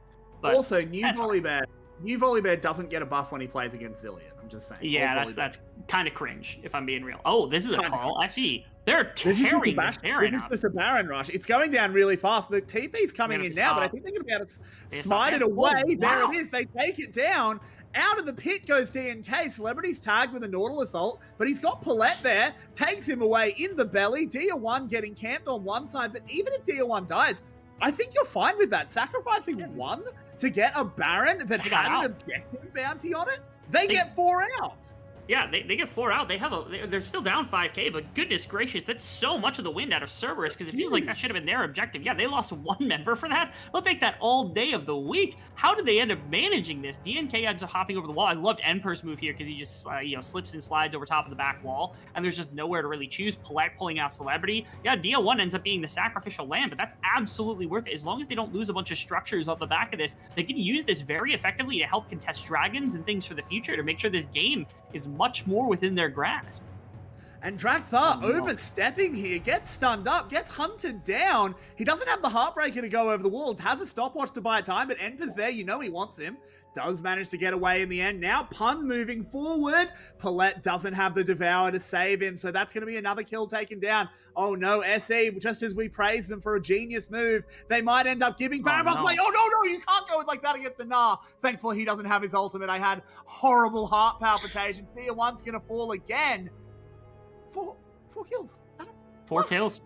Cerberus end up That's taking this track. In the world. He's actually cracked, man. He's actually cracked. Out of fairness, the team was still within the area, so like they were engaging, but it felt like SE did overreach slightly, just trying to get a pick. Because again, their whole move here was to try to be defensive. Their whole thing is if you don't lose a structure, if you don't lose a bunch of members, and you have the Baron buff, you can recover. You can long-term this game by saying, okay, we're just going to push towers. We're going to push down mid tower with the bounty, maybe top tower with bounty, potentially with Baron buff minions. They could set up for the next dragon, and they can put this game on a more even slate where like they take it a lot longer. But now it's a death sentence, right? You lost 4,000 or like 3,000 additional gold to your lead. You basically lost all of your barons. You have nothing left to really work with. And now you're also playing against a team that just got to spend all the gold you gave them. This is the worst Jinx build I've ever seen in my entire existence. The only thing that would have made it work is a Gale Force, but like, why are we building Maw? I guess you're that terrified of Emperor, but that feels dramatically too quick. Yeah, I mean, I feel I'm like sorry, that's unnecessary criticism, but like, we got to talk about something. Yeah, no, I mean, I agree with it. I think this is a bit of a shocker of a build. He just doesn't want to. He's allergic to damage. He's a pacifist. That's fair. He just has to pretend. He got conscripted. He got conscripted, so he's still got to like shoot above the enemy soldier's head so that he doesn't like get court-martialed. Death Dance next, and then Guardian Angel. Just take 0 damage, Jinx. Do 0 damage, take 0 damage. 200 armor, Jinx. All right. But sieging they are. Artemis takes down another tower. That's one thing he can do damage to is structures. Yes. Doesn't have any moral qualms with that one. But SE is going to be able to arrest them for now.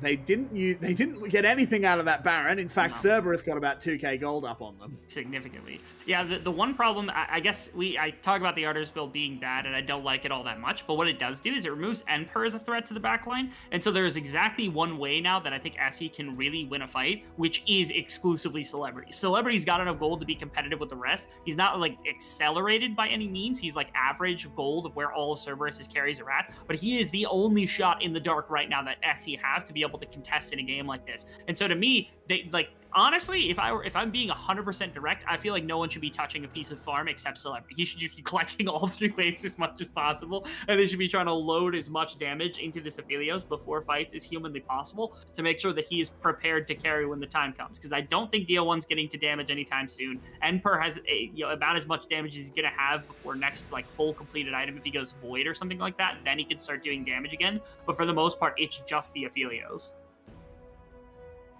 Aphelios can do a lot of things, though, Rebel. Yes. Cerberus move up to Soul Point as they grab themselves another Hex Gate. Mm-hmm. Hex Gate. They don't grab Hex the whole Gate. thing. Hex Crake. Hex Even. Crake. Yep. God damn it.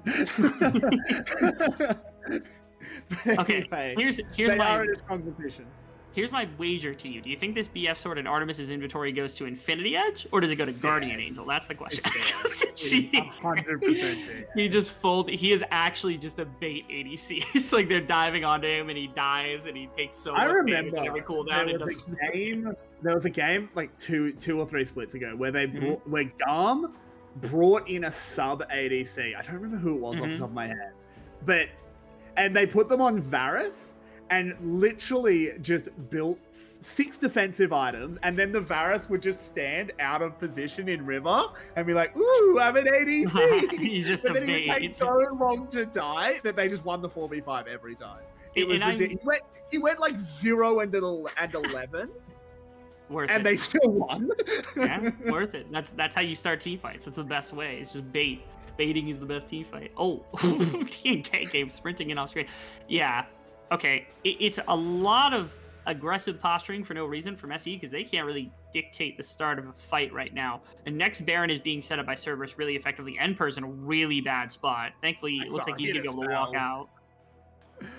Drakthar just missed his W and Q really casually. Dia is just dead. Okay. He's locked and loaded. Dia has to flash over the wall. Dia actually having a really ineffective game after a fantastic Aaliyah performance in game 1. This has been pretty meh from him. Currently sitting, I think he's 1-4, which is not what you want to see out of him. Not at all. Okay, TP back in. That's Enper. He's going to join. It looks like they're going to walk into Baron Pit. Maybe they shouldn't be able to finish this, or they should be able to finish this before there's any real threat. Unless they walk into River like right now. I don't think they realize how fast this is going down because it's going to be dead long before they get there at this point. There's the Weaver's Wall. I guess they're just going to try and fight them on the way out. Dia1 actually in a really good position, but DNK just gets absolutely ruined. Celebrity with a Nautilus ult does get gobbled up by his Tahm Kench. Can Enper make anything happen? He'll get 1 kill, but I think that's going to be it. He just has to leave. He goes back in. He nearly kills Yado. Oh, it's such a bold call. It just doesn't quite work out. Celebrity throws out that Moonlight Vigil and nearly kills Drakthar. It's a game of inches. But in the end, the inches just weren't enough. Yeah, given the fact that, like, they're down 10k, that was a surprisingly effective fight. The problem was, that, how long did it take them to establish a full-on 5-on-5 team fight where they could get their feet set and they could get everyone into position, right? If they do this 10 minutes ago, like, before the gold lead advances to, like, 5,000, 10,000, then, like, maybe they can test against Cerberus in this game. But unfortunately, just not going to be the case. They kind of, you know, they act like gremlins for a little while. Inside of this one, they give up way too much to Cerberus, and they take us to 3 games. They do. We are having a 6-game day. Not the first one in a while. Expected. Yeah. No, we've had a lot. Maybe you haven't been on. For I haven't been on for one in a while. Yeah. This is the fun fact. This is the next game. I think it's the 57th game of the split. It's week 3. It's week 3, and we've had 57 games as of next game. And in celebration of 57 games, we're going to take a 7-minute break. See you soon. This is 57-minute break. No, don't do that. Be here in 7 minutes.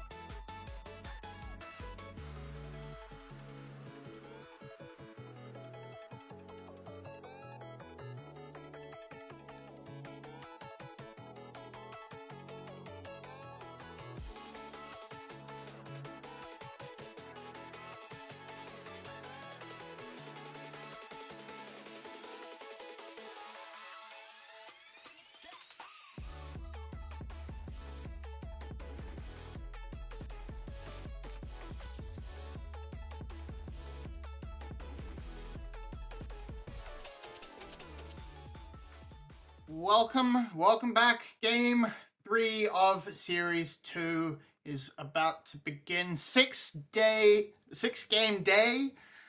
It's been a long one, and now 1-1 apiece. Cerberus versus SBTC. This time around, Cerberus seemed to grab hold early and would not let go. Tim, what does SBTC need to do? Where did they go wrong? Get it out of your system. Did you remember how I said Cerberus has to learn where to take fights? Like, what is my window and where's the spot I want to fight? Is SBTC saw that and how badly you can fail at deciding how to fight and where to fight. And we're like, we can do one worse. And they did. I mean, they literally have a comp where if Taliyah stands on Aphelios, he's basically untouchable. Because Nautilus isn't getting to him, Viego isn't getting to him. Like, it's so hard for anybody to do something. And then you have an Akali that can come in with a flank, puts pressure on Artemis, just doesn't even have to kill Artemis, just stay on Artemis with Shroud, and Artemis can't do anything but hit you, and he can't hit into the Shroud, so he's standing around doing nothing. And then your Aphelios is gonna clean up the fight, but no, we're flanking with Taliyah because that's a great idea. And then, yeah, they just take fight in bad spots and lose the early game, and yeah, GG, well played. It's just, both teams just losing to the same mistakes, I would say. Yeah, blue side really running into a brain problem, I suppose. So red side victory coming in for the side of SBTC now, Clockwork. I don't know. What do you think? What's your take? Do you think this can be replicated by Cerberus? Can they bring it home together, or is SBTC going to bounce back? Ooh, really hard to tell because, as Tim said, we have seen basically the team that has won. Well, number one was red side, and number two they won through decisive team fighting. However, I think this red side counter pick for Emperor, if they wish to give him such a pick, is going to be very powerful. They need to find something better than a Taliyah for Dia. I recall that champions like Swain were still open and available, so that's something that, you know, allows him to have a bit more agency but less responsibility, if it makes sense. Maybe LeBlanc as well. I think that was open as well. We saw good performances from him in previous games. I agree. And I mean, the funny thing is that I don't even think that side really mattered, at least in the loss here, because Emperor still had the counter pick because they blind picked Gnar to then pick the mid laner last who they've seen all game long, so all draft long. So I think we really have to see what they bring, and I think it comes down to execution. I think drafts are basically meaningless between those two teams at this point. I mean, yeah. I mean, if I'm looking forward from the side of SBTC, I am looking towards Dia, wanting him to get onto a bit more of a scrappier pick. As you said, the LeBlanc, the Gragas as well, he's been fantastic on. Really has sort of shined on these scrappier picks, more so than this Taliyah, which is not really been showing up for him, but now this is going to come out with the bans are coming through. Not going to be quite the focus onto Emperor this time around, and, well, maybe it's time for him to play the Gnar himself. Yeah, I mean, to a degree, I think the only answer that Pun might have is the Gangplank, where I'm just confident that Emperor can find windows to punish Gangplank, especially with some jungle help coming in, so that is something I would actually like to see. Them just going for the Gnar, saying, Emperor, like, you're so good on Gnar, doesn't matter whatever Pun is throwing at you. And it seems like they're doing it, even in Grey. Okay, so the B1 Viego into R1 Gnar made everything crash, and I understand it, actually. Yeah, it's... But much like the client, I too hate this champion priority. but I really like the Gnar. I think there's nothing really that Pun, again, outside maybe of the Gangplank, which can be a good matchup, but can easily also be punished, especially if Gnar gets any kind of a lead. And then you just have great team fighting champion for Emperor, where he can deal a lot of damage while also being that massive engaged threat, that flanking threat, consistently. And And I think if they actually decide to go that way, that would be a good step. And then also get your jungler something comfortable. And I think you have a good start to the draft. Right. I want to add something onto this, that even if you don't have a great lane, you can still be very impactful on the Gnar. Like Pan in the previous game didn't really like stomp Emperor or ejected him out of the lane, and he still managed to be crucial for team fights, for a lot of engages. So Gnar seems to be the pick of the series here, and Cerberus leaving him open might be really risky considering their opponents. We have the doomed message, by the way. We Yeah, have we have the reason for the pause. It is a network issue. These teams are playing online, of course. With the shutdown GG Stadium, this is the only option left, I suppose. And yeah, just having a bit of a network issue coming in. One of the players just can't quite connect from their team house. So gonna be here for a little bit longer. Don't know how long this will take. Any I further guess thoughts? I can bet. If I should guess, I think it's Pan that disconnected, because like he saw the Emperor got his hands on the Gnar and he was like, well, let pose in, please. Oh, yeah. Oh no, my Ethernet cable mysteriously unplugged itself and flung itself across Whoops. the room. This Yeah. is a problem. Well. Yeah, it's... Hmm? No, you take... Well, no, I mean, if we don't really have anything else to say, we might just try and wait out this issue in a pause, and we'll be back as soon as we see a draft. Well, the secret is to say that we're going to a pause, because when Carrick That's said what that, I was hoping for. yeah, It's not happening We- today. I don't have the I touch. mean, Well, we Right. don't have the touch, so it is gonna be the pause, and we're back in a few minutes. see you soon.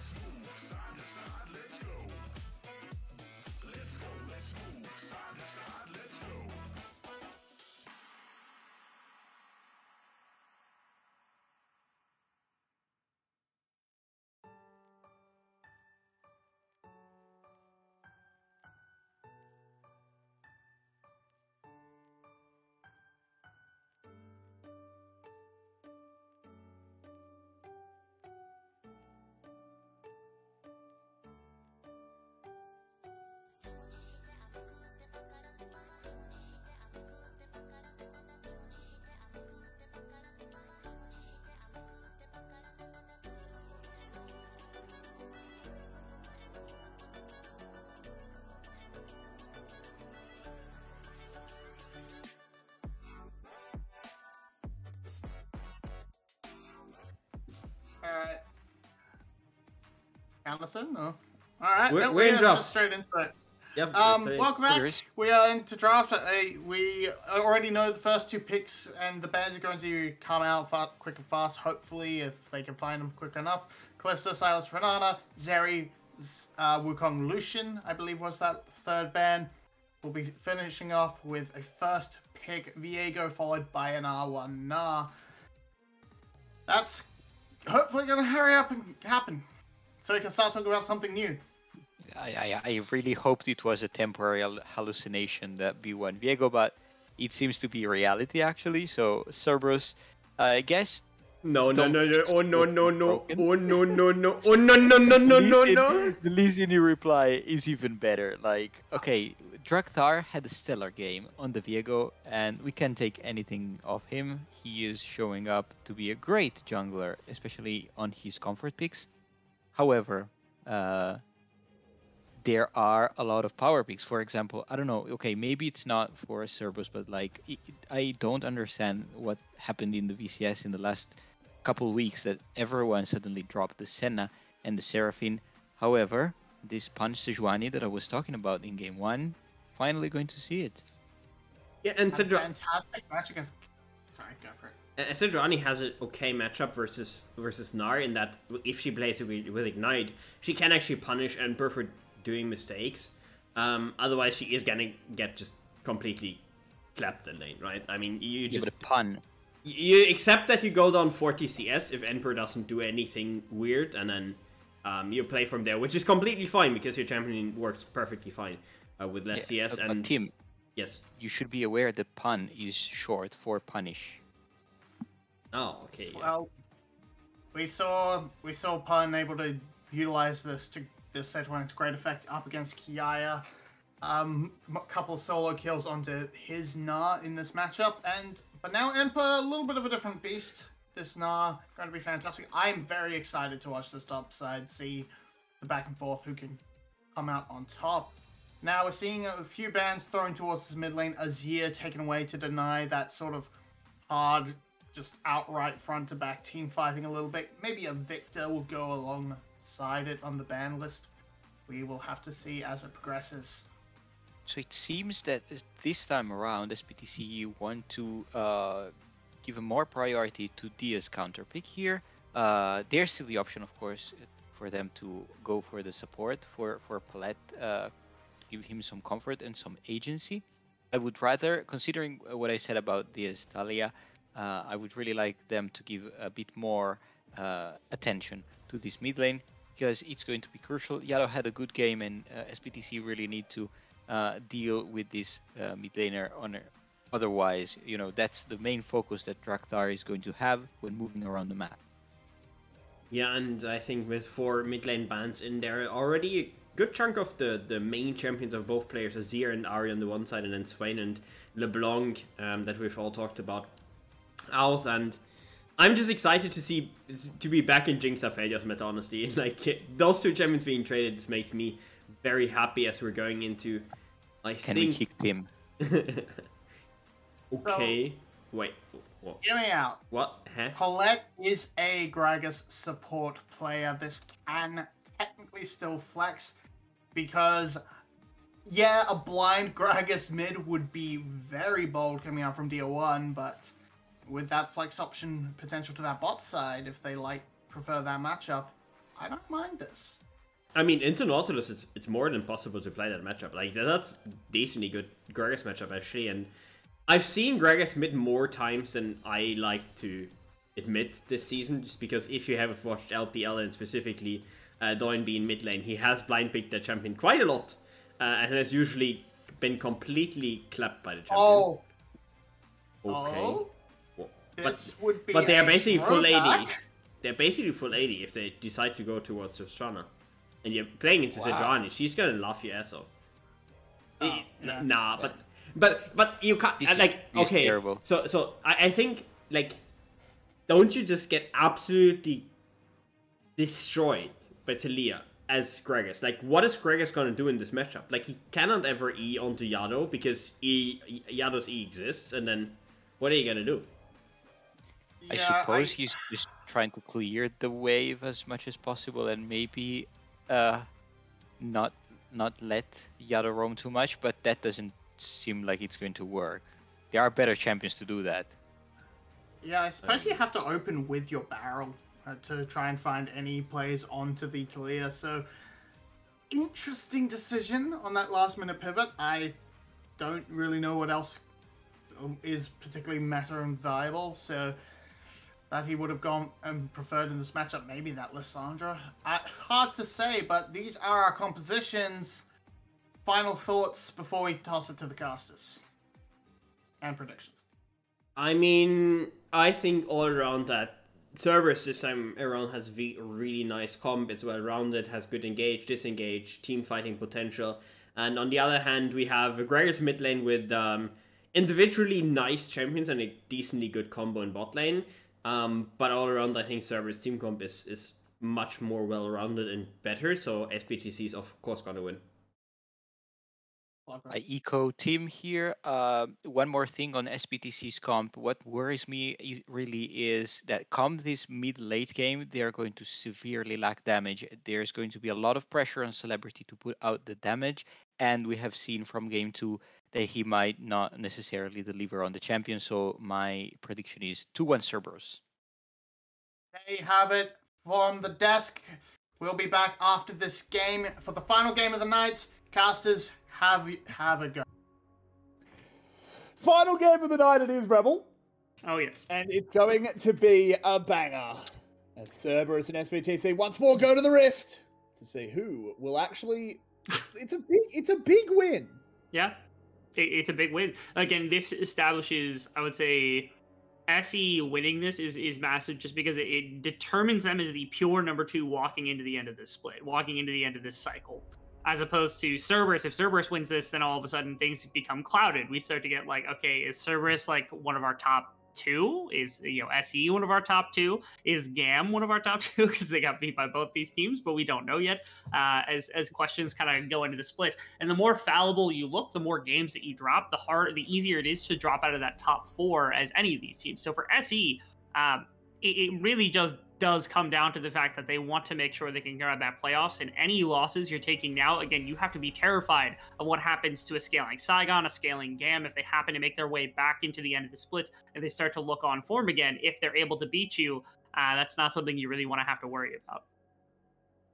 Yeah, look, I mean, is it crazy that I actually don't think GAM is in the conversation for second? I'm not even talking about conversation for second. I'm just talking about playoffs at this point. Yeah. Fair point. Yeah. I mean, I think GAM could probably make top 4, but they've got a long road ahead of them, which is crazy to say. As Ron OP throws out a very wishful hook. What do you think about Dia1 going back to this Gragas? He's had a bit of an affinity for the fat boy. Yeah, he played it in the first week and was actually pretty good on it. And we know Dia1 from like way back in the day as being the very selective champion pool. If you remember, you obviously remember, but for anybody who doesn't know, on GAM, he was also a Tristana player, which is why I got excited there for a minute, because it was like, oh, Dia1, OG, Tristana mid with Palette, Gragas support. We're back in 2019. Yeah, it really is. Also, Sejuani is insane in Tanar. This is a good matchup for the Sejuani. This is something that gets played often where I'm from. Like, we have plenty of Sejuani top players, and like they will punish Tanar as often as possible as they can with this pick, just because it's got so much single target damage that in Mininar you actually can get just straight up solo killed by Ignite Sejuani, which is terrifying. Yeah, we saw Pun destroying people with this Sejuani as well. So. Oh, yes. A little bit of a moving back and forth. Ember has TP'd in, so he's full health. They're just fighting over Jungle Creek. Oh, and DNK got the better of it. 2 of those rocks spawned over the wall. That had to be the most unfortunate circumstances. Drakthar also says, hey, I'm level 3. I'll beat the level 3 Lee Sin. But unfortunately, Pun's down a little bit of health. He had the full back from Emperor, who actually didn't buy any extra. Okay. Ron OP with a level 2 roam. Okay. Yeah, Ron OP, able to make things happen. It looks like they actually got Shove on bottom side and just immediately left in general, because it looks like Artemis also backed, got a cheater back for the Cull, which is just great work and great usage of this bot lane combination. If they were able to shove in Celebrity Palette, yeah, this is him just moving up from the bottom lane. Nice shove, just barely Okay. He wasn't expecting that. I get it now. All right. He turns because he gets seismic shoved not into a bunch of rocks because there wasn't that much mana. Much the thought, oh, I can put some more damage into Yato, only to then immediately regret his decision as soon as the Nautilus roam comes in. Yeah, not the best situation, but at the same time, expecting a level 2 is a little bit brutal. That's a lot of minions. That is a big lot of minions, and he's going to miss all of them. Yeah, they need coverage real bad here. They at least have the Nautilus. Okay, Artemis, go get the wave. Go get the wave, please. Yeah. Screw the Krugs, they don't matter. Yeah, you take one small Krub, or you can take like 18 minions because of your options. That's not a trade deal you want to be on the wrong side of here, buddy. But it looks like he does. As a subscriber to Froggynomics, I'm taking the Krug. Froggynomics is don't farm, simply roam. 6 CS per minute as a mid laner is a perfectly acceptable mark, right? The Frigma grind set. Frogma. The Frogma. What's Frogma? Huh? Anyway, let's get away from that topic of conversation before we get TAS. Or terms of service. I don't know, whatever it's called. Not even in this game. Oh, anyway. All right. Anyway, it is D1 returning to the lane. Again, he is safe in the 1v1. It was just the fact that there was a Nautilus joining the party as Enpa will force Pun back, doing well in this matchup. That you say is a pretty heavy counter. Like I said, I wouldn't call it a counter, but it's a good matchup for Sejuani, good enough to pick it consistently. It's a matchup that I think is favorable for Sejuani in the right circumstance, but Enper clearly knows it because, again, he's jumping in as rage increases.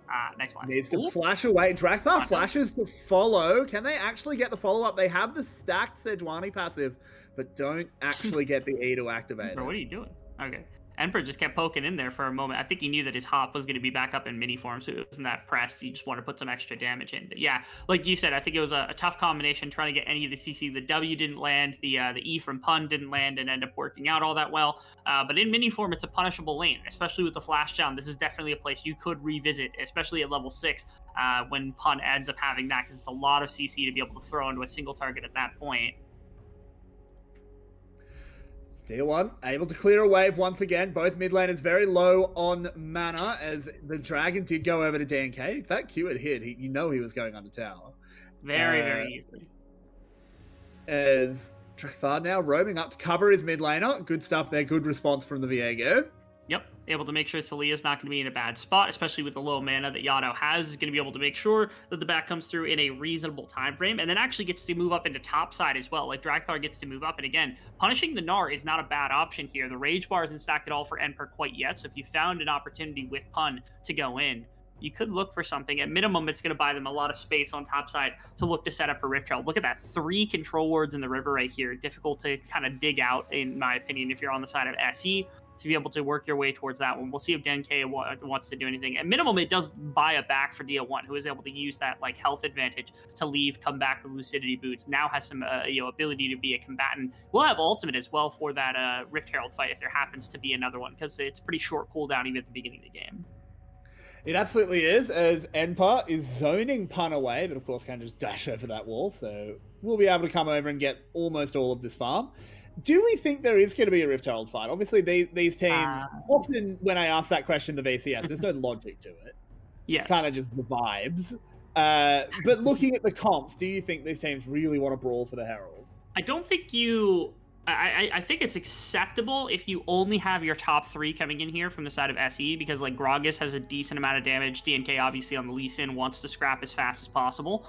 But with additional members, actually really good from DO1 to fish for the flash from Yado. But yeah, they're roaming up. They want the Rift Herald as much as possible. Like Celebrity and Palette have just beelined here as, no. DO1 in some trouble, able to be saved by the Gravitum from Celebrity, but is chunked out.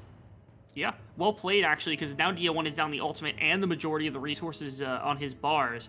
It's just DNK soloing on top of a ward. I think they want to work their way into the river here. They're going to wait for Yado to come around. They're going to wait for Rano B to come around as well. DNK going in, finds Drakthar, boots him in straight into the belly, but a Heartbreaker will save him. And in fact, it's going to turn the fight around completely as he gets the soul from Drakthar. Pun going low, and for bearing down on him, but not low enough. 0 was the number they needed. Palette diving away. Weaver's wall comes out as Yado tries to join in. DNK will somehow survive as Palette eventually goes down. Rocket thrives across the team, doesn't actually hit anyone in the end, and DNK does get out just about. In the meantime, Celebrity will get 2 plates, so the Herald is worth it. unfortunately, the 2 kills are not really answered. Gets a 3rd. Yeah, it gets a 3rd off the back of having Crescendum readily available, so that you got the Chakram, which is just a ton of attack speed to be able to use at the beginning of the game. Actually, Red Bull, for a second there, I'm highly convinced he could have just ran down Artemis underneath the tower. Artemis thankfully has heal and flash, which I think is the only thing keeping Celebrity from killing him now. Careful. Yeah, like I said, I think Artemis would die if Celebrity wanted to commit. The only fear is, again, it's heal flash versus heal flash, and so it might be hard for Celebrity to just outright kill him quick enough for the tower to not just like bring him down in response. Maybe he doesn't want to trade. Did he just get the tower here? He just gets the tower. Well, he gets 4 plays. Yeah, he should get it. This is insane. They left Celebrity way too on an island right here. Nobody is around at all. Yeah, you'll give Rift Herald. You don't give a damn about Rift Herald in exchange for the tower. You just got 610 gold for Celebrity this early in the game for your primary team fighter. That's not even a thought. That's not even a second thought here from the side of SE. Yeah, no, you give up this. Like, if you can take that trade every time, that is the ultimate Shelly bargain. Okay, Cerberus, congratulations. This is just a complete robber baron deal, I guess. Truly. I mean, out of fairness, Celebrity in the last game didn't show off the greatest of Aphelios carry potential. Like, there were a lot of fights where he was kiting backwards for so long that it felt like he never even put in auto attacks. On the other hand, of course, having your Aphelios in a place where he's like 1,400, 1,500 gold ahead of the majority of the game at this point means you could open up your potential avenue for team fighting a little bit quicker, maybe around 2nd Rift Herald, maybe around Dragons, anything this early, just because your Aphelios is as powerful as he is at this point. Artemis is still, going to take a minute before he gets really, really powerful to match. Oh. Okay. For some reason, I thought Celebrity and Palette were both on Cerberus, and I was like, DNK, you're standing on a ward. What are you doing? I just got panicked there for a minute that he was just like in front of 2 people defending the ward, just like taking it. I was like, okay, all right, that's perfectly fine. You're not going to give him more Celebrity's getting more plates. Yeah, he's got 3 people here too. So like, what is Pun to do? Like, Pun is just going to get pushed off. I don't even think he can really step up. I mean, he uses the flail to clear the wave.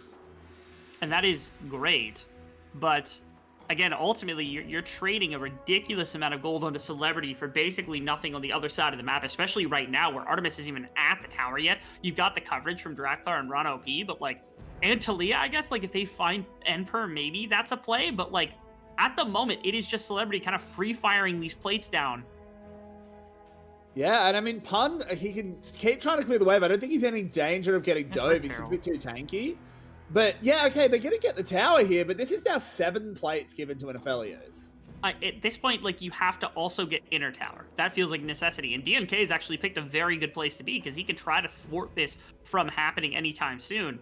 He's going to be here just to make sure that the tower gets hovered. Talia can always show up here really quickly with the ultimate as well, so maybe they do have that, but they can't push for more. Like, that's it.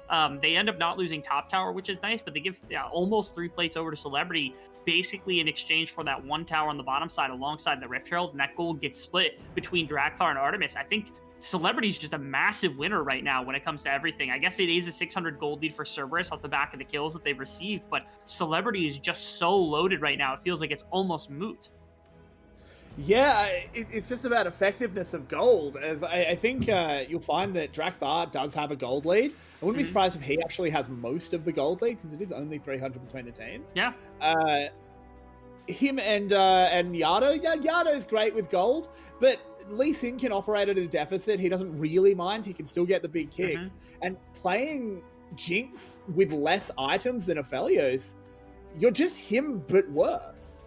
Not to mention, if it's an AP Gragas, really, Artemis has to be terrified that if you tank 1 ultimate or 1 barrel, especially if it repositions you poorly, the fight's over. Like, you're done. Like, Artemis can't do anything against, like, a Gragas. So Dia1 has, like, a Ludens or has an Everfrost or something in the inventory and tags 1 solid spell onto Artemis. Artemis might get 1 shot by the Gragas.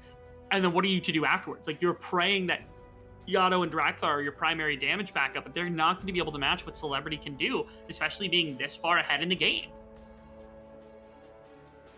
Rebel, this is a real masterclass of map movement coming out from SE. They know where their bread's buttered. They want that big Aphelios, as he will find a bit of a tag onto Yado. Nothing special. He's moving to another tower, Rebel. There's no more plates for him, but he's always near a structure. He's playing Caitlyn style right now, where he just keeps getting moved around to pull as much early game gold as possible to get him through like a mid game spike or mid game trough. However, he's not Caitlyn, so he doesn't have to worry about like the second item, like power trough. He's just going to get stronger and stronger with every single item. Okay. I'm trying to keep track of everything else because we got like a minute and a half until the next Rift Trail. We got 3 minutes until the Dragon. Dragons are evened up at this point. It feels like this game is ridiculously close, and it will break open when we get our first real interactive fight, when we get actual multiple members on both teams. Because right now they're both playing really defensive at the moment. Nobody's making the aggressive moves. Nobody's trying to step up. Everybody's just trying to let their carries do the carry things that they need to accomplish inside of this game. Yeah, I mean, it's going to be interesting as this one keeps going. What do you think of this Crown of the Shattered Queen on Yado? It seems very defensive. My curiosity goes to who breaks it. That's always my first question with a crown. The options are, of course, like Emperor can hit a boomerang or a rock. You have DNK with a single Q. You got Dio1 has a couple of spells that are able to be thrown, but ultimately you'd want to throw those at Artemis, like in an ideal world. Of course, now Yado can potentially break them. And then it's Celebrity. I don't think they have the best of ways to break it, and the important one is that the most consistent ways to break it are probably Dio1 spells, and if those are being dumped into somebody with a bunch of resistance, like the Crown provides, then you're not getting the value. So as long as Yado isn't standing on top of Artemis, and maybe Artemis and Drakthar, and all three of them are tanking it, so you're breaking the Crown and dumping damage into Artemis and Drakthar at the same time as Gragas, I think it's actually a pretty solid buy here. It's a very rare circumstance where that defense is going to be really valuable. It's the same as like, if Celebrity tags a Q from like a green gun, whatever that might be, the Calibrum to throw the shot from a far distance, you don't just get one shot by like that plus the auto attack ensuing afterwards because the Crown defends up against it. It's very true. Checking in on the farm, it is leads basically everywhere for SE except for the jungle matchup, but I think as we've discussed, that's not super relevant. Drakthar can take over the game. Viego obviously can pop off in fights, but you know, most of the time that he doesn't use his own items anyway, as we have the second Herald and Paulette getting very sneaky as a hook will land in onto the Lee Sin, but DNK is very tanky. Weaver's Wall completely sectioning Celebrity out of this fight though. DNK, big time Kent shield, huge Dia1 ult. The Gragas once again showing why he goes to this pick so often. And low, flashing away. A hook goes in onto DNK. Nice. This time he goes down. Jinx will get excited. But SE able to kite it back. They still have good health bars. They still have Celebrity, who even still has the Moonlight Vigil and Gravitum ready.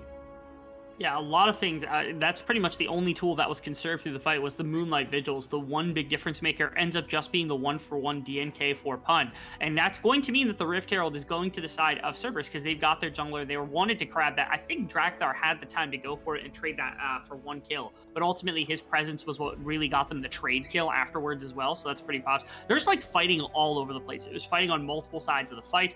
Pun ends up being the target of affection because look where Pun is in the middle of like everybody. And unfortunately, Artemis can't really stay in because he's worried about the positioning of Dia1. That barrel almost puts him in a very bad place, but thankfully again Emperor ends up getting punished really effectively, and ultimately he has to leave the fight. That's what leaves DNK on an island out there. It's usually Emperor would be standing alongside him, but he got driven out of the fight because again it was Drakthar and Yado focusing him down before the fight had kicked off. So a lot of moving parts over the course of that, but ultimately a massive winning play for Cerberus because they're the ones that get not only the kill, but they also grab up the Rift Herald to be able to knock down another structure. Yeah, they do. Another person I just want to shout out was Ron OP hitting hook after hook in that fight, really able to buy a huge amount of space, but just a huge amount of disruption. Overall, just a fantastic team fight from really both teams, but Cerberus did end up winning it out just because, as you said, that jungler presence. But coming back out of it, SE are going to move up to 2 dragons.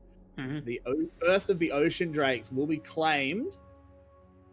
And this is an interesting game, Rebel, because it just doesn't resemble game 1 or 2.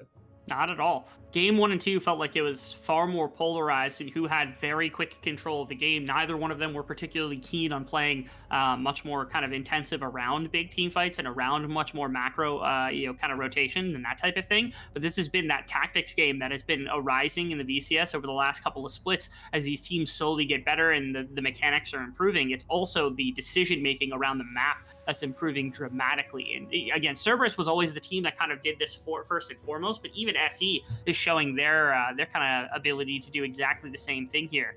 as they're trying to establish themselves as one of our top teams, as they haven't been in prior splits. But this is the roster, and hopefully this is the team that can really do it for themselves. They bring in a little bit of veterancy. They've got Paulette, they get Dia1, and they bring in long-standing veterans of the league in like DNK. They get Celebrity, also put them alongside a very young stud in Enper, and all of a sudden this team has just become an absolute menace to everybody else in the league, being one of the top teams right now, as well as having some of the best shot calling, some of the best decision making here on the map. It really does make them a terror. It's what's making them such a force to be reckoned with, and such a really important milestone now for Cerberus and anybody else that really wants to take a step up into playoffs. This is a team that they're going to have to beat, not just now, but at the end of the year. And of course, Cerberus is a team that's really looking to redeem themselves. Spring Split was incredibly disappointing from them. They were the winners of our only winter split. They did take the shield in that one, and then really weren't even in the conversation for much of spring. We were keen on them at the start, but it was very clear early on that team was pretty doomed. Ended up bombing out of playoffs, really didn't do anything. The fact that they've come back, able to fight back, 3-2 is not the best record, but if they pick up a win here against SE, suddenly they're in conversations for a deep playoffs run. They are. I think it would put them in a much better position. Again, a win here for Cerberus does so much. Actually, I think we're getting some action. Ooh, nice barrel. Ooh, RotoP smacked into the middle of the enemy team. The flamethrower comes down. Can they pick him off? They can. That happened. Gragas gets held up. Sejuani ult thrown as well. Enpar is coming in from the side. No Narbar, though, so we can't actually have that much of an effect and just has to back off. Yeah, instead it's just the pushing power of Cerberus. They throw the Rift Herald into the mid lane. They crack a little bit to put some damage in. And then ultimately it's just RotoP. Again, it's lapse of vision where like Dia1's able to find a nice barrel, push him under tower. There's not much else to really say about that circumstance. The important bits is, of course, like the gold keeps getting traded back and forth, but we've maintained the same level for such a ridiculously long time that, again, it's really going to be the big objectives here in just a bit. You've got Baron that's now spawned that's going to be on the table for both sides to potentially team fight around. And again, when next dragon, maybe the dragon after that, is really going to start to ramp up the pressure for SE or Cerberus, and being able to take that and being able to grab dragon control to force the other team to defend Soul Point at some point, because that's coming up on the near future as well. So I anticipate maybe another 5 minutes of silence like this before we really start to get some waves happening. 5 minutes of silence in the VCS. Rebel, you truly are invoking deep magics that we've never seen before. Truly. Though I don't think you're wrong, to say the least. Oh, never mind. RotoP's flashed over the wall and missed a hook. That's going in the cringe compilation. Oh, come on, Caught in 4K. We got him. Jeez. Like I get what he's going for there, and maybe if he hooks it goes better, but I don't even see a world where like that hook landing ends up leading to Celebrity dying. I don't think Artemis necessarily has the damage at this point for that to have mattered, so I appreciate the attempt. RotoP's trying to play make. I'm happy that we get RotoP back in the lineup because he's a veteran support. He plays a bunch of these melees, was really famous for it, but ultimately that was just some gremlin nonsense that I just saw out of him. Well, no, he heard you say 5 minutes of silence coming up and went, all right, burn my 5 minute cooldown. No worries. Easy.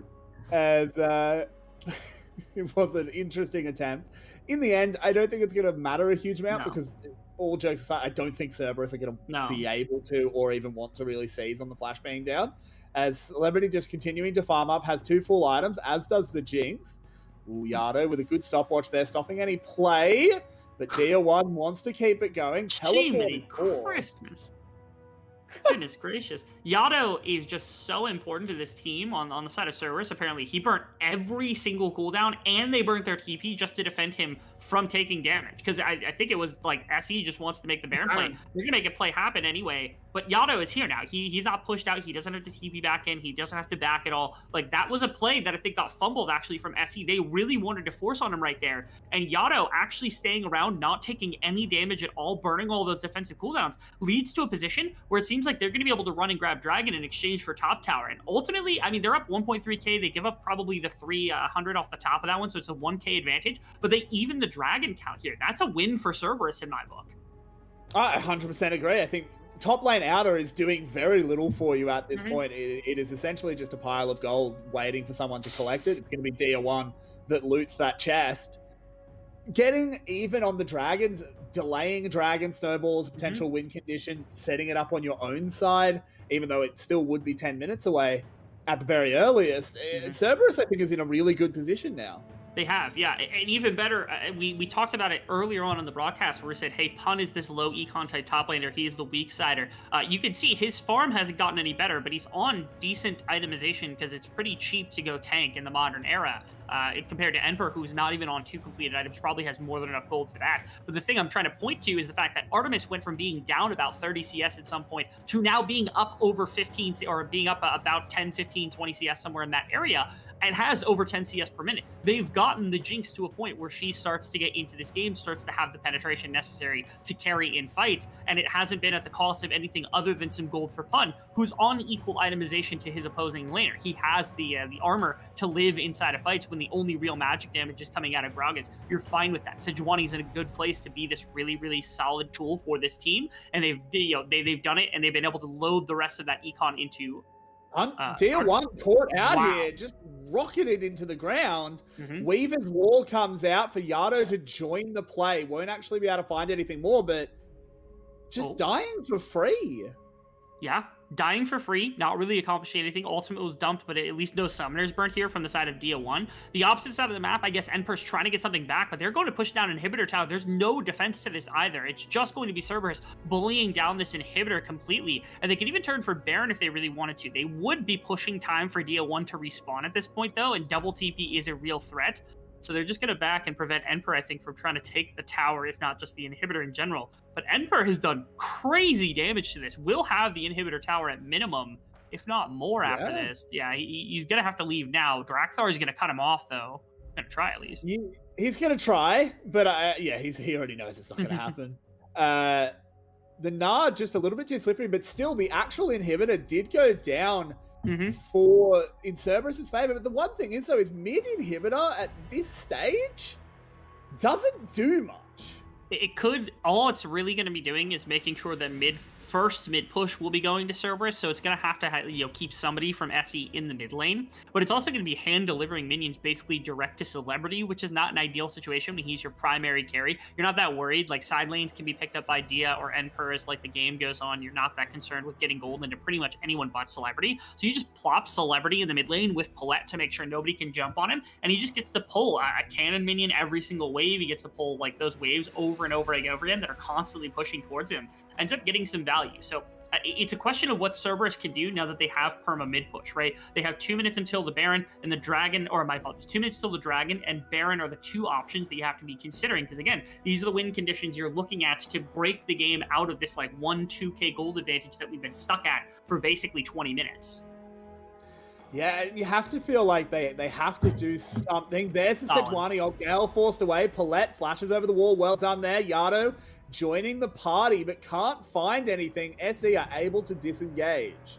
Spending a little time fishing right there, I don't actually mind it. Look at Pun's ultimate. It's already a quarter back after only a couple of seconds because of how much ability haste and how low the cooldown ends up being. And they're just trying to fish for Celebrity. That burnt the Gale Force. That's one tool he doesn't have. Flash and Heal are still available, but if you can get another one before any big fights come out, or if you can get any of them before big fights come out, that's one less tool Celebrity has to be able to carry with. That's one more threat that could potentially hit him in a fight that wouldn't have been able to hit him otherwise. Yeah, Paulette losing Flash as well, not able to be nearly as clutch with the Devour as DNK caught out. They're never going to lock the Lee Sin down, so it really is just a how you going. Yeah, just a little bit of damage poking on a DMK. Drakthar got a little healing back for that as well. He was trying to back because he was down below half of his health bar, but he's actually back up significantly enough to stay on the map if he wanted to be. But it's not going to worry about it right now. I think he just wants to find a back timer before the Dragon. This wanted to happen like 15-20 seconds ago before the mid tower got contested, but because they lost too much health, they had to stay defend the mid tower. Now they're a little late to getting out to Dragon. The only fortunate part is I think SE fell victim to that as well. So neither team has perfect setup for either one of the neutral objectives at this point. I almost feel like SE has to give this up with how late Celebrity is. Yeah, Celebrity's going to be very late, and then, you can always see... Actually, Dia 1 doesn't have TP, and he's on cross-map, which is not good. If Emperor were up there, it would be a different story. Yeah, he's backing right now. They want to shove out. Cerberus, I don't think, are prepared, though, for bottom lane, maybe. Maybe they're still contemplating which side they want to set up, because they were worried about the push from Emperor having delivered enough space for, like, wards to be forward in SE's jungle. But you saw right there, Ronopi actually went up to Baron's side to make sure that they couldn't respond to it. Now they're just going to put all of their members in this bottom river to make sure that they've got control. And SE can't really go and try to trade as much, or it's not as easy to bait a trade for the Baron buff here. Or not concerned about it on the side of Cerberus. Is that wall comes in, but Enpa with nearly a full Naba. This is not when you want to engage, but Ronopi is going to do it anyway. Hook into a big set of knockouts, but there's no follow-up. Rock comes out from Enpa. Are they just going to try and disengage? If they can wait out this Mega Gnar, I think they're in a good position to take the dragon. In fact, I think they've already pulled it. They'll get this for free. Right now. Yeah, this was the ultimate objective I think they wanted. They did have to give a mid-tower for it, which sucks. It actually evens up the gold, gives a slight advantage to SE, but it doesn't matter at this point because, again, less than 1,000 gold doesn't matter. As Baron, like you said, started, but that setup from Ronopi means they have perfect vision of it. They have perfect information right up until now when it got swept out, so they can challenge. 3k health on the Baron. This is just going down. They trade Dia 1 for it, but once again, if they can evacuate 3 members, that's pretty good. Celebrity on the run, Drakthar and Pun chasing, but they have to go through a turret, which I don't really think they can do safely. So 3 Baron buffs will get out of this situation. They're actually going to try and turn it around onto Pun, boot him forward. There's the Aphelios damage. They're actually going to pick a kill up off this. Can they find anything more? Enpa TPing in. Okay. Rebel. It's just trades back and forth between these two teams. I like the play afterwards where it's like, okay, Cerberus, I don't know, maybe they didn't feel like they needed to jump into the pit. They just wanted to play around the outskirts of the fight and say, okay, you can't really do that much damage with the Baron buff, most likely, so we're not that concerned about it. And the important bit is that they got 3rd Dragon, so they're the ones on Soul Point. They can either spend another 5 minutes after this one waiting to go for 4th Dragon from both sides. This is the fight as they got it. Yeah, they got Dia 1 immediately for the exchange, of course, not contesting the Baron at all. And then they get, of course, Paulette also goes down. Feels like they could have maybe just called it here. Like they keep chasing, and really there's only 2 of them chasing. 3 split off, and there's like no reason to be chasing if you're not really intending on chasing them with all 5 members underneath the top tower, which is why Pun ends up going down here for basically nothing, for no reason. But I get why Cerberus was at least chasing a little bit. They wanted to find a little bit more off the back of that one because they want to play for the fight around the next dragon more than they want to do anything else. And so this was just a little bit of gold that they could have picked up in exchange, and they're hoping that they don't lose anything on the Baron buff, because if they lose nothing on the Baron buff and keep the gold within striking distance, they feel comfortable enough with where they're at in this game to win out a fight around probably Ocean Soul. But Rebel, it's very risky to do that. It does. It means that if you bungle the setup around the next Ocean Drake and give it up, it really hurts. It does. Because then you've given up the first Baron, you've potentially given up more structure and more pressure on the map. Not to mention, the Baron buff here should be able to help set up the waves. It's not going to be perfect, but it will deliver the waves to about 1:30 timer before the dragon, which is typically when you're looking for your back so you can redeploy out on the map in time. And it is actually going to even net them structure, so it's more gold in exchange for the bottom tower that got picked up by Pun, so he can be a little bit tankier. Goodness gracious, if they get 2, that's where the gold really starts to break, starts to be more influential, I think, than anything else. But ultimately, again, this isn't really the big thing. I want to see how they use it to actually set up the dragon, because that's where SE is really going to need this to work for them. So Anathema's chain's now complete for the Sejuani, as Dia 1 in some trouble. They're throwing everything in the kitchen sink at him, but he just goes gold and ignores it all.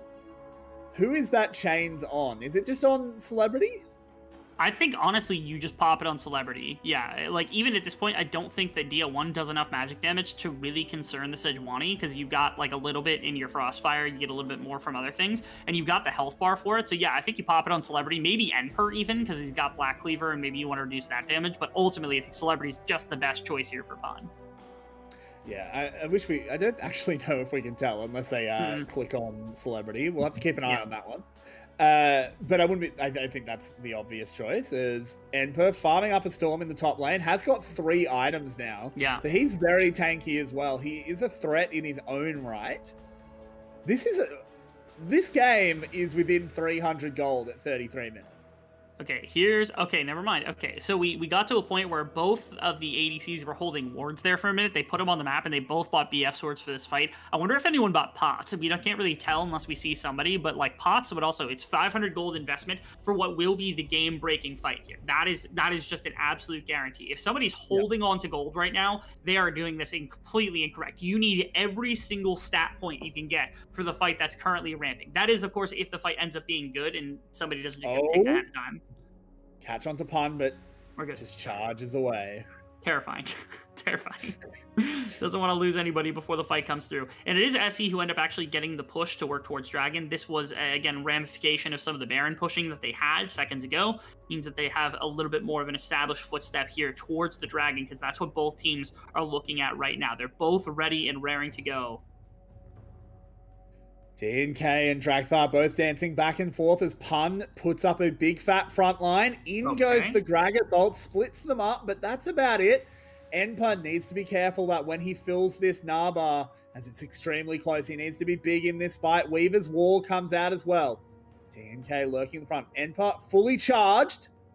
And I think he's actually timed this pretty damn well, as the Dragon is now pulled. He's lurking. He's looking for a big Gnar into the wall, but he has to find Artemis if he possibly can. Whips out another rock, but he's only got a few more seconds. And Strakhthar's going to turn around onto him. They just go for the trade. It doesn't really work out, as they don't kill Enpa. They lose the Dragon. There's minions in the bot lane, and SE can just buy a lot of time here as they go on in. It's another barrel out of DR1, doing a hell of a lot of damage. Pun will fall. Drakthar tagged up by the Sonic Wave. In he goes. DNK with the boot onto Artemis. Now trying to make some distance. Smites for health. Goes gold. Needs to delay the excitement from Artemis. Can't quite do that, but it's still a big amount of kills in their favor. Huge knockback there from Yado. Artemis and there's TP to the base. He just wants to finish the game, and I think it's going to work out, because Yado can't get back. No, he can. He finds a way, but I don't think he can actually stop the Gnar. In goes Enpa, and the rest of the team will flood in as well, and this is going to be a hard fought game from Cerberus, but SE prove themselves better. They move up to 5-1, affirming themselves as a juggernaut of the summer split as they take the 2-1 victory over Cerberus. It feels like the thing that really lost it there for the side of Cerberus was that they lacked communication. It felt like they were split in the decision whether you want to fight into the Dragon Pit and kind of let the Gnar do as he pleases, or fight into the Gnar, try to get the pick, and then play for the fight afterwards. And they just didn't have enough members leaning into fighting the Gnar, fighting Enper all at one time. And because of that, they burn resources, they split up, they end up getting completely pulled apart. And because of that, it's SBTC, SE Esports. Incredible stuff to be able to walk out in a game like this, to be able to walk out in a series like this, take that commanding victory over another top competitor inside of the VCS, and to put yourselves in position for very easily after the first round robin a number 2 spot. Yeah, and we're going to go straight back to our analyst desk. Tim, Clockwork, Marby, I'm sure you guys have a lot to talk about after that one. We definitely may. I'm a little bit frazzled, and thoughts are hard to put together at 1:30 in the morning. So I'm going to let you two carry the hell out of this desk. What were your thoughts on this game? First off, it was a bit anticlimactic, meaning that after 2 very fast-paced and decisive games, 1 and 2, this dragged on with barely 10 kills at 30 minutes. So it was very slow, and both teams were looked kind of indecisive on which shots to take, until SBTC rushed that Baron in the mid game. That was the moment that changed the game completely, because it prompted both teams to take fights, to take the initiative. And SBTC, every time they inched one step ahead, one step more decisive in their play, and eventually Enper did not want to look any less brainy than 2T and had to replicate the base race. Yeah, and also I think 2 things really stood out to me is that, one, even though Cerberus had a big kill lead throughout the most part of the game, they never had a massive gold lead. That was never really an issue, just because top lane farm was so good. Even the Gragas had at the time a good farm league over the Taliyah, even though the matchup did end up looking abysmal. So I'm like, kudos to SE. They basically, outside of 1 or 2 good Gragas ultimates, basically played 4v5.5. Because it looked like the Gragas was really more playing for the other side for a large part of the game. But still, they pulled through with good team fighting in later stages. And I think what really has shown through is that I've always said that the worst draft has lost, at least from my predictions and from what I've seen. And in this game, again, it's Cerberus should be able to play those team fights, but they don't really have the cohesion, specifically in the last team fight as well, where Nash should have been dead. They should have just given up the 3rd Drake and then played for the team fight afterwards. They rush it, they don't go for the Nod, they try to go for the Drake, and in the end they just lose the fight.